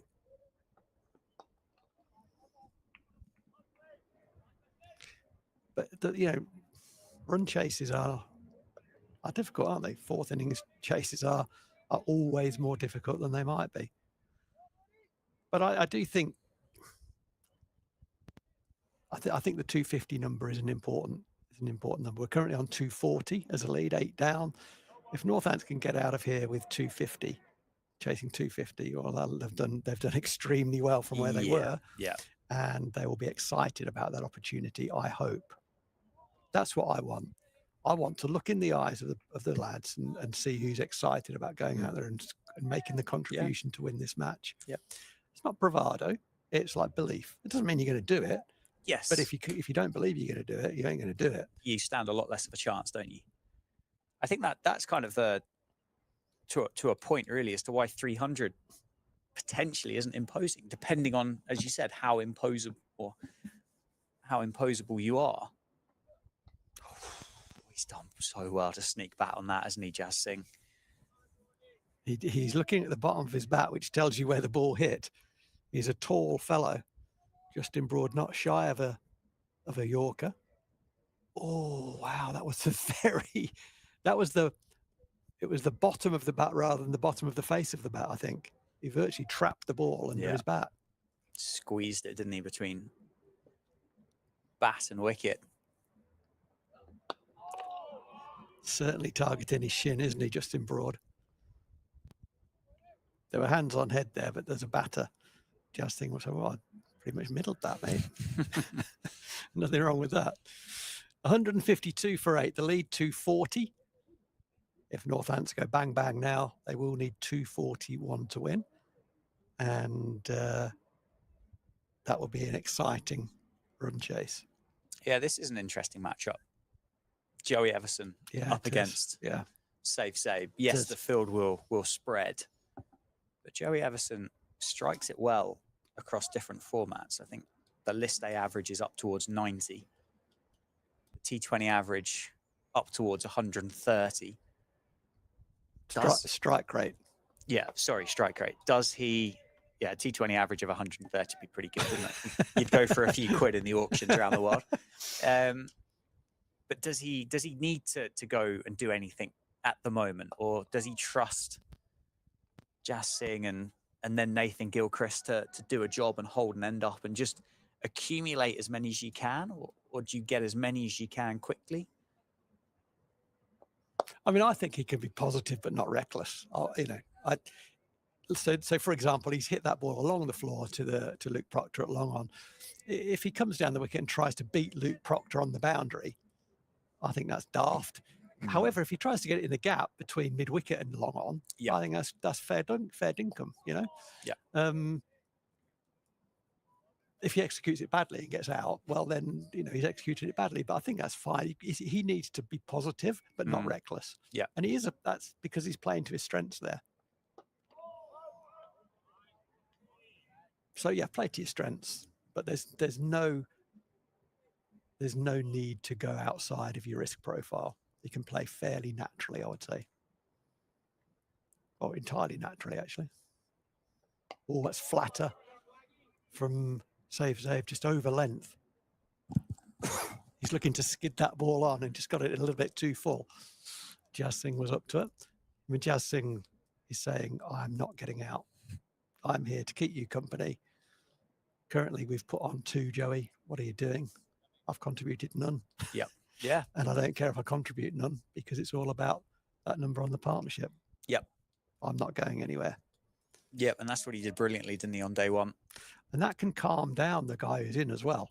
If he sees his partner is clear and able to execute his plan, it's like, okay, I don't need to go chasing that one. I can just wait until it's in my area. Yep. Batting in partnerships. Nicely pulled. Good bit of bowling, good bit of cricket from Justin Broad. 4 men, in fact, out on the leg side boundary, bangs it in halfway down. On a bad day, that goes in a gap for 4, but on a good day, as it is right now, it just ensures that the batters change ends. So Broad gets to bowl at Jas Singh, who's yet to score. It looks tidy in defence. Looked tidy in attack there. It's a loosish delivery, wasn't it? It was short, it was wide. Jas Singh runs it down to the 3rd man boundary. Brilliant by George Bartlett to make sure that's only 2 as well. Yeah, well said. That was brilliant. That was absolutely brilliant because I stopped looking at the ball thinking, well, they're going to run 3. And the next thing, the ball is hurtling its way back in. Well fielded, George Bartlett. Really good cricket. Yeah, he and James Sales converged on that one together, didn't they? And that's exactly what they wanted. Just keep. They don't mind 2, but they want 5 balls at Jas Singh. Oh, well, that one has seemed.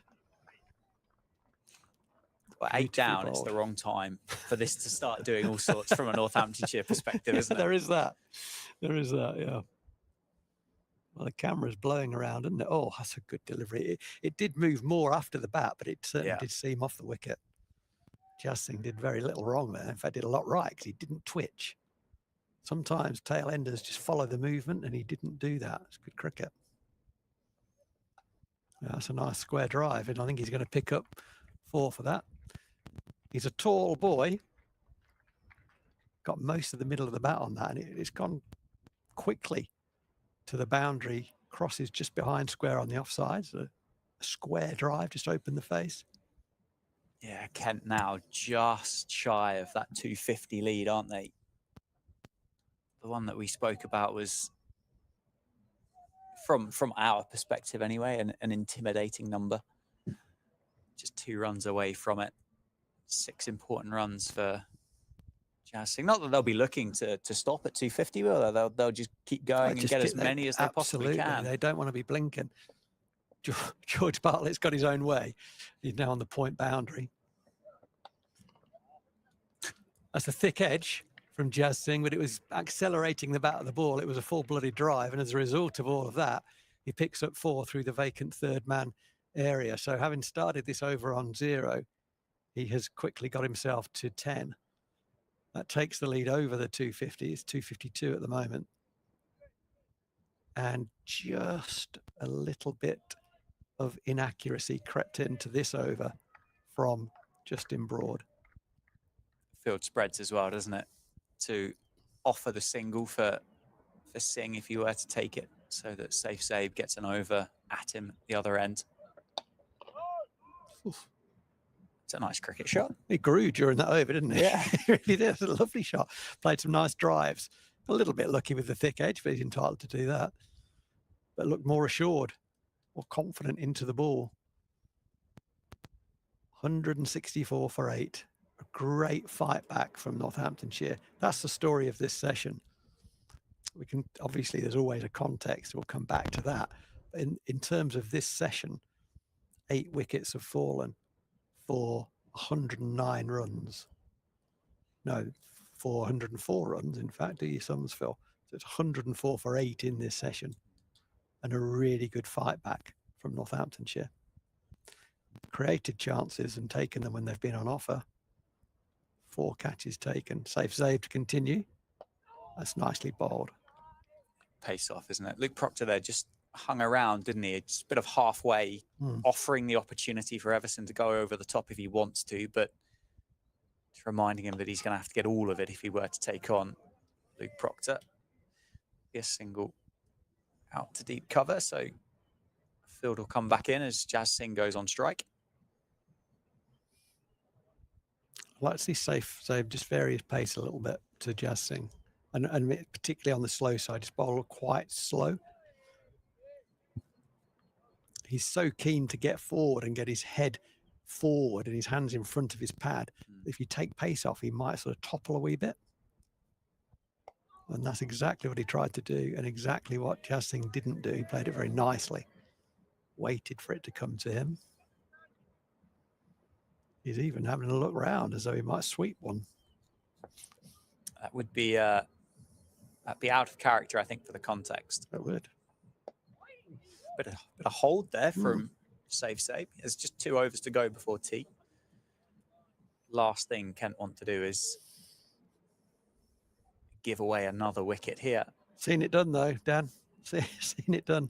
Seen some strange things done. That nearly creeps past the inside edge onto the pad. It didn't. It hit the inside half of the bat. Singh's done a good job here. Just keeping his partner company. And then actually, when he's got opportunities to score, as he was given some in the last over, he has taken them. There's going to be a bowling change.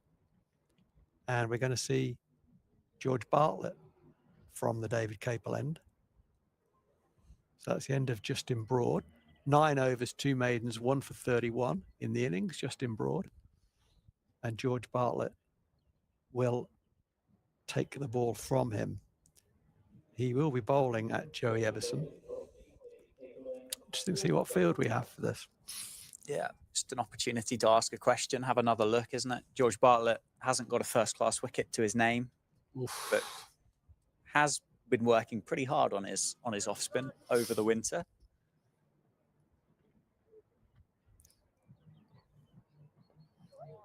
So yeah, Bartlett's got 3 men out on the leg side, on the boundary, and a man at mid wicket. He's got a slip, backward point, extra cover, and a long off. And there's a man on the point boundary as well, I suspect, if I looked out there.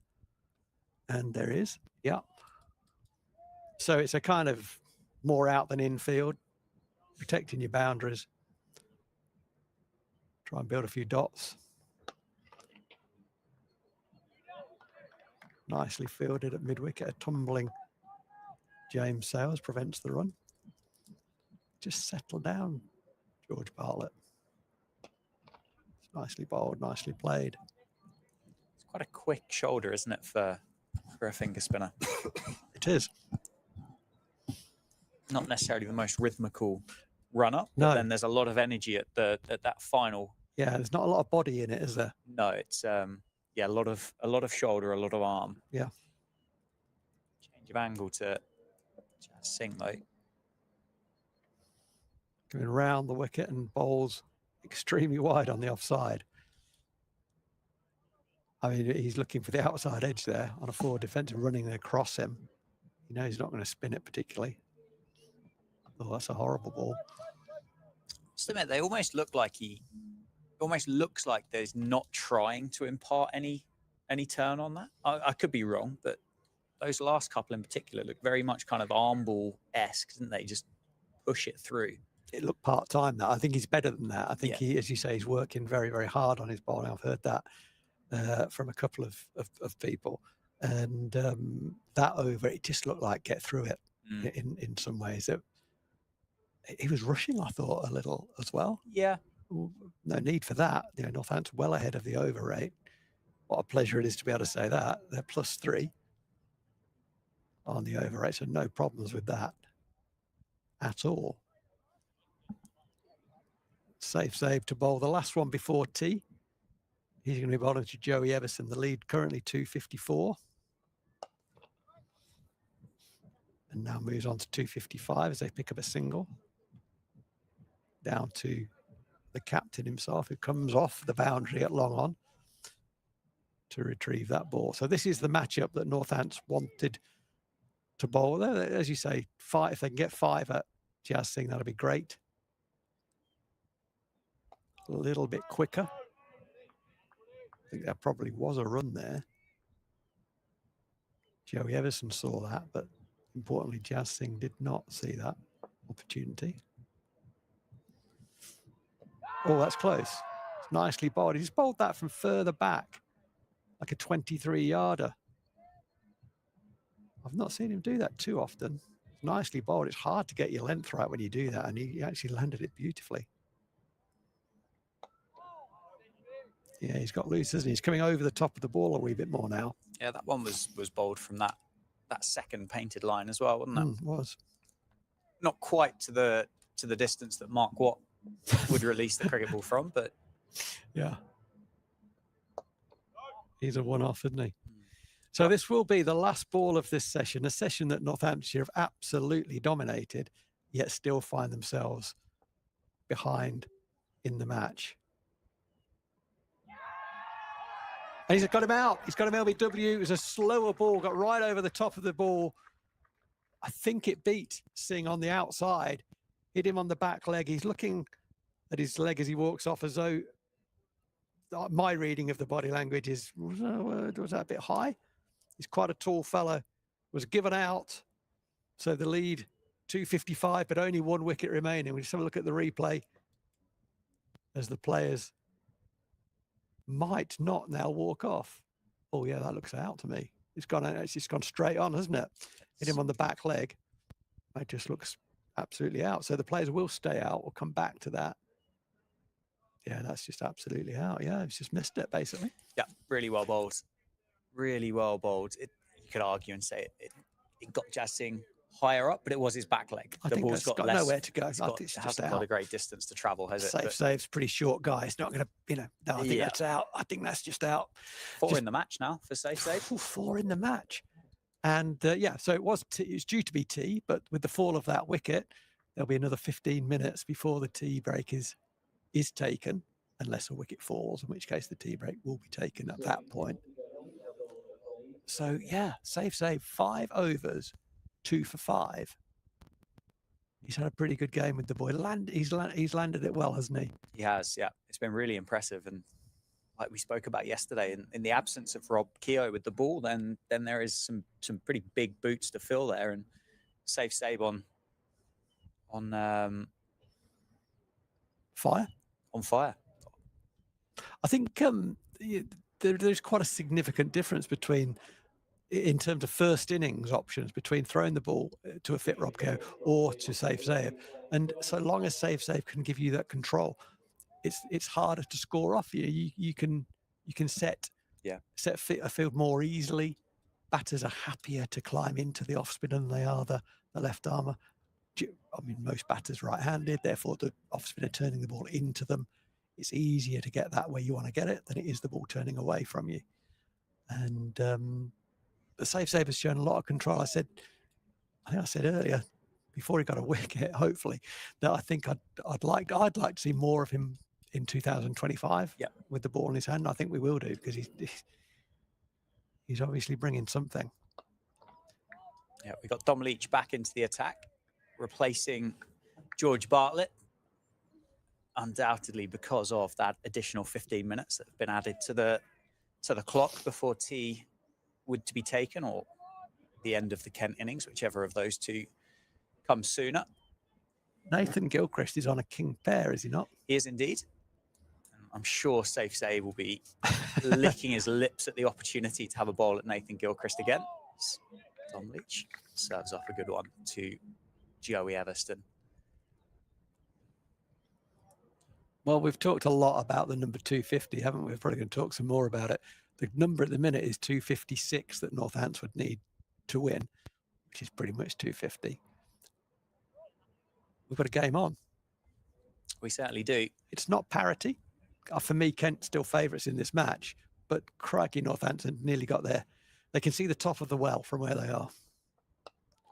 Let's hit away into the leg side. They're going to push for 2. I think they're going to get 2.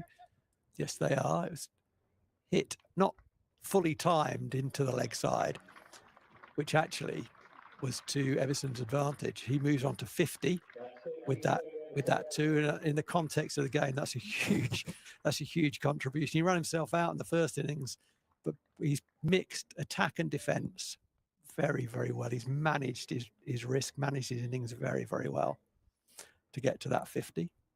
There haven't been many 50s in this match. That's probably the most important so far, that one.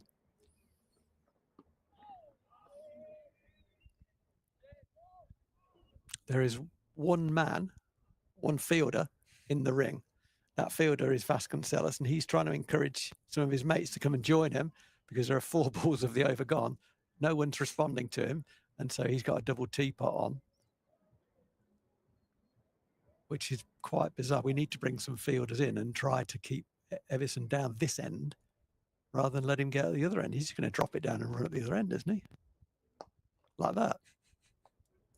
I mean, that's just balmy.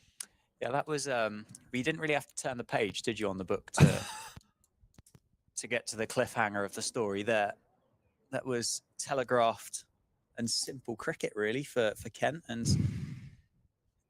Ricardo Vasconcelos, we would say, was up to task there, was aware of the situation. I think Northamptonshire, Luke Proctor has just let that one get away. I mean, they've got the option here. They can leave those fielders out now and offer Nathan Gilchrist the opportunity to get off the mark, Which he won't take. I would see no reason to. I mean, if he does, I think I'd give up. As it is, plays it straight back to Dom Leach. So he's off the king pair. There's one bit of information. But yeah, I mean, if we've not communicated that particularly well, there are 4 balls gone. At the time there were 4 balls gone in that over, there was one Northamptonshire fielder anywhere near the bat, which was Ricardo Vasconcelos, and he was gesticulating, why don't we bring fielders in to squeeze? Make Joey Everson play a shot if he wants to get off strike. All he had to do, with no fielders in his vicinity, was drop the ball anywhere, which he did, and run up the other end, allowing Nathan Gilchrist to negotiate only 1 ball and conclude the over. So it was, that's poor cricket. Got to say what I see. Yeah. I think that's poor cricket. I cannot see another tactic. I agree with you. I can't see a scenario where it plays out. If Safe picks up Joey Everson here, that's fantastic, isn't it? But I don't necessarily think that's the plan. Yeah, no, I agree. I just think that was a little bit of sleepiness. Anyway, Safe Save, who is on fire. Safe Save's on fire. That was really well bowled, wasn't it? It was beautifully bowled. He's got it on a string at the minute. He's going to do well to get this guy out, though, because he's playing very, very well, Joey Everson. 51 currently. Quicker ball. A little bit of bottom hand in that from Joey Everson, just to avoid the bowler. The ball rolls all the way down to Luke Proctor at long on, but they don't think about a run. There are 3 balls gone in the over. Slower, flighted ball from Safe Save, and Luke Guthrie deliberately not trying to stop that to allow the ball to run through to long on and to allow the batters to change ends. So Gilchrist will have 2 to negotiate against Zabe. He was clean bowled, wasn't he, at the end of the first innings from Zabe? Can't safe sliding. Oh, Wowee. It's just rolled straight along the floor, isn't it, that one? good take, wasn't it, actually? It did. It did. It was quicker. I mean, the other thing is Gilchrist missed it again. Yeah. Oh, that nearly crept under his bat as well. So if Zabe looks to the heavens. So my expectation here is that every fielder will be 15 yards off the boundary. Yeah. Trying to prevent the drop for 2. Trying to save a boundary as well, but basically trying to get Joey Everson off strike. They won't take the single. Nothing will happen. People who don't know much about cricket will think, what on earth is going on? There is one lone fielder that remains, Ricardo Vasconcelos, who's at a gully position. He's the only man in sight. Rob Bailey has decided to have a chat with his colleague. I wonder whether this is just timing with regards to T. I think, is there something wrong with the ball? They're going to, is there a,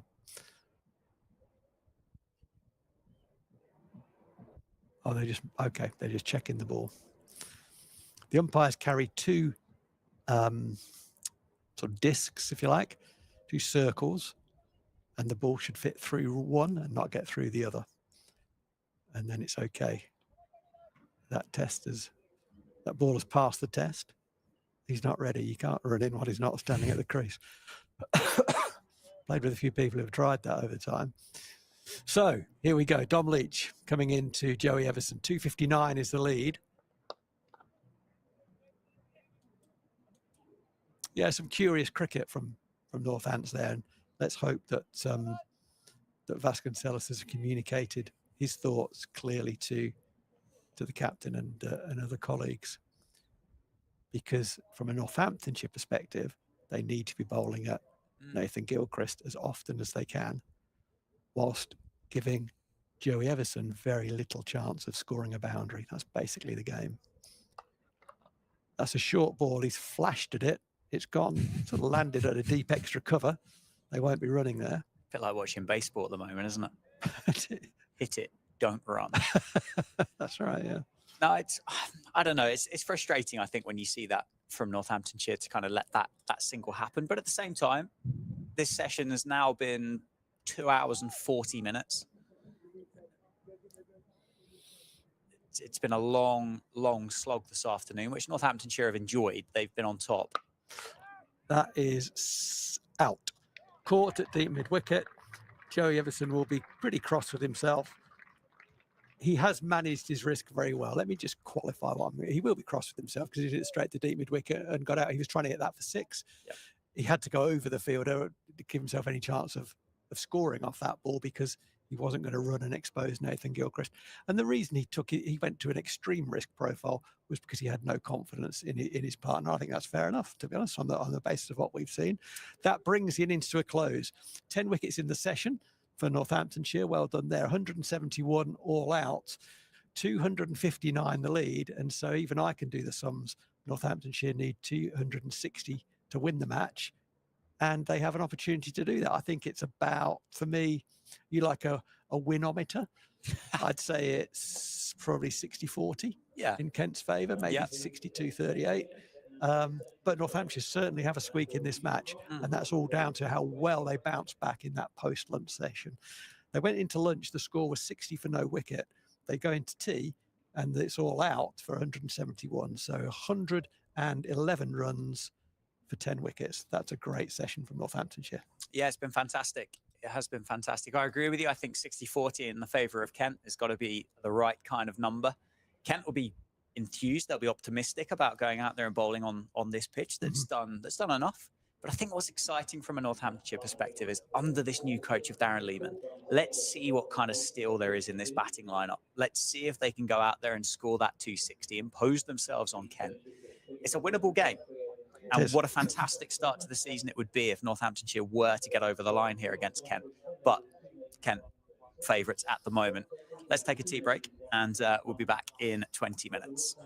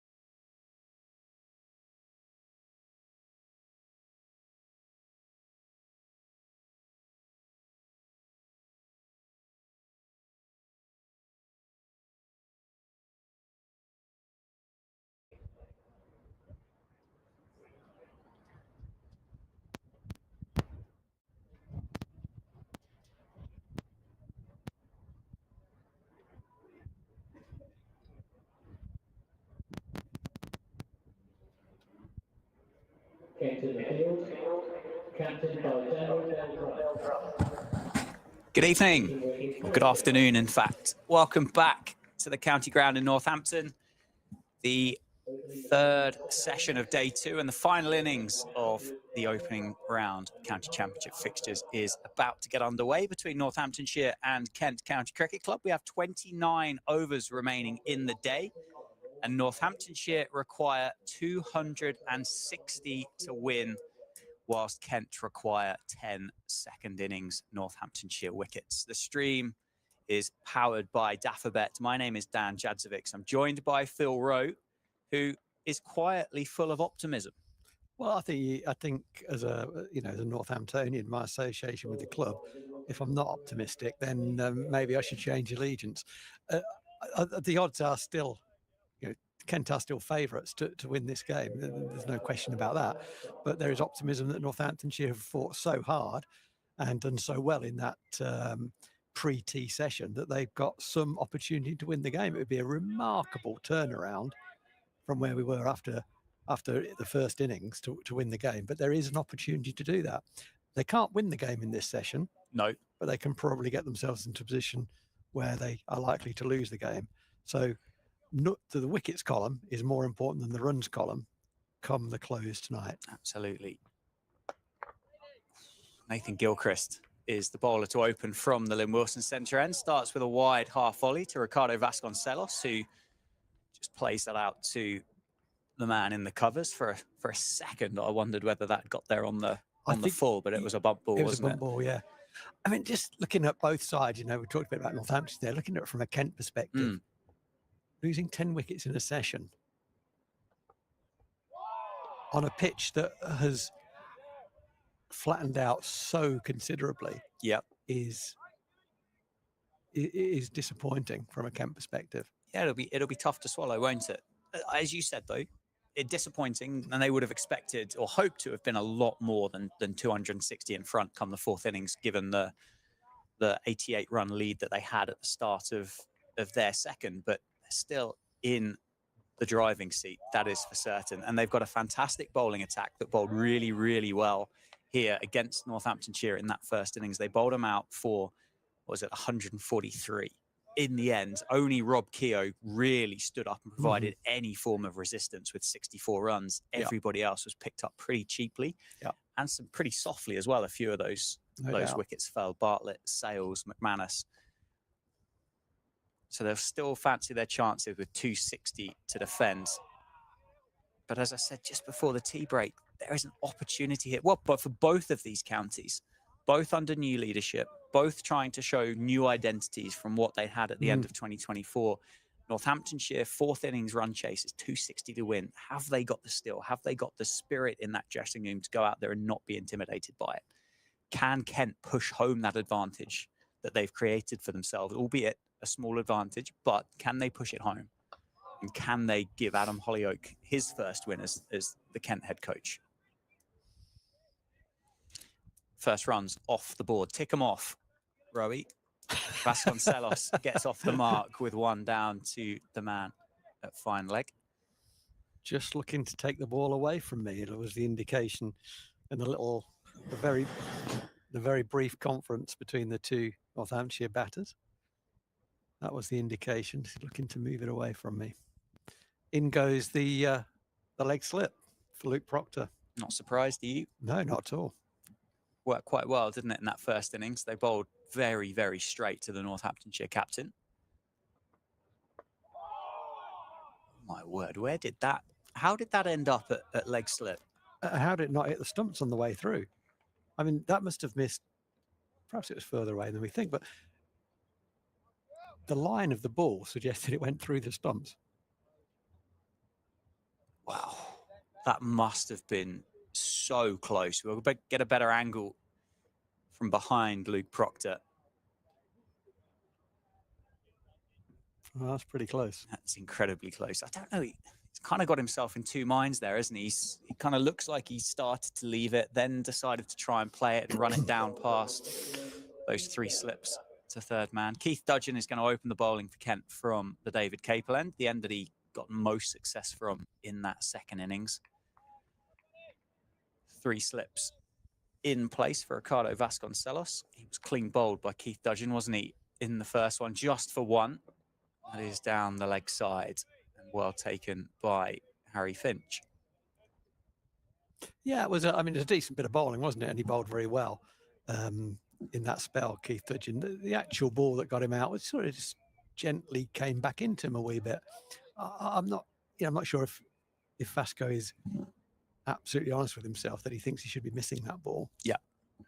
It wasn't an absolute belter of a ball. It was a good challenging ball, but he kind of just missed it. Yeah, it was a good length, wasn't it? He just took the bails off the top of the stumps. It was a good length, yeah. Which I think is probably the bit, but I think at the time we said, was it the right time to play that kind of cricket shot? And with the fact that the bails were both on the floor behind Ricardo Vasconcelos, the answer there would be no, with the benefit of hindsight. But the clues are there. Yes, I mean, well, hopefully after a good season last year, Vasconcelos is due a couple of runs then in this second innings. But 260, the target for Northamptonshire. 28 overs remain in the day. Do you think Kent changed their tactic at all with the straightness of their bowling, or do you think they just stick at it, worked well in the first innings? Yeah, that's what we're going to do this evening. Absolutely.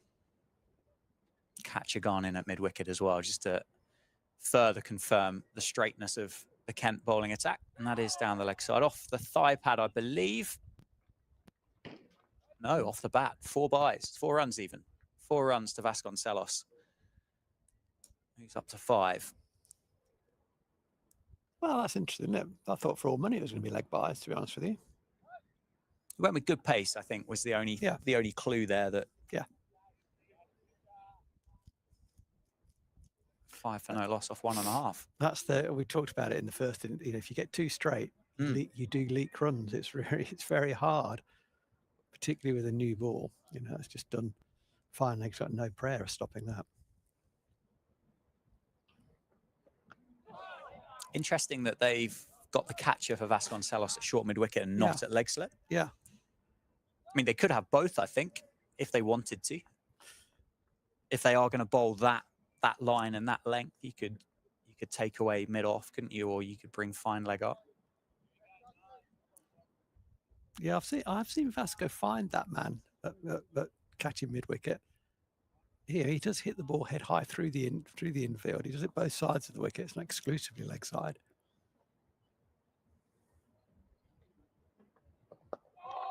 That swung, didn't it? Yeah. Well defended in the end from Ricardo Vasconcelos. Just closed the face on that, didn't he, at the end?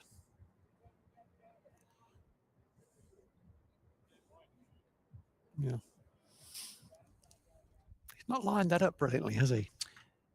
No, I mean, he's not triggered at all. Vasconcelos, he's batting on 2, isn't he? His toes are on 2, and he's showing Keith Dudgeon middle and off. And he's gone straight through Ricardo Vasconcelos, as he did in the first innings. Kent have got the breakthrough. Northamptonshire lose their first. And Ricardo Vasconcelos has got to depart, this time for 5. It's 5 for 1. Kent need 9. Northamptonshire still need 255. Well, I said the ball before, he's not lined that up very well. That was the ball before this happens, because he's not lined this up very well either. How much did it move? It's just a gentle bit of swing, isn't it? There was a clue there, the ball before. He really didn't line the ball before up particularly well at all.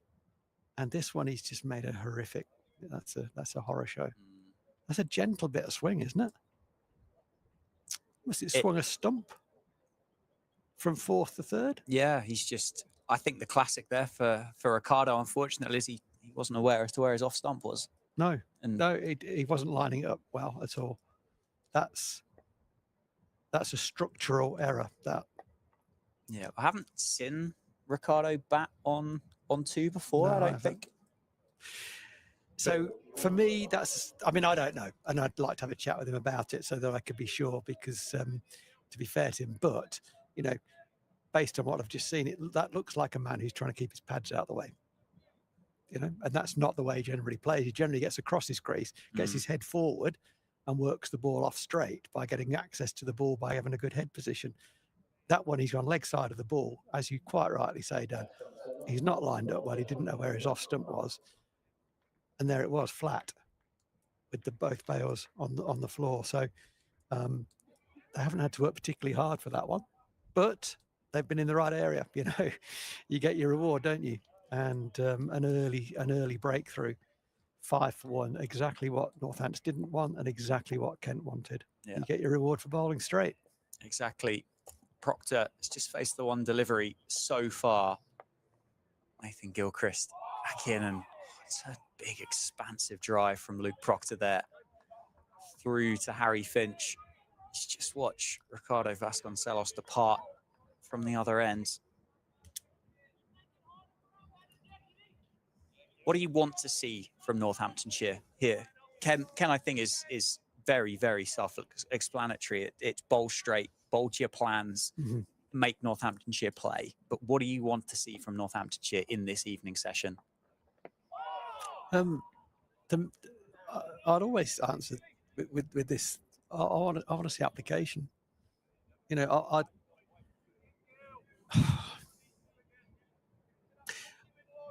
I want to see passion, and that for this, it's difficult to show passion when you're batting, but that for me, that's about grit. Then I want to see people prized off this wicket. I want to see a tough side to beat. I want to see a side that's up for the battle, that wants to compete. Stickability. I like those. I like those gritty, gutsy ingredients. For me, that gets you a seat at the table. Yeah. And we go from there. Then we'll talk about what capability you've got. Yeah. And on a good day that comes through, and on a bad day it doesn't. But there are certain non-negotiables, and effort and guts, I think, is what I want to see. I do not want to see people caught in the ring. I don't want to see people running down the wicket and trying to hack it to Mars. Yeah. Vasco's just not lined that up well. So it looks, I wouldn't call that a soft dismissal. I mean, some would, and you could argue that either way. That's semantics, really. But I think that's just a man who's trying to get his pads out of the way, and he's overcooked it. Yeah. It didn't look natural, though. It didn't look like natural. Not seen him play that way. With the guard that he'd taken, I was half expecting to see him shuffle across, trigger across, and cover up at least middle stump. Stayed perfectly still in his guard, and I mentioned, didn't I? He was showing Keith Dudgeon middle and off, and Keith Dudgeon good enough to hit the outside of off stump with no shot offered. So that tells you how poorly he's lined it up. The ball before, there was a huge gap between bat and pad with the ball swinging back in. The first innings, he got done through the gate. So, yeah. Runs for Luke Proctor. Played well in the end, I think, but slightly squared up by Nathan Gilchrist as he looks to run the ball across the left-hander. Goes wide of third slip down, runs up towards the player, steps there for 4. So 9 for 1 after 3 overs. Bartlett will be on strike for the first time up against Keith Dudgeon. Proctor 4 off 7. Northamptonshire require 251. Kent require 9. It's going to be an interesting start here for George Bartlett as well. I think he got frustrated in the first innings. He wasn't seeing the scoreboard tick over. He felt like he'd been stuck on 13 for 15, 20 minutes, and felt like he needed to do something to make it happen. 4 slips for Keith Dudgeon.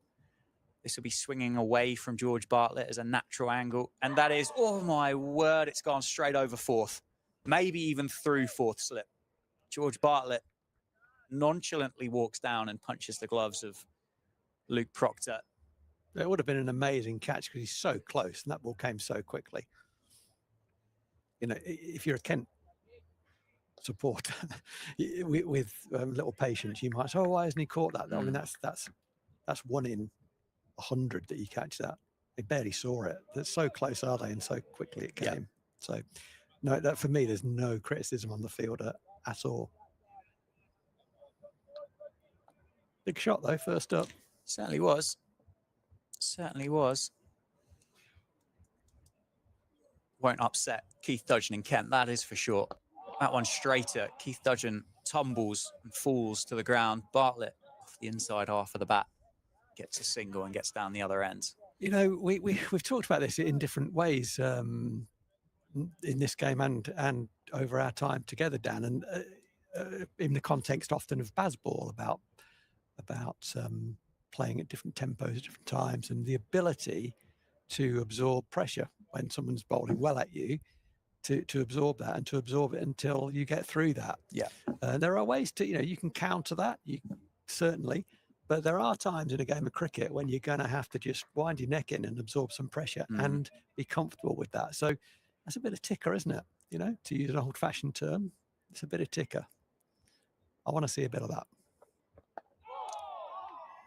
Proctor sets off for a single. Bartlett says no. Yeah, ticker would be lovely. I think the one thing that really frustrated Northamptonshire was just they didn't get a bowler off, did they, against Kent in that first innings? No. Every single one of them came on, hit the mark straight away. They really did. They really did. For a team or for a bowling attack that struggled last year, was absolutely superb in the first innings.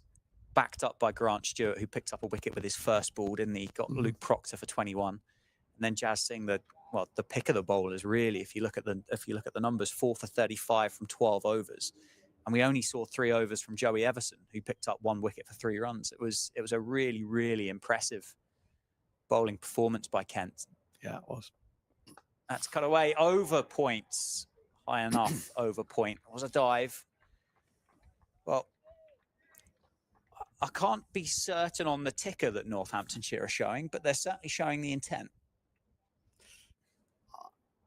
I don't, this one, short one, I don't mind that. If he hits it straight at, you've got to score off that ball, I think, almost whatever this, because it's a very poor delivery, isn't it? It's short wide, and he's entitled to hit that for 4.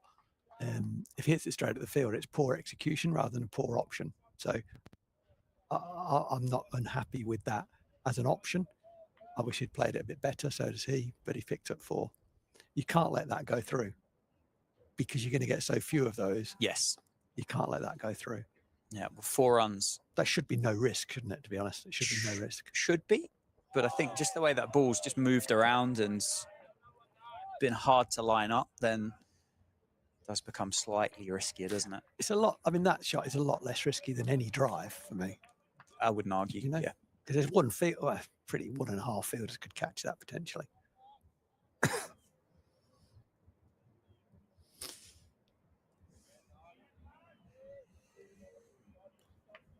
I expect the chase inside to be nervy, and that's fine. There's nothing wrong with that. That's absolutely fine. You're only human. Bowled Keith Dudgeon. Dot ball to end the 4th over. 18 for 1. Bartlett on 5. Proctor on 8. Yeah, no, I think nerves are normal. Nerves show that you're human, I think. Should show that you care. Yeah, absolutely. And I don't think it matters whether you've won your last 15 games of cricket. I think in this scenario, you're still going to be a little bit nervous about it. But just with how important a win here for both of these counties could be, not necessarily in the context for the season as a whole, but just in under new leadership, with a couple of new faces in the squad. I go, this is what we're about.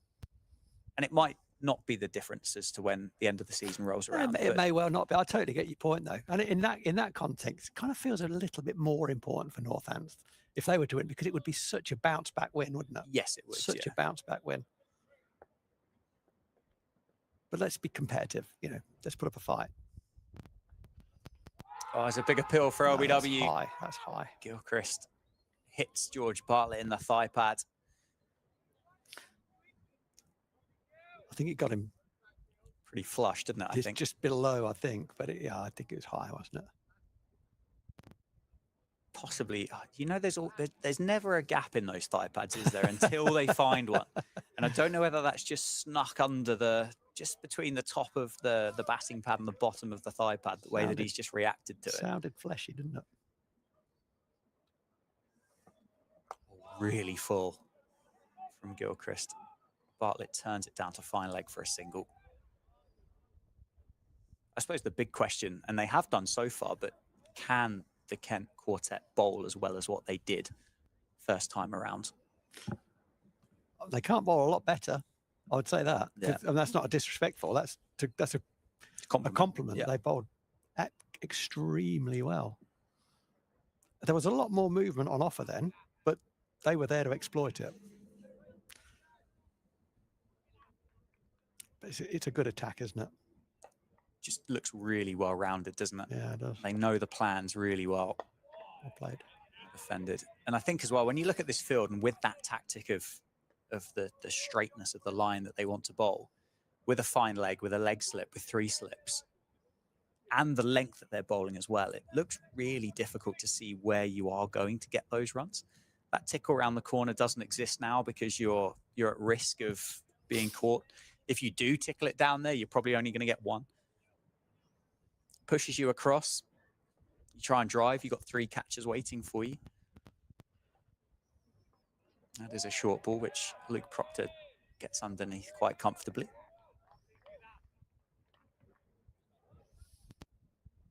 Yeah, you're right. It's going to be full on the pads to score square of the wicket. It's going to be short wide or very, very full to drive. They're the 3 areas, aren't they? Square either side, extra cover at the moment. But he does zip the ball off the surface, Gilchrist, particularly away from the left-hander. A bit like that. That was played on the walk, wasn't it? On the up a little bit. Yeah. Yeah, he's just kind of overbalanced on the way through there, isn't he? Nicely timed, but straight at the man, a backward point. One thing Northamptonshire another thing Northamptonshire have got that's kind of in their favour is time. Yeah. There is no rush whatsoever to go and score 260 runs if they have the ability to go and do so. There's still over 2 days of cricket to go. We expect the pitch will continue just to get better as the sun stays on it. Mm-hmm. Yeah, absolutely. It won't be rolled again. Like that will bring Kent back into it as the innings develops. But it should just continue to get better to bat on.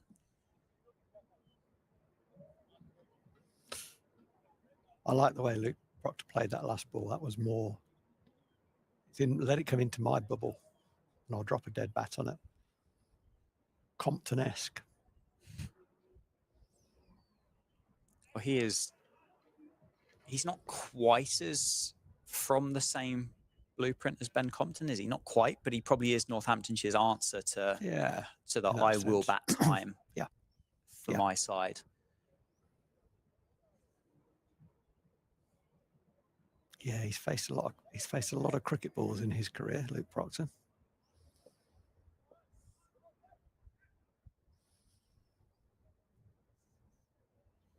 Dudgeon continues from the David Capel end. That's defended on the back foot by George Bartlett. It's going to be interesting to see how George Bartlett plays this. He's probably got more scoring options than Luke Proctor.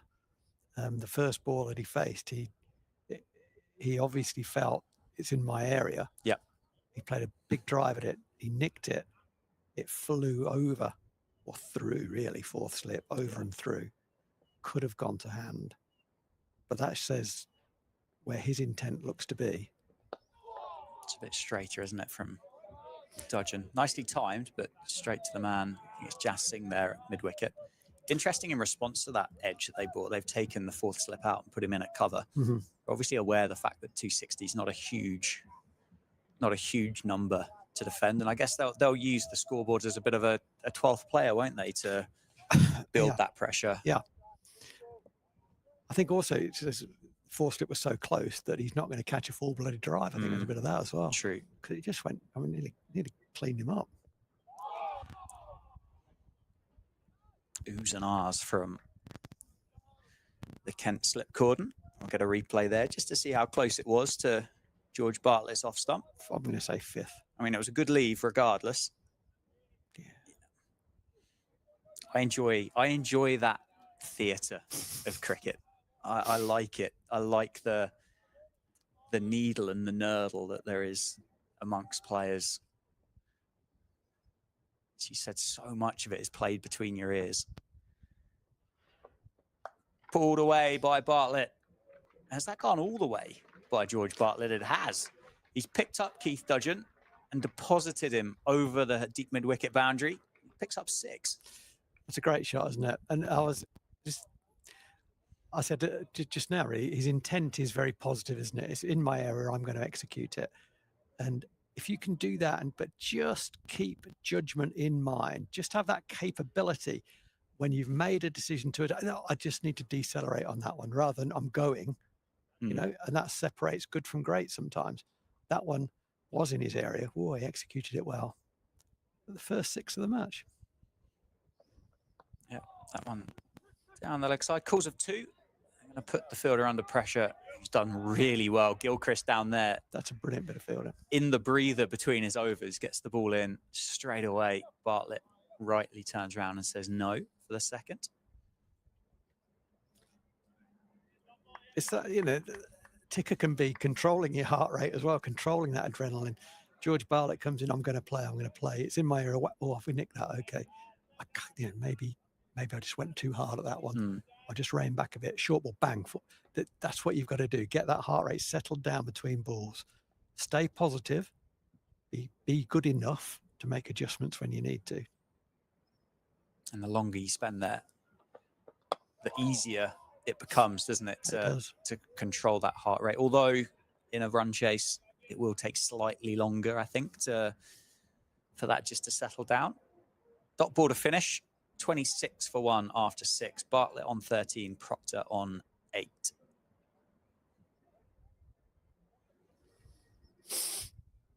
So it's 2-3-3. So we've got 23 overs remaining. So we were going at over 4s at the moment. Not that that's that's just for information. Yep.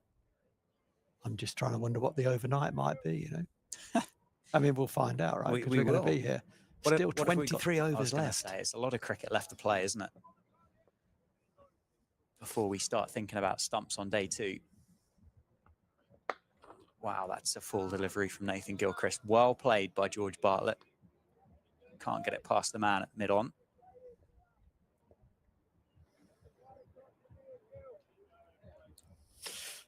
So Gilchrist nipping the ball away generally. He can go both ways, but generally going away from the lefty. Lo and behold, generally will be running the ball back into George Bartlett. Get your head forward, get good access to the ball. Like that. That's good. Well played.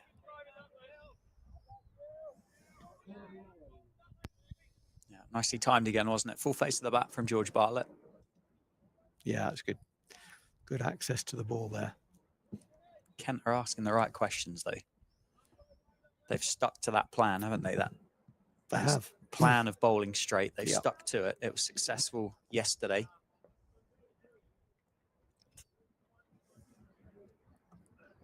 Short ball pulled away by George Bartlett. Has he got it fine enough? He has. He beats the man at fine leg.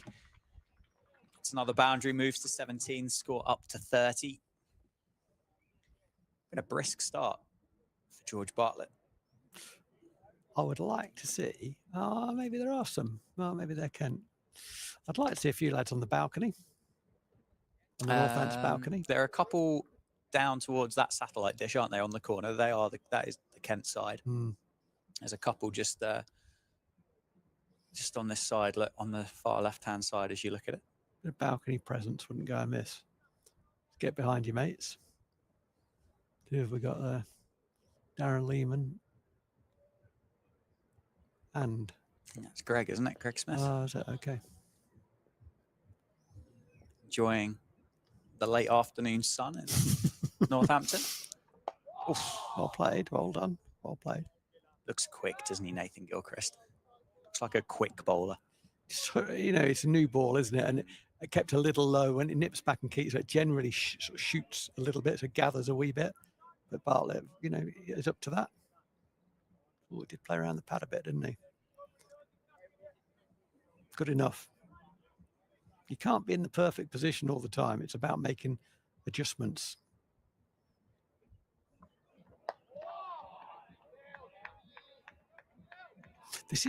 I think this is the most animated I've seen George Bartlett. Yeah. And I quite like that. That means there's a bit of adrenaline going. That means there's a bit of ticker going. I like that. He knows he's in a battle. It's going to be for him just measuring, making that as measured as he can. Yeah. But I like that. There's a presence there. It's good to see. Bold. Well bowled, well played, well fielded.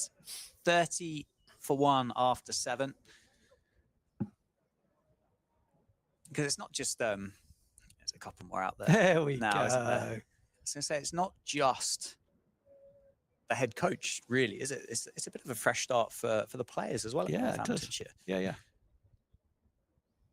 Go and put your name in the headline.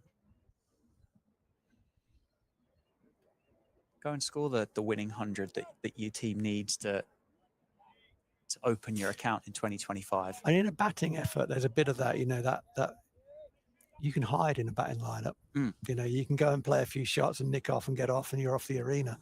Actually, have the kahunas to be out there, absorb pressure, deal with the fact that Kent are all over you, and come off with whatever number you can get. But make it you, make it you. Who's it going to be? And, the name that springs to mind there in modern cricket, who does that as well as anyone, is Ben Stokes. Why do people love him? Because he does it when it's toughest. Yes. He loves it. The tougher it is, the better he gets. Yeah. It's crazy. What a character. What a cricketer. Yeah, I think you're gonna struggle to see a better individual innings than what he would have played in 2019 at Headingley, aren't you? Just unbelievable, isn't it? I mean, the one he played in 2019 at Lords was pretty good too, but that Headingley one was ridiculously special. It was. It was absolutely wonderful. So where are we then? Just over half an hour gone in this 4th innings. Kent have got 1 on the board. Northamptonshire have chipped 30 off the tally that they need. Pretty even first half an hour, would you say? Yeah, I would say, yeah. I mean, I'd slightly Kent advantage. Oh, just still. No. Yes, but in that first, yeah, given the wicket, but slightly, very slightly. Big appeal for LBW. All eyes on the umpire. Big appeal from Keith Dudgeon in Kent. Umpire unmoved. Not even a twitch from umpire Bailey. Kent cannot believe it. Luke Proctor shadow bats and rehearses the shot that he wanted to play. This is about where it pitched, isn't it? And actually, I think it pitched outside leg stump. We'll get a better look from this angle, won't we? It looked to me like it pitched outside. It wasn't full enough. Yeah, that's pitched outside, yeah. Other than that. Yeah, and Rob Bailey's indicating it was about 6 inches out. So it was, yeah. Good appeal, though. It was a good appeal. Great appeal from Kent. Searching for their second wicket in this 4th innings. Leg slip is back in place for Luke Proctor as he comfortably just lifts the bat up over that one and lets it go through to Harry Finch. Harry Finch has got a really unique pre-delivery stance as a wicketkeeper. Okay, let's have a look at that. I know you probably wouldn't be that interested as a nasty, fasty bowler like you are, but for a wicket-keeping enthusiast like myself, it's quite an interesting setup. It's not one that I've seen before. He does get into a good position, but he just starts almost like 1 foot behind the other. Okay. No, he's not done it that time, has he? Well fielded. Saves his team a run. Luke Proctor gets down the other end.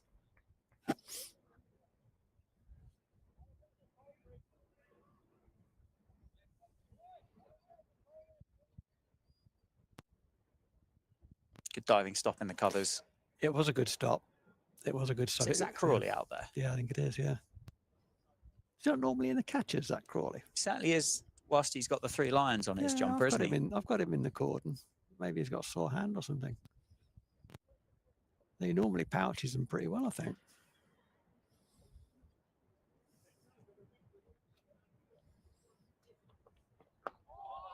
played, good lad.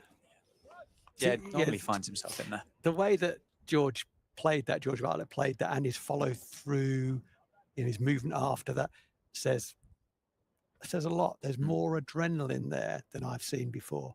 Either that, or I mean, maybe there isn't more, but he's sort of more willing to show that. A different external environment. He's playing under a different management group. I think he might thrive, you know, because I think he's got a lot of potential. Yeah, I really do think I think he's a guy that needs to feel he's really backed. And I've got a feeling that this coaching group will help the players with that. Gilchrist continues from the Lumorson centre end. Proctor covers that one up in defence. No, I think I must admit that was the one comment that stood out from the few people that I know down at Somerset. Had said that he's a cricketer that needs to be loved almost. Okay. And if he has that environment, then you can expect a lot of good things from George Bartlett. Yeah. So hopefully there for George and for Northamptonshire, those stars have aligned for 2025. Strikes me, that it's very, very early days that Darren Lehman's the kind of guy, he'll put his arm around you and he will want you to do really well. But you've got to bring something as well to the party. It's not unconditional. You know, it's unconditional. You turn up on time, you work hard, you try and grow your game, etc., all those things, then you're going to get as much support and love as you possibly need. And to that extent, then it's unconditional. It's not conditional on you scoring runs for him. It's just conditional on you being a good pro, being a good bloke around the group, and you get as much love as you need. That's a nice place to play your cricket. I should think, that's well bowled. No, the bowler didn't think that was out. That's my first instinct. Well, it wasn't out, right? So it's not out. The bowler knows that wasn't out. Yeah, it's just the way that George Bartlett's almost like started the lawnmower there, isn't he? As he's pulled the hand off the bat. It was a heck of a good delivery, let's say that. Yeah, he's miles off that. Yeah, he looks like he's missed it by a fair way, to be fair. Yeah. George Bartlett. As again, the umpire's indicating. That was interesting. Good ball. Oh, dropped. Another good ball from Nathan Gilchrist. A push drive. Didn't quite transfer his body weight over his front foot. It went at a catchable height to third slip, the captain, Daniel Bell Drummond. It was a hard chance. I mean, it was a hard chance, right? It's a full dive. God, did him for pace a wee bit. He went with one hand. I got a feeling he could have gone with two hands. Also, worth noting, there are only 3 slips rather than 4. There have been 4 catches almost all of the time. 4th slip comes out. That would have gone straight to 4th slip. Well, it's all happening. It's all happening off this over from Nathan Gilchrist.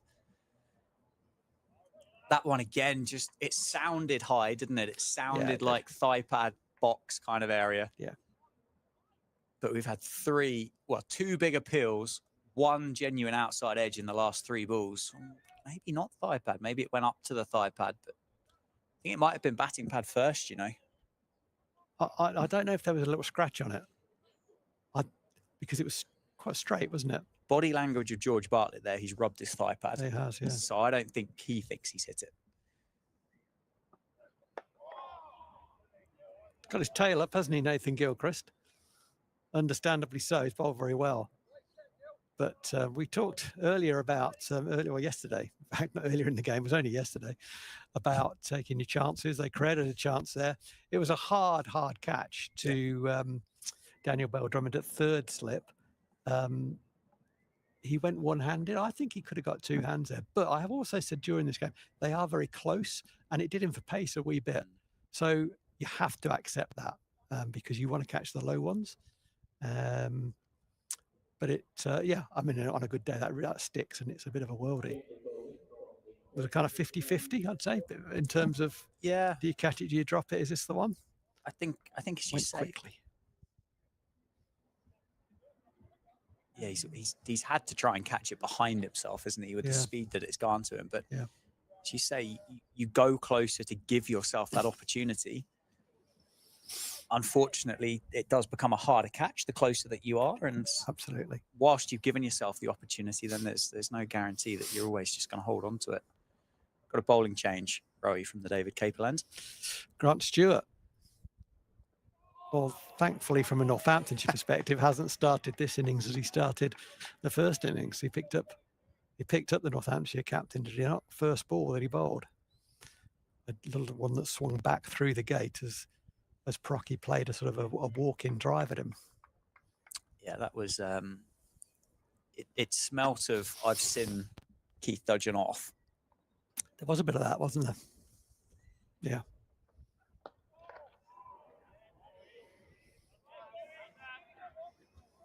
Geez, there's been some big appeals, hasn't there? It's tense, isn't it?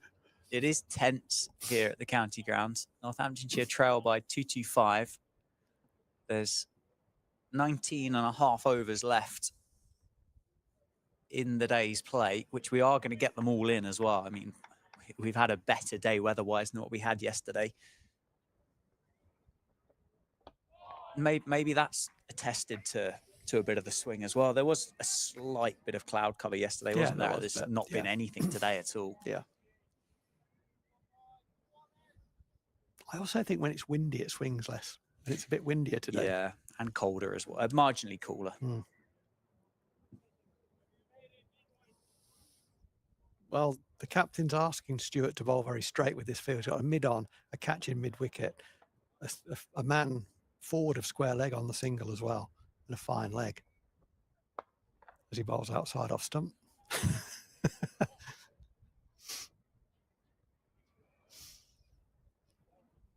But it's an either-or field because he's also got three slips in place. I wonder how Daniel Bell-Drummond is feeling after having taken fourth slip out. But the chance really went to fourth slip. You can't have men everywhere. It's been out for a while though, hasn't it? To the righty, was it? Yeah. Because it was the Bartlett one that went through fourth slip, wasn't it? And next time I looked up, they were at cover. Certainly so to Dudgeon. Yeah. It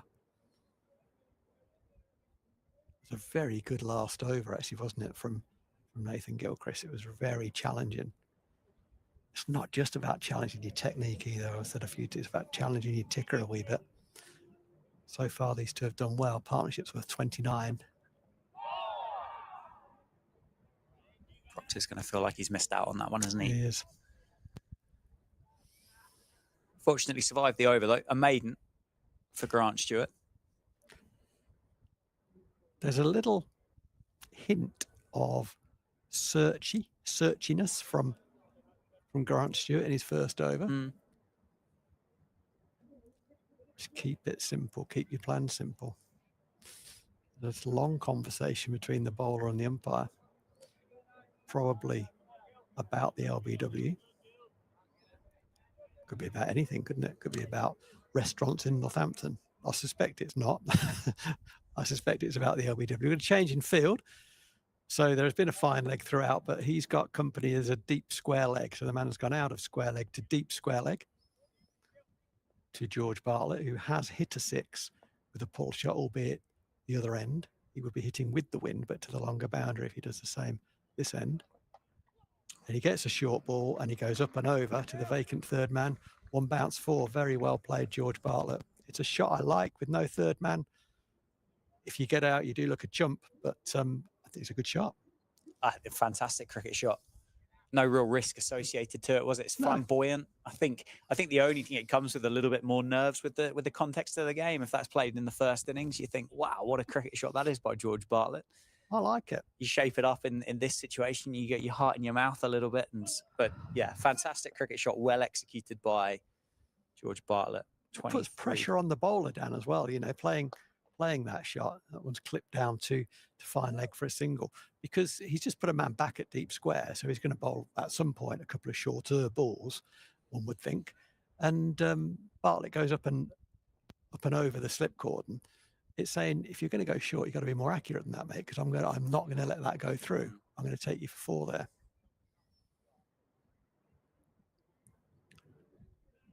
Good shot, well executed. He's on 24. He's got there pretty quickly. Partnership's 34. 4 catches in again now for Proctor. Gets one that bounces and gets it down eventually. Going to pick up a couple as it runs down towards third man. That did bounce. Luke Proctor got his hands up quickly. Carried off the kind of shoulder of the bat out towards a gully line, I guess. Just a little bit squarer than gully. Had there been a gully, probably Luke Proctor would be walking off at this point. It did bounce on him. Mother Cricket's on his side.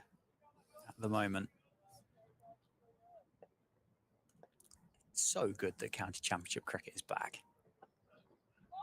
And this is exactly what people have been craving over the winter, isn't it? Really, really competitive cricket, Yes, exactly. between two counties. Yes, it's been low scoring. Yes, potentially 2 of the innings that you wouldn't look back upon quite quickly at the end of the season, but it has been competitive and it's close. It's great, isn't it? Tom Banton's gone and got a 300. Speaking of closeness in games. Excellent. Oh, that's flown through. Just lifted, isn't it? Yeah, Somerset 561 for 5 against Worcester. Tom Banton 307 not out of 357 I was balls. going to say he got that quick as well, didn't he? Yeah, 47 fours and 1 6. 47 fours? Yeah, 47 fours. James Rue 188 in fours? Yeah. Okay. Save your legs, Tom Banton. That game's at Taunton, right? That is at Taunton, yeah. Just He's a cricketer that I think has a huge 2025 ahead of him. Yeah, I think you're right. He's a talented boy. Talented boy as well as Nathan Gilchrist. He will bowl nowhere near as well as that and pick up several wickets another time. He's bowled 6 overs, no maidens, kind of somehow no wickets for 20. He's beaten the bat on both sides and he is challenged and he's threatened. He had a couple of good appeals, one for a caught behind, which I don't think was nicked, one for LBW, which another day might have gone his way. But that has been a very, very good spell indeed. Do you know your 47 times table off the top of your head? Or was it a lucky guess or incredibly good maths? Just maths, isn't it?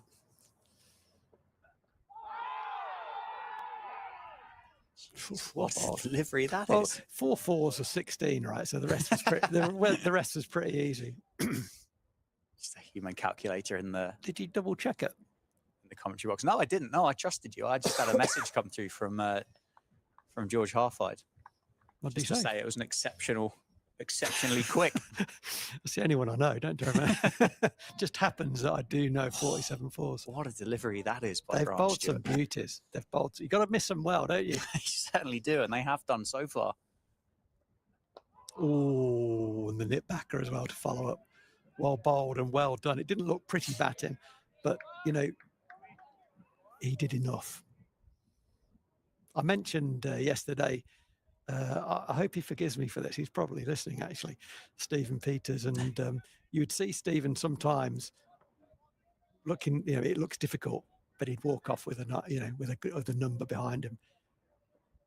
And that's part of batting, particularly when it's doing a bit, making that adjustment last minute, jabbing down on things. Oh, that's a nice shot. That's a beautiful shot. Got nicely gapped as well, isn't it, between the two of them? Eventually stopped for just the single. It's an interesting bit of fielding by the fella at mid-off, who, with no names on the back of the shirt, shall remain nameless at the moment.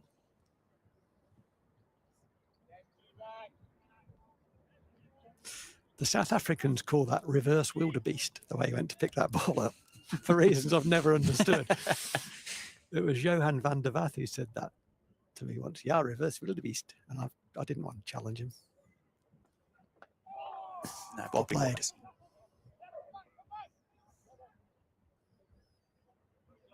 I wouldn't have thought wildebeest ever have much call to go backwards, would you? They're pretty good in the field, though. How often would you ever see a reversing wildebeest? Well, ask Johan. He was a pretty formidable character.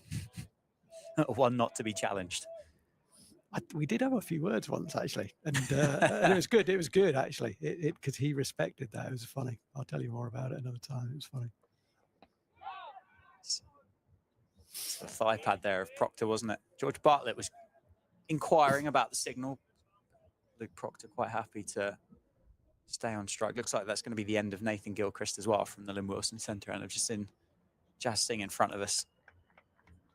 Shadow bowling, I think, is probably the technical term. There is a shadow as well, isn't there? There is, and there's the long setting now. sun. So Stuart's bowling. This ball will be the last ball of his second over. So far, he's bowled 11 balls for 3 runs, and he's gone past the outside edge. He's been very, very good. That was a good leave. Swung back in. Good leave by the Northants captain. So you're going to get some, as you predicted, there is going to be a bowling change. Nathan Gilchrist has bowled a beautiful spell there, a really good spell of fast bowling with the new ball. But the man who got 4 wickets in the first innings is now coming into the attack, Jazz Singh.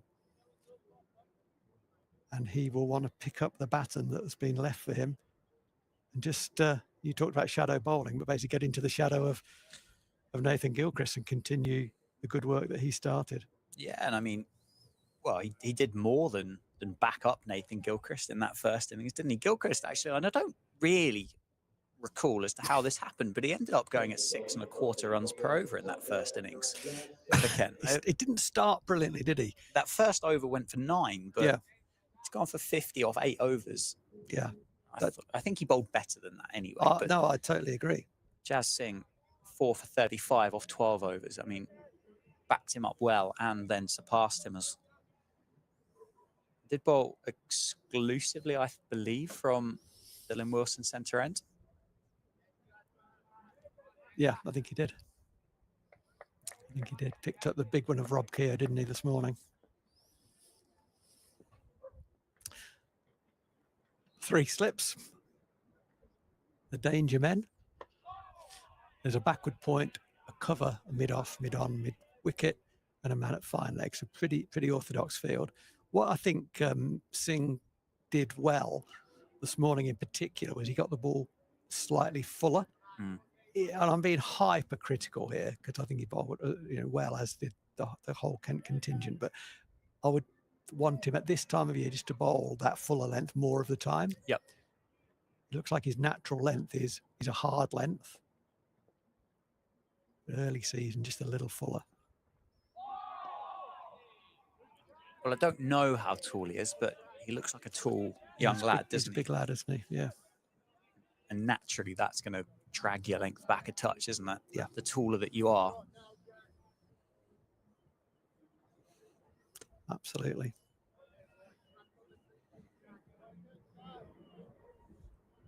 I think I can hear the music through the effects mic now. Yeah, there we go.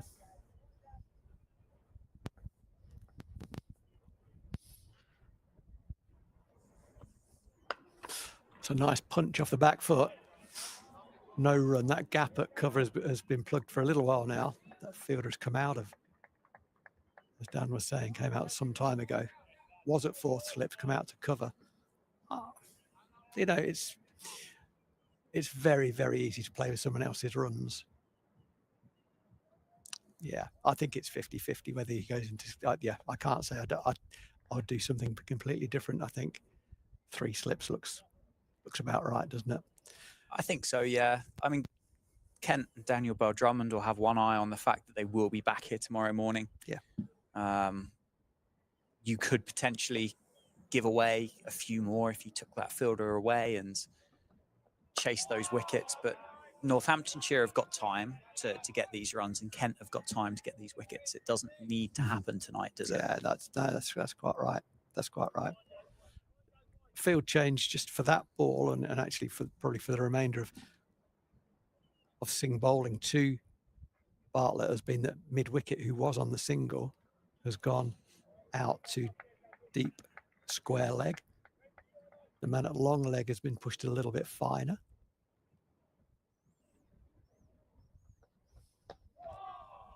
Big drive. I mean, that's kind of that ball there big drive by George Bartlett. Okay, he didn't time it and so on, but it seemed to come out slower because it was fuller, and that's that's therefore not his natural length. And I think that is a work on. It's my first sighting of Jazz Singh that I can remember. I may have seen him before, but I think it's my first sighting of him. I think he's a very good young prospect, no doubt. But I want him to bowl the ball harder into that fuller length. Well, that was better. Well played again. Yeah, that came out of the hand with a bit more mustard on it, didn't it, than the one before? Where are we? 44 for 1. 216 left for Northamptonshire. 9 for Kent. How many overs have we got left? 16 in the day. Be a big milestone, won't it, for Northamptonshire, just to tick that under 200, have a 1 at the start of it. Absolutely. Yeah. And have a 1 at the wickets column as well. That would be nice. In 16 overs time, 96 balls time. If Northamptonshire walk off with 1 in the wickets column, score will be about, what's that, 316s are? 48. It'll be about 90, won't it? Something like that. 90 for 1. There'll be about 180, 175 needed. 9 wickets in hand. It's getting towards even money at that point. There's a lot of ifs and buts in that. There's a lot of cricket to be played, isn't there, before we get to that stage? There is indeed. Another 16 overs of it. Oh, it's a nice drive from the captain. Straight to Zach Crawley. He's wringing his hand. Whether he's indicating actually it came a lot slower, you'd have to hit it harder. I've seen him wring his hand before on a mistimed drive. Whether it's a bit of a comment or whether he's got a sore hand and that's why he's not in slip, I don't know. I don't think he'd get a little change out of Luke Proctor for that, to be honest.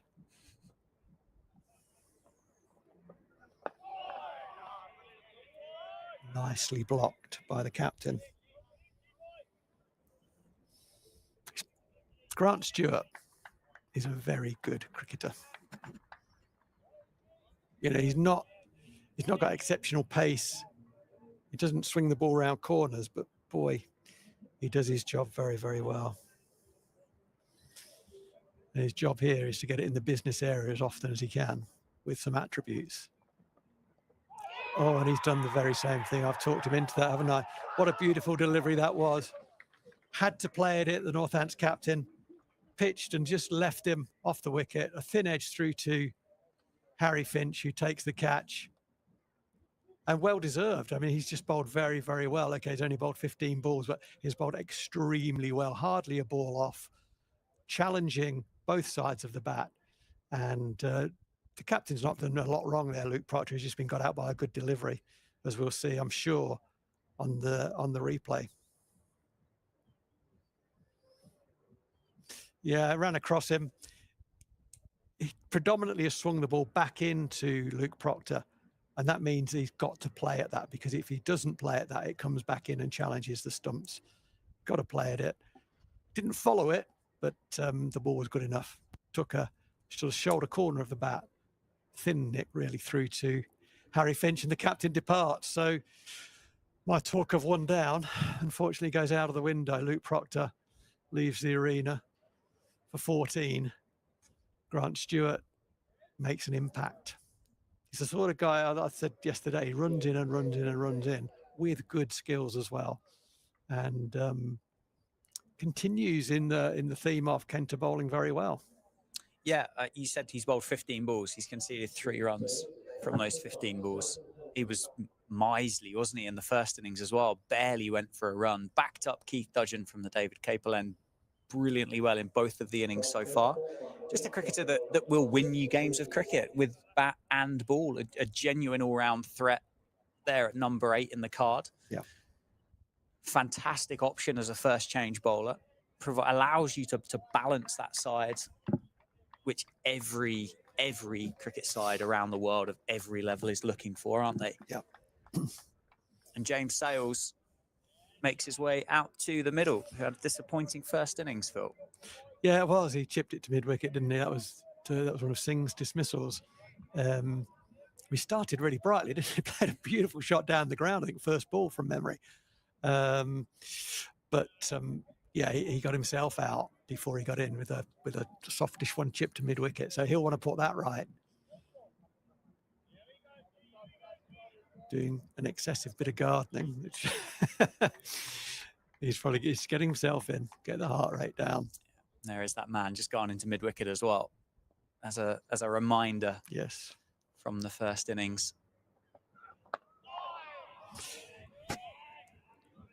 Yeah, I mean, as we said, not all runs are equal, and certainly not all wickets are equal as well. Again, the captain, and Kent will know, the whole game knows that Luke Proctor bats time and accumulates. He does that no longer because he's been got out by a very good piece of bowling. But it'll be one of the bigger wickets in the Northampton lineup. Take the captain off, chop their head off. Yeah, certainly the advantage goes back to Kent, doesn't it? It does.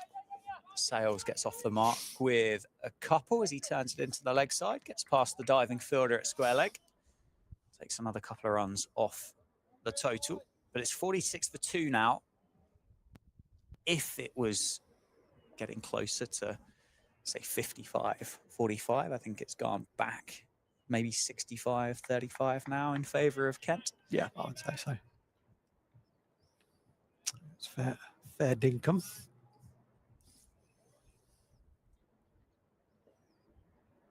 Yeah, I mean, it was a nice piece of bowling, wasn't it?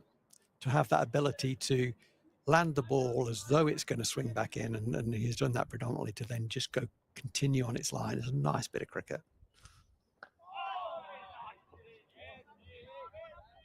And I think, Luke Proctor will be disappointed that he didn't miss it, but I don't think he's done a whole lot wrong there. I really don't. No, it seemed away from him, hasn't it, when it pitched? Yeah. There might have been a slight twitch of the gloves towards the ball as it went past, but see the replay of it here, the wicket for Grant Stewart. But it seems away there. Yeah, it does. And again, it's hard to know whether that movement with the hands comes after impact or whether it's caused it or not. But nonetheless, he's gone. Kent got their second. What we can say, it was a very good line and a very good length, and it had movement. Yeah. It's got a lot going for it as a delivery, hasn't it? Yeah, and something that Grant Stewart said this morning was, if you hit the right areas enough time, you will get rewarded.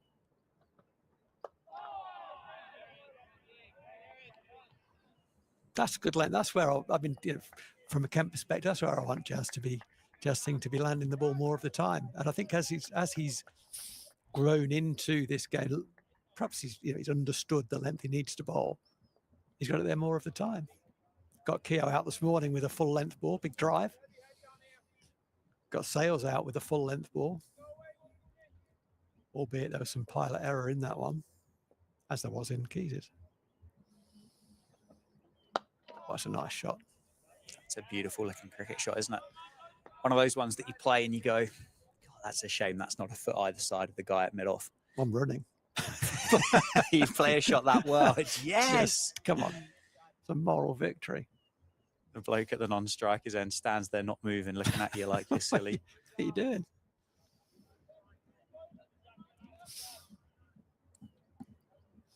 Still in my mind is the man at deep square. I mean, he helps the bowler to bowl straight because he gives you some insurance there. But I also do wonder whether we won't see it now. Mm. Yeah, they've not challenged. They've not asked George Bartlett the question, have they? If the short ball. No. Do you want to play it? Are you going to duck out the way of it? Are you brave enough to take on the long boundary? I mean, he could dissect the two perfectly. It's a big pocket, isn't it, down there? Yeah. And actually, they're having reward in other areas, aren't they? Which you wouldn't go off that plan too quickly. What's being asked for? Something is being asked. Oh, there's a change. Okay, so fourth man needs to come onto the field, I think, at some point. End of the over. Toilet break or something for someone.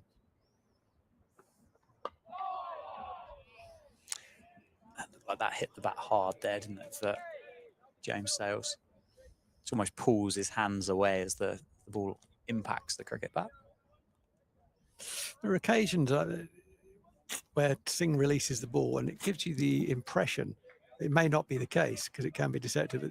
At full speed, gives you the impression that he just runs his hand down the side of the ball a wee bit, as though he's angling the ball in or looking to stand it up with a sort of a one that moves away off the pitch. Certainly, that there is a variation in the pace that the ball comes out of the hand. But he's a good young prospect. It's good. There's been two good young seam prospects, homegrown, hasn't there? Well, home-ish grown. Jazz Singh is one of them, and Rafi Weatherall the other one. It's been good to see.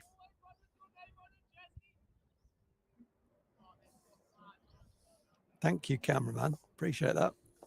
It's good work. Let's have a look at how this comes out. That's well played. Good judgment by James Sales.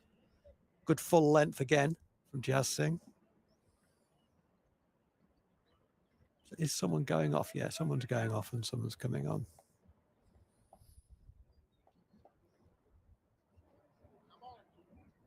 Like you say, just a little breather. Yeah. Change of the socks or something like that. Maybe another jumper. Starting to get a bit on the chilly side, isn't it? I think so. That's where the cable knits come into their own, don't they? They are quite warm.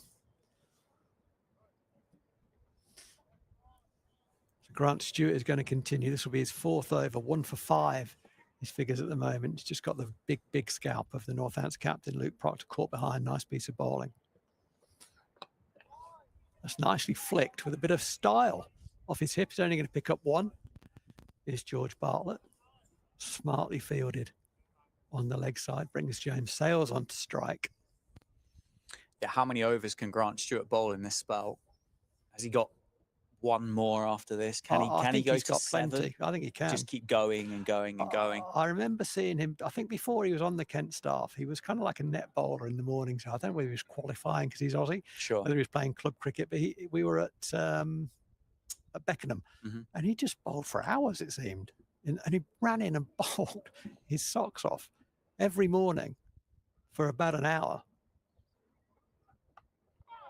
Yeah, that's a nice shot. It's gone slightly finer than he wanted. He's trying to get it behind point. It did go behind point, but it went more through slip than backward point. No great excitement about it. Short wide. It's the poorest ball that Grant Stewart's bowled, and James Sales will say, yeah, thank you very much. I will take 4 for that. Thank you. Moves him on to 6. Yeah, and I think he was just very, very impressive. He just ran in, gave the guys really good practice across the 4 days of the game. And I asked, who's this guy? Thinking, is there a local cricketer that we might snaffle? And they said, no, he's qualifying. We've got intention. Yeah. And lo and behold, here he is. So good on him. Just corrected his error by going a little bit too straight. James Sales just flicks that fine down to fine leg, picks up a couple. Yeah, the ball before brought the 50 up for Northamptonshire. 54 for 2 now. You mentioned yesterday James Sales was away in Queensland for the winter. Yes, yeah, he's him and Gus spent their winters in Australia, didn't they? I think James Sales did really well out there. Got a couple of hundreds, I think, in whatever league or competition it was that he was playing in. Yeah. Gus Miller picked up wickets he played for Adelaide Cricket Club, I think, which is Stephen Crook's club. Mentioned him yesterday.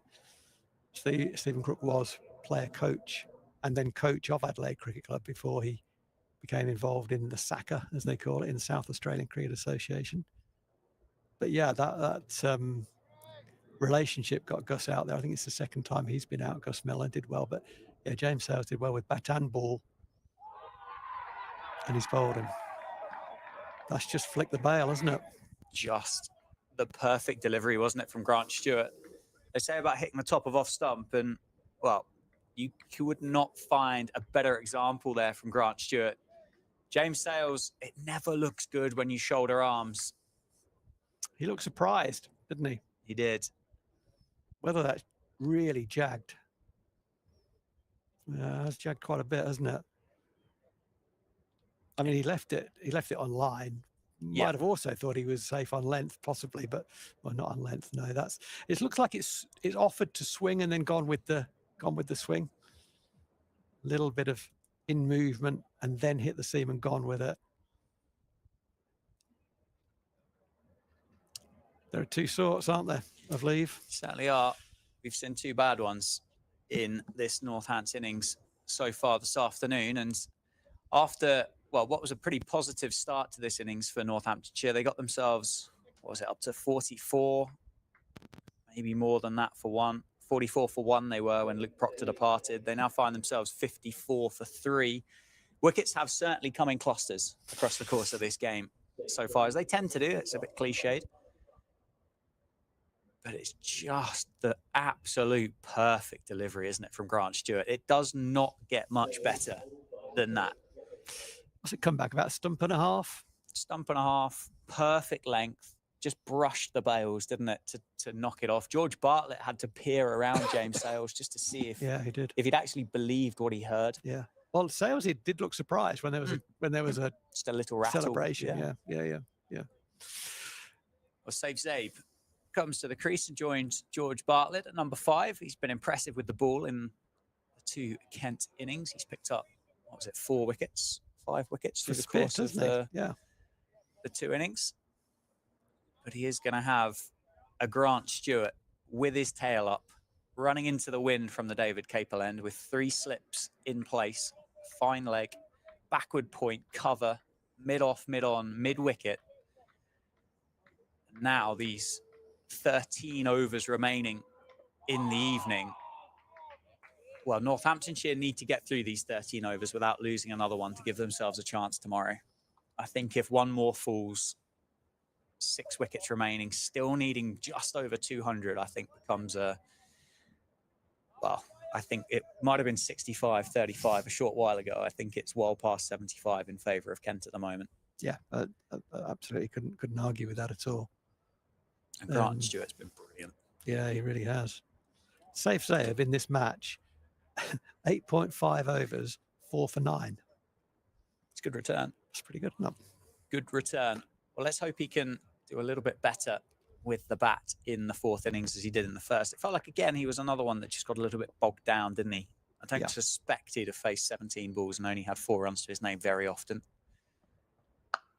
What a shot that is by George Bartlett. Beats the dive at cover, and that is going to race away down towards the Jackson Grundy. Punched off the back foot for 4 off the bowling of Jas Singh, and really nicely played, wasn't it, by Bartlett? Great shot, wasn't it? Really like that. High on the toes. Hit it well in front of square. And a lot of people sort of bail out and go squarer there, almost cheat it a wee bit. But that's a great shot through extra cover for 4. Kent still bowling straight. The money is well played. George Bartlett indicates it just keeps a little bit low. Some animated cricketers in that slip cordon, isn't there? They good value and good energy. Tawanda Muyeye, Jack Leaning, Daniel Bell Drummond have provided some real theatre from behind the stumps through the course of this 4th innings. So much so, Daniel still has only just got back to his feet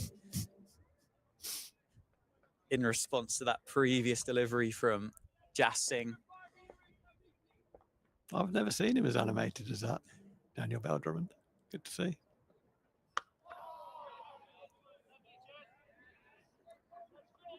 Something about George Bartlett is how often, and this is a good thing, by the way, how often the ball hits the middle of the bat in both attack and defence. It's a good sign, that.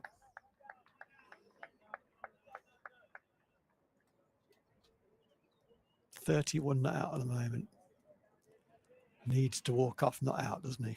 He needs to walk off not out. Ideally.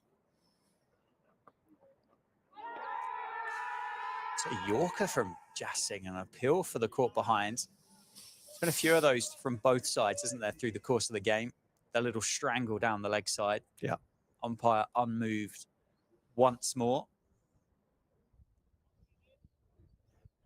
There's not a lot of subtlety in that appeal, is there? Because, I think going back sort of 20 years or so, there'd be an understanding that we can have a little, a slight appeal, but recognise that the umpire's got it right, and just whatever it was, and work the umpire a wee bit. Whereas now the modern way is just we're going through the roof for everything. That's quick, isn't it? Well played by Bartlett. Drops it into the leg side. Can I just to play a bit devil's advocate to that as a different theory? Do you think it becomes instinctive with the way that those leg side wides are in white ball cricket now, in that we'll appeal by instinct because we're trying to think that it did brush the pads, or not necessarily thinking that the batter's hit it? Maybe That's an interesting point. Yeah, that's a good point. I'm not sure. You see a lot of it, don't you? Yeah. Balls down the leg side. We'll appeal for something. Yeah. Because Create there some might have been a confusion. little click. Yeah. Well left, safe save. Heart in the mouth moment at the minute when you see a Northants batter pull the bat away. It's not been a successful option, has it, for two of the three that have departed today? And one of the things that is on the mind of an observer when you see a batter leave the ball and get cleaned up is, particularly in a situation where there's a run chase, is what's the quality of their thinking under pressure. Everyone can make a mistake. You leave it on 70, you're still out. You're still a poor decision. But there's something of that. Has the situation contributed towards a poor decision, towards a mental lapse? Yeah. Bartlett just shuffles forward there, trying to address Grant Stewart a little bit earlier. Kept it a bit low, doesn't it? But it did, yeah. Not convinced I've seen many wickets been given bat before wicket before.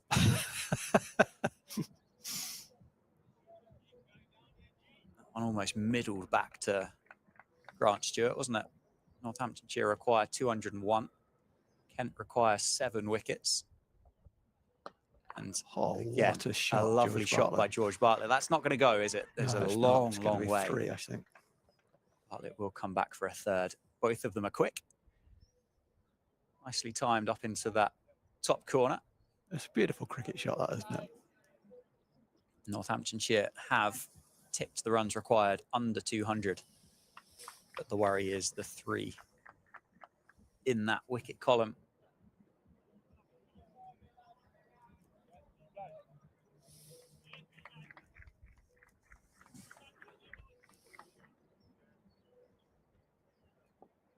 There's been a lot of entertainment, hasn't there, over the 2 days.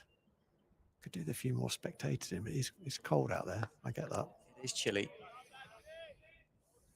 It's been tough. It's been tough going. I think if you've scored runs out there over the course of the 2 days, you've really, really earned them. And it's been tough going if you're a batter in Northampton over this opening weekend. Everybody else is still in the third innings at worst, and at the beginning of that third innings. Some still in the second. That's an interesting point, that. No ball, we'll have that. Right. Stewart oversteps. Safe save times it nicely up to mid-off, doesn't he? I'm gonna take us back to something that we started the day with. Oh, go on. Well, we roughly but fairly, I think, calculated that the aggregate effect of extras that weren't leg buys, together with runs scored by batters who had been dropped, was about 90. Yes. So you take 90 off this, and Northants trail by 108 runs. That's Costly. a different game. Costly. That's a different game, isn't it? It certainly is. I mean, to be honest, it's a little bit like if my auntie was my uncle, wasn't it? It's a little bit like that, because that's not what happened. Yeah. And catching is a skill. The ship as is sailed. batting and bowling. The horse is bolted. Yeah. Shot. Lovely shot. Safe Lovely shot. Wow, that's lovely hands. Wowzer. Square drive. That's beautiful hand save. As you can see the reaction there from Grant Stewart. He knows he's in the game, doesn't he? With those kind of cricket shots, he's gone, well, I don't like it, but I don't mind it. He's just got Luke Proctor out on this angle, and Another left-hander. Kind of adjusted, didn't he, safe save there? He was going to hit it more extra cover and adjusted, got it squarer, timed it beautifully. Played.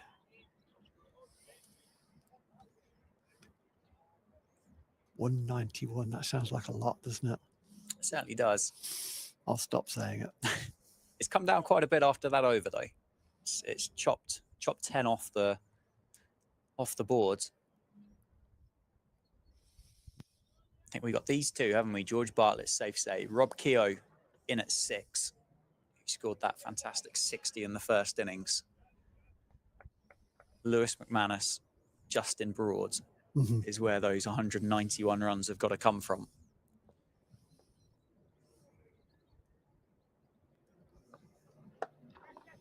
Nicely played, nicely weighted. Safe save responds well to the call.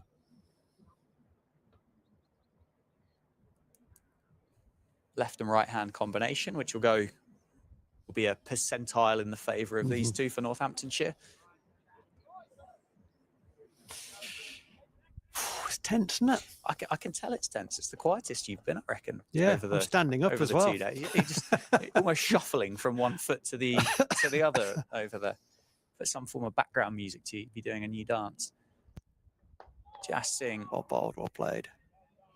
Carries on. Looks like Joey Everson is going to have a bowl in the not too distant future. Just that side plank that you noticed yesterday has come back out. Yeah, it's good. I've enjoyed that. Enjoyed the side plank because there's a lot of core in bowling and people don't do it. And you kind of, when you see it, you kind of think that's different.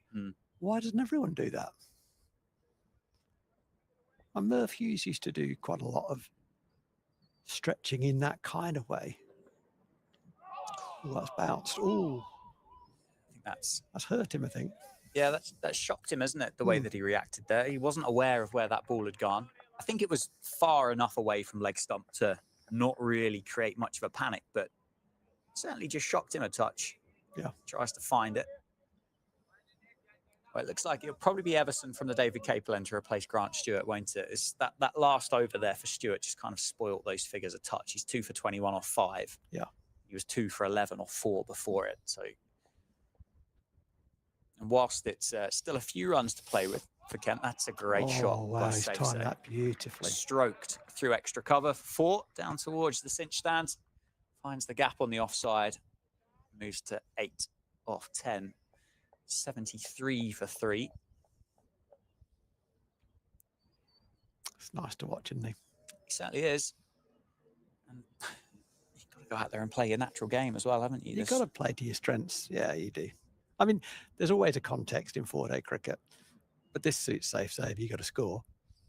You play 2 sorts of innings in red ball cricket: one to save a game and one to win the game. This is to win the game. You get a half volley, you got to put it away. There's 4 more. Another one of those half volleys. I think that was slightly less controlled by Safe, but yeah, it was. Run it behind square this time and goes back to back boundaries through the offside to 77. It was committed enough that it wasn't a problem. It wasn't fully committed to it, was he? But he was committed enough. Yeah, just kind of leaning back a touch, wasn't he, as he played it.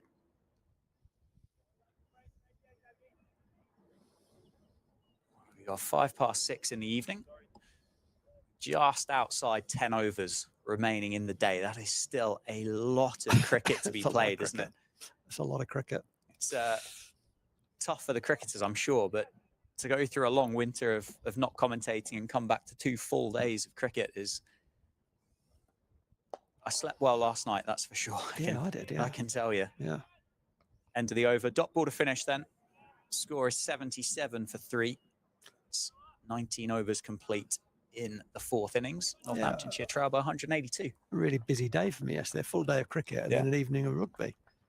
I mean, could organise my diary a bit better than that. Doesn't get much better, does it? Sport and a bit more sport.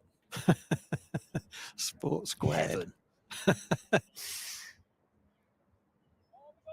So Joey Everson, as you say, having done his warm-ups, which we've enjoyed thoroughly, is going to replace Grant Stewart from the David Capel end.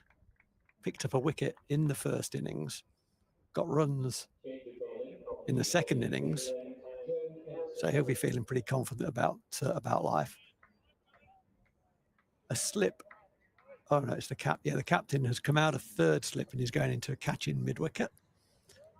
So the field that Joey Everson will start to George Bartlett's 2 slips, a backward point, cover, mid-off, mid-on, catch in mid-wicket, a guy in front at square leg on the single, and a fine legger. As I tell you that, there's a change, which is that the man at backward point has gone out to the deep backward point boundary, which tells you a little bit about the state of affairs.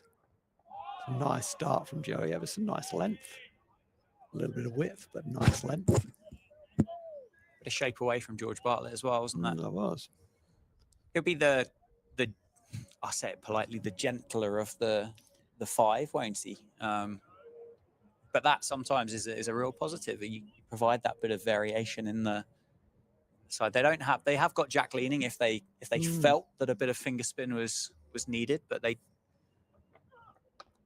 elected not to go for Matt Parkinson, with obviously the pitch being on the greener side here in Northampton. George Bartlett gets another one to his score, just runs it out to the man at deep backward point. Did he travel up, Matt Parkinson? He did. He was in the 13. So okay. He and Jaden Denley missed out from the 13. Okay.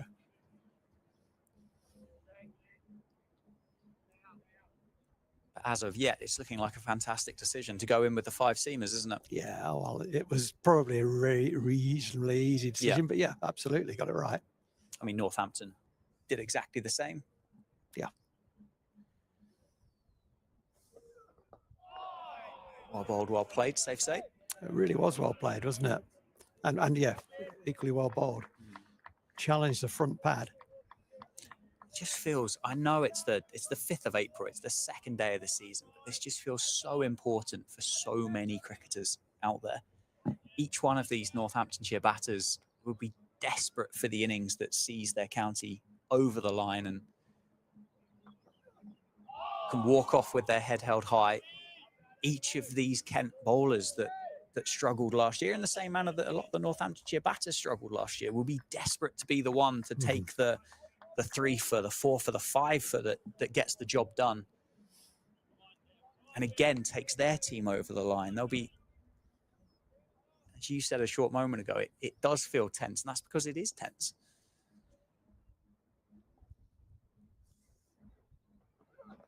Oh, that's bounced. That's bounced, and that's hit him on the wrist, I think. This takes a short moment just to gather his thoughts.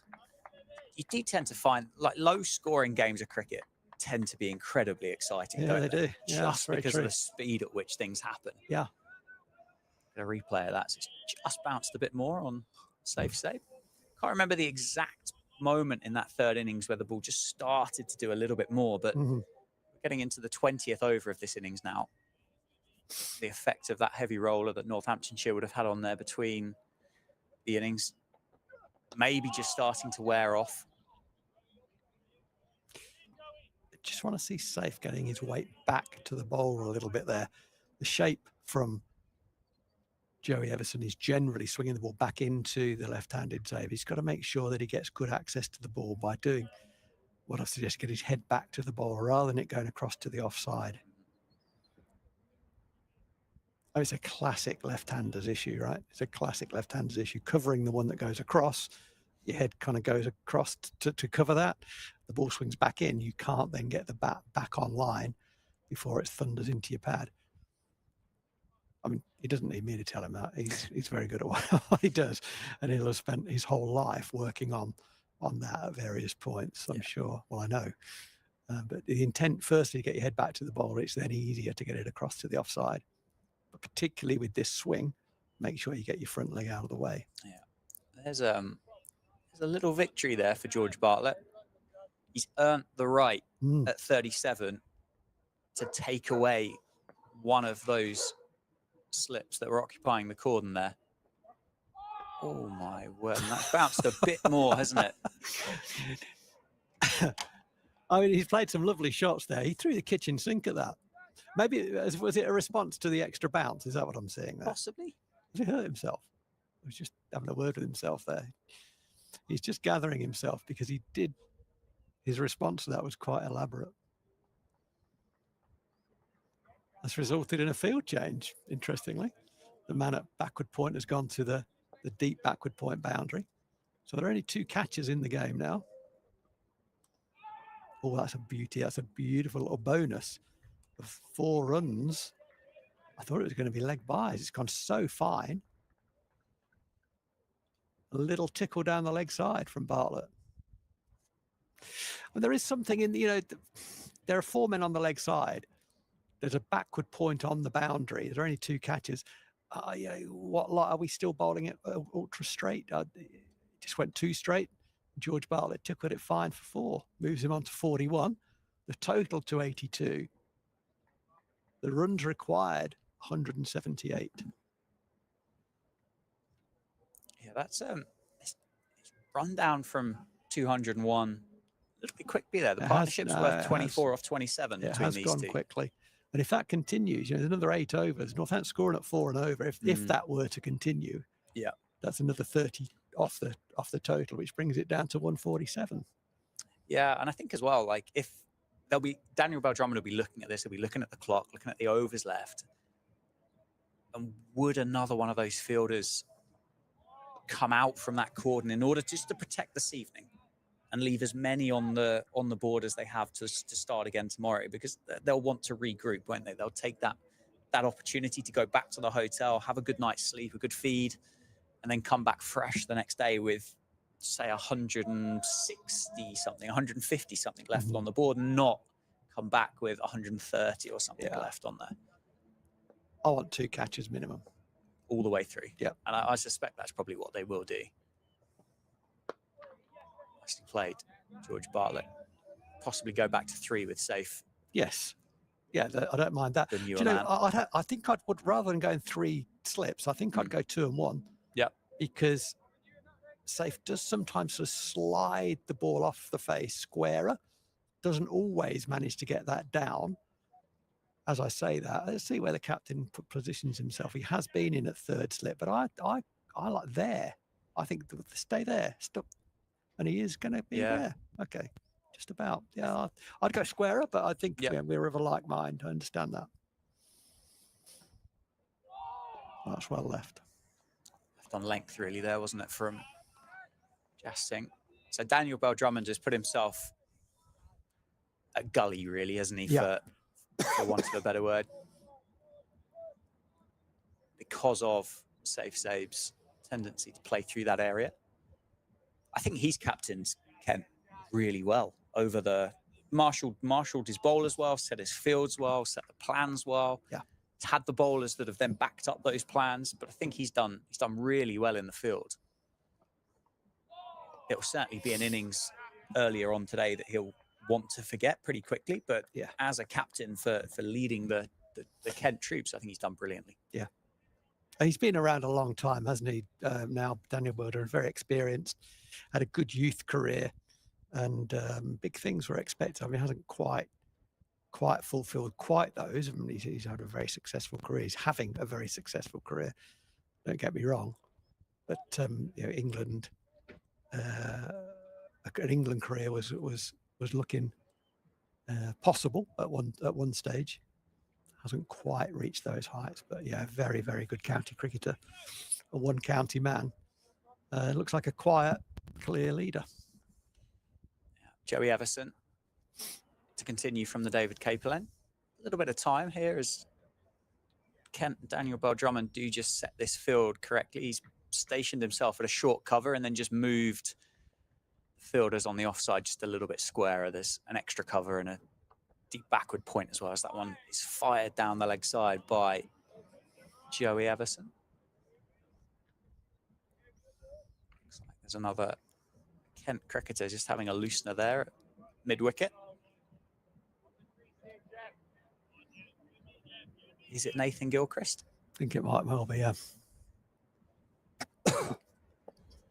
Yeah, that would be a good change, I think. After Singh. I played. Keep concentrating. Keep that level of intensity. Still such a long way to go for both of these counties in this game. 7 Northamptonshire wickets required for Kent. 176 runs required for Northamptonshire. Certainly be coming back for day 3. Oh, it's squared up, George Bartlett. Just played it well enough in the end to make sure that stays on the ground. But for a short moment then, his heart would have been in his mouth. Heart rate would have raised as he's just turned himself inside out. I want another catcher. Well, I'm just wondering where I get him from. I'll probably get him from short extra, to be honest. Get myself in at third slip, take the captain out of short extra cover, get him in at third slip, because it's going late from Joey Everson. I think that's a more likely place, third slip. And he would have stopped that as well. Nicely played. It's going to be 4 for George Bartlett. It's going to move himself up to 42. Score up to 87. Yeah, I suppose Daniel's kind of positioned himself there at short extra because of that back foot punch that George Bartlett's played quite consistently throughout the course of this innings of 46 runs so far. He's played that really well in the end. He's just really opened the face up, hasn't it? Run it down to deep third. Again, it went finer than he thought. It would have gone straight along the ground. It would have gone straight to third slip. I get that, but I've got to get him out. You know, I've got to get him out. Pitch it up, swing it.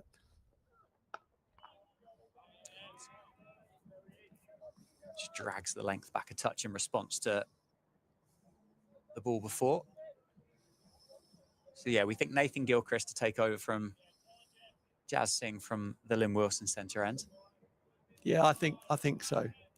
Yeah, if not this over, then either this over. If not the next over, then the one after that. We can't be far away from Keith Dudgeon from the David Capel again, can we, as well?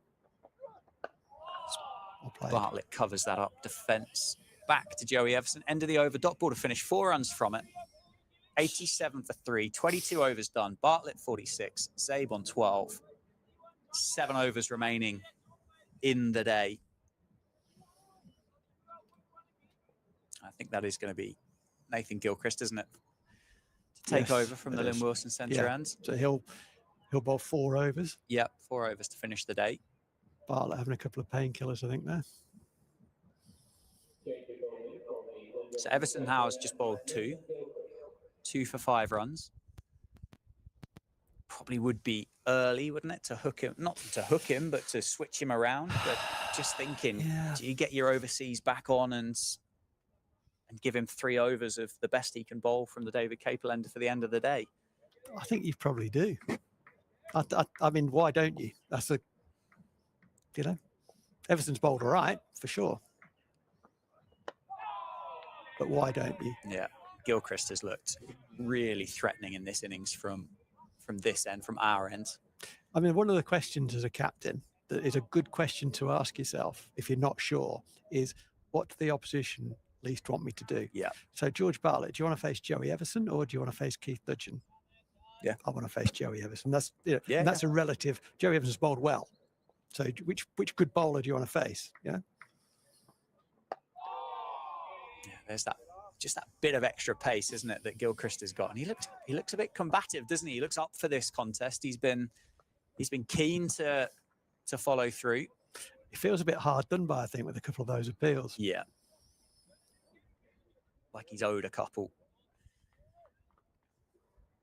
They've not dropped their intensity, have they? I mean, they shouldn't be doing. They're on top in the game. It's a tight game. They won't drop their intensity either.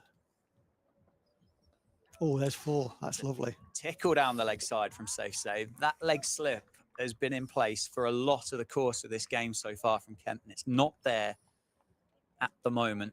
Zabe gratefully picks up 4, moves himself to 16. Again, though, I guess Northamptonshire have earned the right that Kent can't have that leg slip in place. They can't have fielders everywhere. They will have one eye on the fact that it's 168 runs to win now. Mm-hmm. Its partnership, as you mentioned, has gone quickly. It's 37 at the moment. It's got there quickly, hasn't it? It has. Well, I mean, Safe is an enterprising cricketer, isn't he, with a cricket bat in hand? He doesn't want to be bogged down. He doesn't want to be bowled at. George Bartlett, I think, probably falls in that same category as well. stylish right-hander George Bartlett. It's nice to have one of our own out there as well. It'd Yeah. be fantastic if he was out there Yeah. bringing the stump in tomorrow at some point. But yeah, homegrown academy lad. Came to us as a 14-year-old. It's good to see. So 14, he came to Northamptonshire and then made his first-class debut at 15. Yeah. It's quite an incredible story, isn't it? He came from Bucks. I was the academy director at the time. Richard Hudson, who runs Bucks Cricket, rang me and said, "You need to have a look at this kid. I think he's quite special to bring him up." And I think his dad and his uncle, Sajid, his dad brought him up with his uncle, and to an academy practice. And I said, "What do you do?" And he said, "Everything." Oh, so what are you least good at? He said, "Oh, probably my bowling's not as good as my batting." So I said, "Well, have a bowl. Start with that." And he came in and bowled. I thought, if that's your worst skill, we've got a cricketer. And then he had a bat, and he just looked. I mean, he's 14. He made his debut as a 15-year-old, so he was incredibly good. And his dad and uncle came over at the end of the session and said, "What do you think?" I said, "Well, he's a fantastic cricketer. Do you think you've put him on your academy?" And I said, "Yeah, I'm not going to make you an offer of that, because I know through Richard Hudson at Buck Cricket that you're taking him elsewhere." "Oh, yeah, we don't need to take him elsewhere. You know, we like it here." I said, "Look, I think you should go elsewhere. Okay. Take him round. Yeah, Do what's best for him. Let him see what coaches are the setup, and have a look at that. But at the end of that, then let's have a conversation before you do anything." Yeah. And they joined immediately. So they didn't take your advice on board, then is what you're saying. So yeah, I spoke to Rips the next day. Said, "Rips, I think we've got one." Yeah. Which is exactly what Paul Pollard said to me after his second team debut. "I think you've got a cricketer there." The bowling change has happened. Keith Dudgeon is back into the attack and starts with, well, a bit of a rank short wide one, which had been few and far between from the South African on his debut for Kent. Just gives George Bartlett a freebie single, dropped into the offside, adds another one to his tally, moves to 47. The score is 92 for 3. And the aforementioned Safe Zabe is on strike, 16 off 24.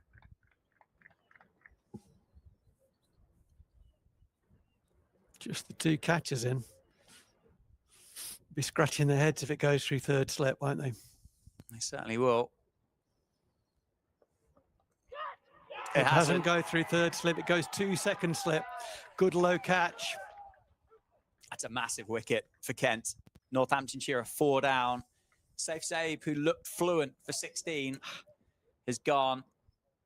Caught second slip. He said about that third catcher, it wasn't needed. It was fine enough. It went straight to Jack Leaning at second slip. And if Northamptonshire had wrestled themselves back into a bit of contention, having been 3 down quite quickly, that pendulum has just swung a bit further in the favour of Kent County Cricket Club. Keith Dudgeon gets his second wicket of the innings.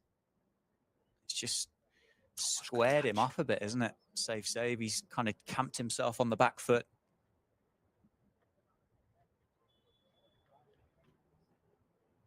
Yeah, you see, he tries to kind of pull his bat away, doesn't he? Too late. Nice bit of bowling. Yeah. To the question, we talked about the bowling change, didn't we? And it was a very short spell from Joey Everson, but you've got a guy of the pedigree of Keith Dudgeon to bowl the last 3 overs. That was the right decision. And he was on the money, wasn't he? Bowled a poor ball, actually, at a poor ball which got Safe on strike. Poor ball bowled to George Bartlett, a loopy sort of half bouncery thing. But the next ball was right on the money. Took the edge and a very good low catch.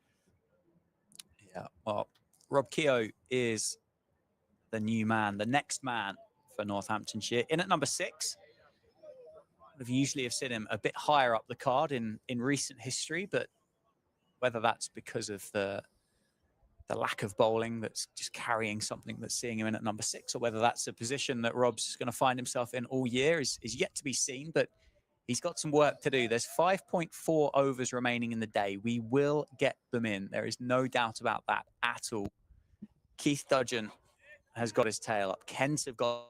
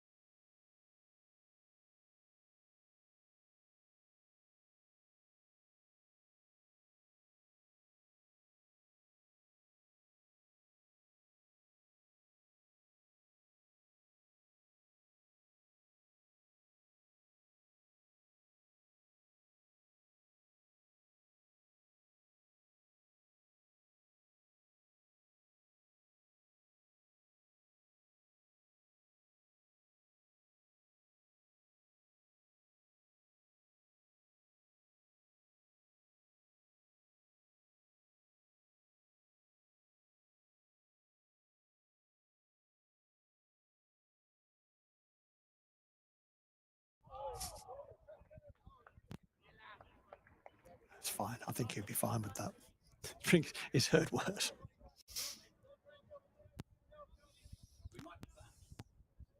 Hang on, I'll do that again. We might be back. Okay. Rowan. We might not be, but we might be, just in case. Apologies for that. Just a gremlin or two in the system, I think. Now we're back. Been 2 long days for the live streaming equipment. But we are back, and Nathan Gilchrist continues. Oh, my word, that's a big drive, and I think he's just overstepped there. It's a front foot no ball for Nathan Gilchrist.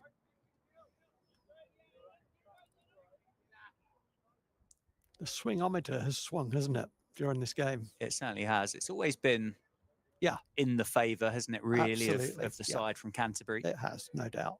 But the degree of that has swung. Yeah, it's Northamptonshire have done their utmost to wrestle it back to 50-50, and wowee. That bounce, eh? 2 back-to-back jaffers from Nathan Gilchrist. Unrewarded, Lewis McManus survives the over. There's 4 overs left, 24 events to contest with for Northamptonshire. I don't know how Nathan Gilchrist is wicketless. No, I'm not sure. He's bowled a highlights package just in 8 overs from this end. He has bowled very, very well, but he is still wicketless. He only got the 1 in the first innings as well, didn't he? Yeah. Yeah. George Bartlett remains on 48 not out. Lewis McManus, new to the crease, yet to score. It's the opening pair of bowlers from Kent who have bowled very well for the most part throughout the game so far. And Keith Dudgeon is on fire, having picked up 2 wickets on his return. It's swatted, isn't it? Like a wasp at a barbecue by George Bartlett. Whether that just bounced a bit more than what he thought and got himself into a position where he felt like he had to play. Kind of swatted it in front of square for a single. There was a bit of adrenaline in that one, wasn't there? You know, if you come at my head, I'm coming back at you. But he played it well. Eh? He got it. It wasn't an orthodox shot, but he got it down quickly. Yep. He reacted. Timed it well. It did. It got quite high, didn't it? It was called 1 for the over. He got it down quickly. No danger. Yeah, well, it won't upset Kent. That is for sure. They've got Lewis McManus back on strike. He's yet to get off the mark. He's faced 6 balls. 4 slips await Keith Dudgeon as he makes his way in from the David Capel end. 96 for 5, the score. There is a bit more pep, isn't there? The ball is flying through suddenly. R's, yeah. Wow. What a couple of days of cricket we've had. Northamptonshire 5 down, but still in the contest. Certainly in the favour of Kent. There's no denying that, and they're incredibly good value for the position that they find themselves in the contest as well. But Northamptonshire are still there. That's gone straight up, and it's gloved over to Andamuyeye at first slip by a long way. Lewis McManus will get off the mark and, well, does a little bit of gardening down there in front of him. It's come off the corner of the bat, isn't it? I would think, to go that quickly. Yeah. That's really taken off. It brings the 100 up for Northamptonshire as well. 100 for 5. But it has, isn't it? The pitch has just been interesting the whole time. It's gone docile for a while, and then it's really kind of come back to life. And yeah, it just feels like it has over the last 10 minutes. Coincided with Northamptonshire losing their 5th wicket, but it has just coincided with coming back into life. Looks like they are going to have a bit of a fly slip. Yeah, it's an interesting one. Stood right behind Daniel Bell-Drummond. Just moved slightly to the left. And it's gone. Jack Leaning's got another one. That's 5 for Leaning. McManus goes for 4. Dudgeon's got another one. It's 100 for 6 for Northamptonshire. McManus goes just for 4. Bartlett again stood at the non-strikers end, watching his teammates perish. Dudgeon, the bowling change that we said Kent needed. Daniel Bell-Drummond knew that was the bowling change they needed, and my word, has it worked. 3 quick wickets for Keith Dudgeon in the evening session of day 2 at Wantage Road. What a catch that is. That's gone so quick to Jack Leaning. He's got buckets for hands, isn't he? He's a brilliant catcher. We've talked a couple of times already about how close that cordon is, and that is close, and that has gone really, really quickly. And that's good technique. That's very, very good technique. 5 catches in the match. Yeah, we may be talking about 5 catches in the match. Yeah. Come the end of this match, but it was too good for Lewis McManus. He has to depart just for the one boundary that flicked off the outside edge, and the bowling change has really hammered home the fact that Kent are significantly on top and very much now likely to win this game. Justin Broad won't be believing that. He'll be believing this is his time. Yep. I'm going to be the man. He's got a great attitude. Never say die attitude. He's a fighter. He's a trier. He'll have to be scraped out of there. But, sometimes the bowler's just too good for you. And it's proven that Keith Dudgeon has been too good for the last 3 batters. Snick, snick, snick. And every chance held, coincidentally, at second slip by Jack Leaning. And taking your chances at this level changes games. A very good bowling change by the captain, Daniel Bell-Drummond, to bring his strike bowler back from the David Capel end. The previous incumbent from that end had only bowled 2 overs when he was taken out of the attack, to give exactly this, to give Daniel Bell-Drummond 7 overs, the close of play from his best 2 bowlers. Yep. And that has been rewarded immediately. Bang, bang, bang. Northampton 100 for 6. Keith Dudgeon seeking 5. Justin Broad on a pair.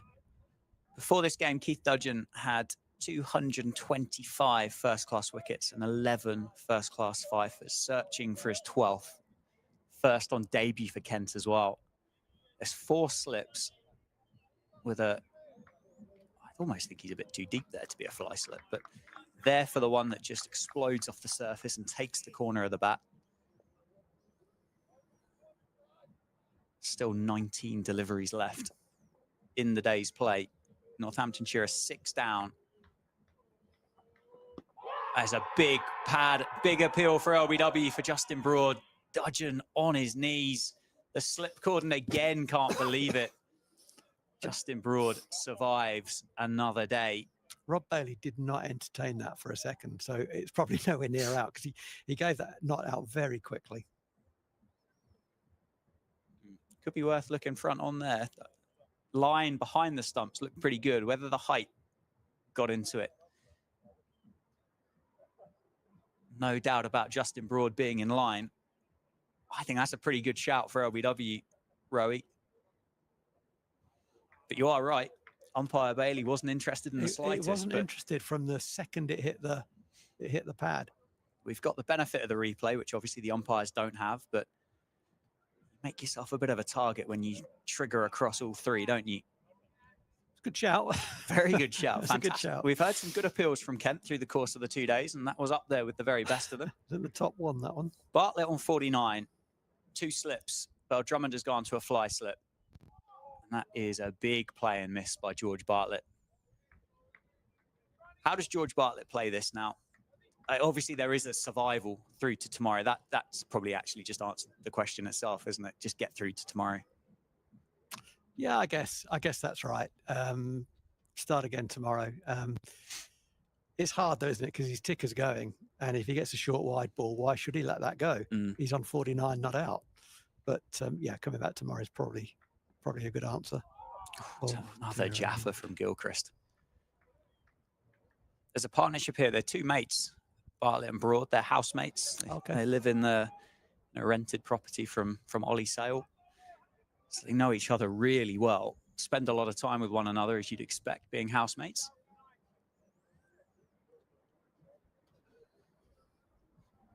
Well, let's hope they spend a lot more time together. Let's hope so. Not in the house. Well, I'm sure out there. I'm sure George would have been happy to have, well, not happy to have seen Justin arrive at the crease quite so early, but I'm sure Justin would have been quite happy to have seen George Bartlett out there still. 50 for George Bartlett. Muted celebrations. A bit of a thumbs up to Justin Broad. But it's 50 off 62 balls. And he's really good for it. He's been striking at 80. Kent have done really well. That's what they have done well for the last 20, 15 minutes. They've just kept him off strike. Hold at the other bloke. They have done well, yeah. They have done well there. They have done well there, and they have caught very well. 15 deliveries remain. 4 slips. Is there going to be 5 slips? The man moves from mid-wicket, not going into the slip cord, and he's going a backward point. So there's 4 slips, a man at deep third, a backward point, a mid-off, a wide mid-on, and a fine leg. It's into the thigh pad of Justin Broad, who will add a leg by to the score. So Kent need 4 wickets. Northamptonshire need 157 runs to win. 260 felt like a lot at the start of this innings. 157 with 4 wickets remaining feels like an even bigger number. Yeah. Little to add to that, Dan. It's a long way to go, isn't it? Yeah. 157, 158 to win. 2 balls left in the over. The fielders converge on George Bartlett just to keep him on, or get him out, or keep him on strike. Well played. Will be the plan. They want to bowl at Justin Broad. There's not much you can do about that as a batter. If the opposition are good at that plan, there's not a great deal you can do about it. Well, yeah, I mean, you've got to trust your mate here. You know, he's batting at number 8, but he's, you know, as we've said before, he has opened the batting. He's batted 3 in Championship cricket, so he's not an out-and-out genuine number 8 as such. And so what you don't want to do is try to manipulate something and play a false shot and get out, trying to keep the strike. You got to trust your mate. And he's not done that. He's 50 not out. 50 off 64 for George Bartlett. Been an integral part to Northamptonshire's ability to get up to 102 for 6. 2 overs left in the day. Well, they can't claim the extra half hour at this time of day. That's one thing. That is one thing they can't do, because the light's well been gone. good, isn't it? The light has been good across the course of the day, but I think we might be struggling if we were getting towards 7:30, 7:45. Yeah.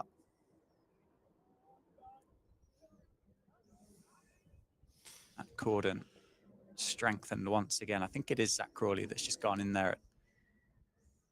Well, it's a deep 4th slip, isn't it? It is. It's a short ball, which Justin Broad does well to pull out of in the end. Dudgeon's bowling with real pace here. It's probably the quickest he's bowled, I think, in this game. I'd agree with that. Yeah, absolutely. It's flying through at the minute. I think Daniel Beltram has tried to reposition Zach Crawley, but he's having none of it. I mean, I think, you know, I understand why he is deeper there, because he's kind of saying, if I'm where I need to be for the orthodox defensive nick, well played, then actually I'm just too close. I'm not going to see it. So I'm here for the drive nick. I think that's what he's probably saying. Yeah, it's a unique setup, isn't it? And the angles, particularly on the way that we're not directly behind the wicket, but the angles look, well, peculiar, I think. Yeah, it's a strong stagger, isn't it? What have we got? We've got 10 balls remaining of the day. Keith Dudgeon seeking 5 wickets for Kent. 102 for 6, Northamptonshire. It's a horrible delivery to play, but Broad does well. He's off them. Off the pair. Drops it into the leg side.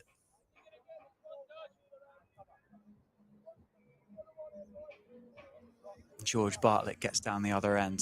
Again, if they can keep George Bartlett on strike for the 3 balls, they won't mind, will they? They'll take the final 6 at Justin Broad. Nathan Gilchrist, who is wicketless, quite happily will take on the prospect of bowling at Justin Broad. But they'll be trying to get George Bartlett out first. Oh, that's... Oh, it's gone past Harry Finch. I thought for a second there Harry Finch had held on to that, but it's 4 runs. It went fine, didn't it? A couple of noises. Went very quickly. I don't know if there's a little bit of dew that's just making the ball skid a wee bit more. Yeah, potentially it would be that time of year for it, wouldn't it? Because it's kind of, it seems to be gathering off the pitch. Yeah. Maybe And that's where, accounted for the thin nicks that have gone through. where it's been cooler today as well. Yeah. Yeah. Oh, sorry, cooler in the beginning and the end of the day anyway. I'm not sure what it would have been like under the sun during the middle of the day. 4 runs to Bartley's on 54 now. Nicely played, well fielded. Mid off.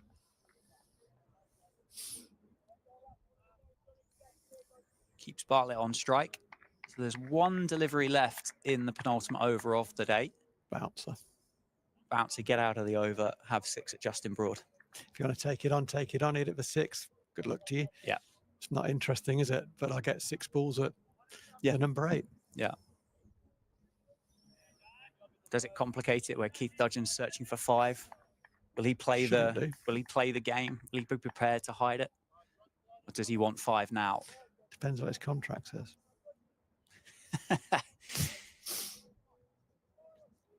Pounds per wickets.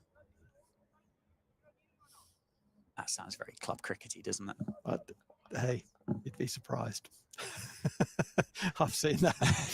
2 slips in place for Dudgeon. It isn't the bouncer. It is back of a length. It's a very good ball. Which Bartlett defends and in response hops around with a big grin on his face in response to Keith Dudgeon's grin back at George Bartlett. So it's 107 for 6 off 28 overs. Keith Dudgeon, that spell has been absolutely fantastic. He's picked up 3 wickets. He's picked up Safe Zabe, Rob Keogh and Lewis McManus, all caught in the slip cordon by Jack Leaning. There are 6 deliveries left in the day. Justin Broad is on strike. I think Gilchrist will bowl it. I mean, you take those 3 wickets out. I mean, you can't because he's gone and got them, and they're proper dismissals, right? Yeah. So good, they were very well bowled, very well caught, very good cricket. What an impact it has had, though, because the score currently 107 for 6 would be, let's say, 107 for 3, 152 needed with 7 wickets in the hutch tomorrow morning. Yeah. Okay, that's a different game. But that's how well he's bowled and the importance of how well he's bowled. He's been so accurate, particularly so from the David Capel, and not quite as effective from this end, but he's bowled very, very well. And he's been backed up by the rest of the attack as well. Yeah. Not least Gilchrist, who hasn't got the reward he's deserved, really. Short ball to Broad to start the final over. There's that man at short backward leg. Short backward, short leg. I suppose you can put those words around in whichever order you want, really, can't you? But back under the helmet, 3 slips, 3rd man, point, mid off, mid wicket, and a fine leg.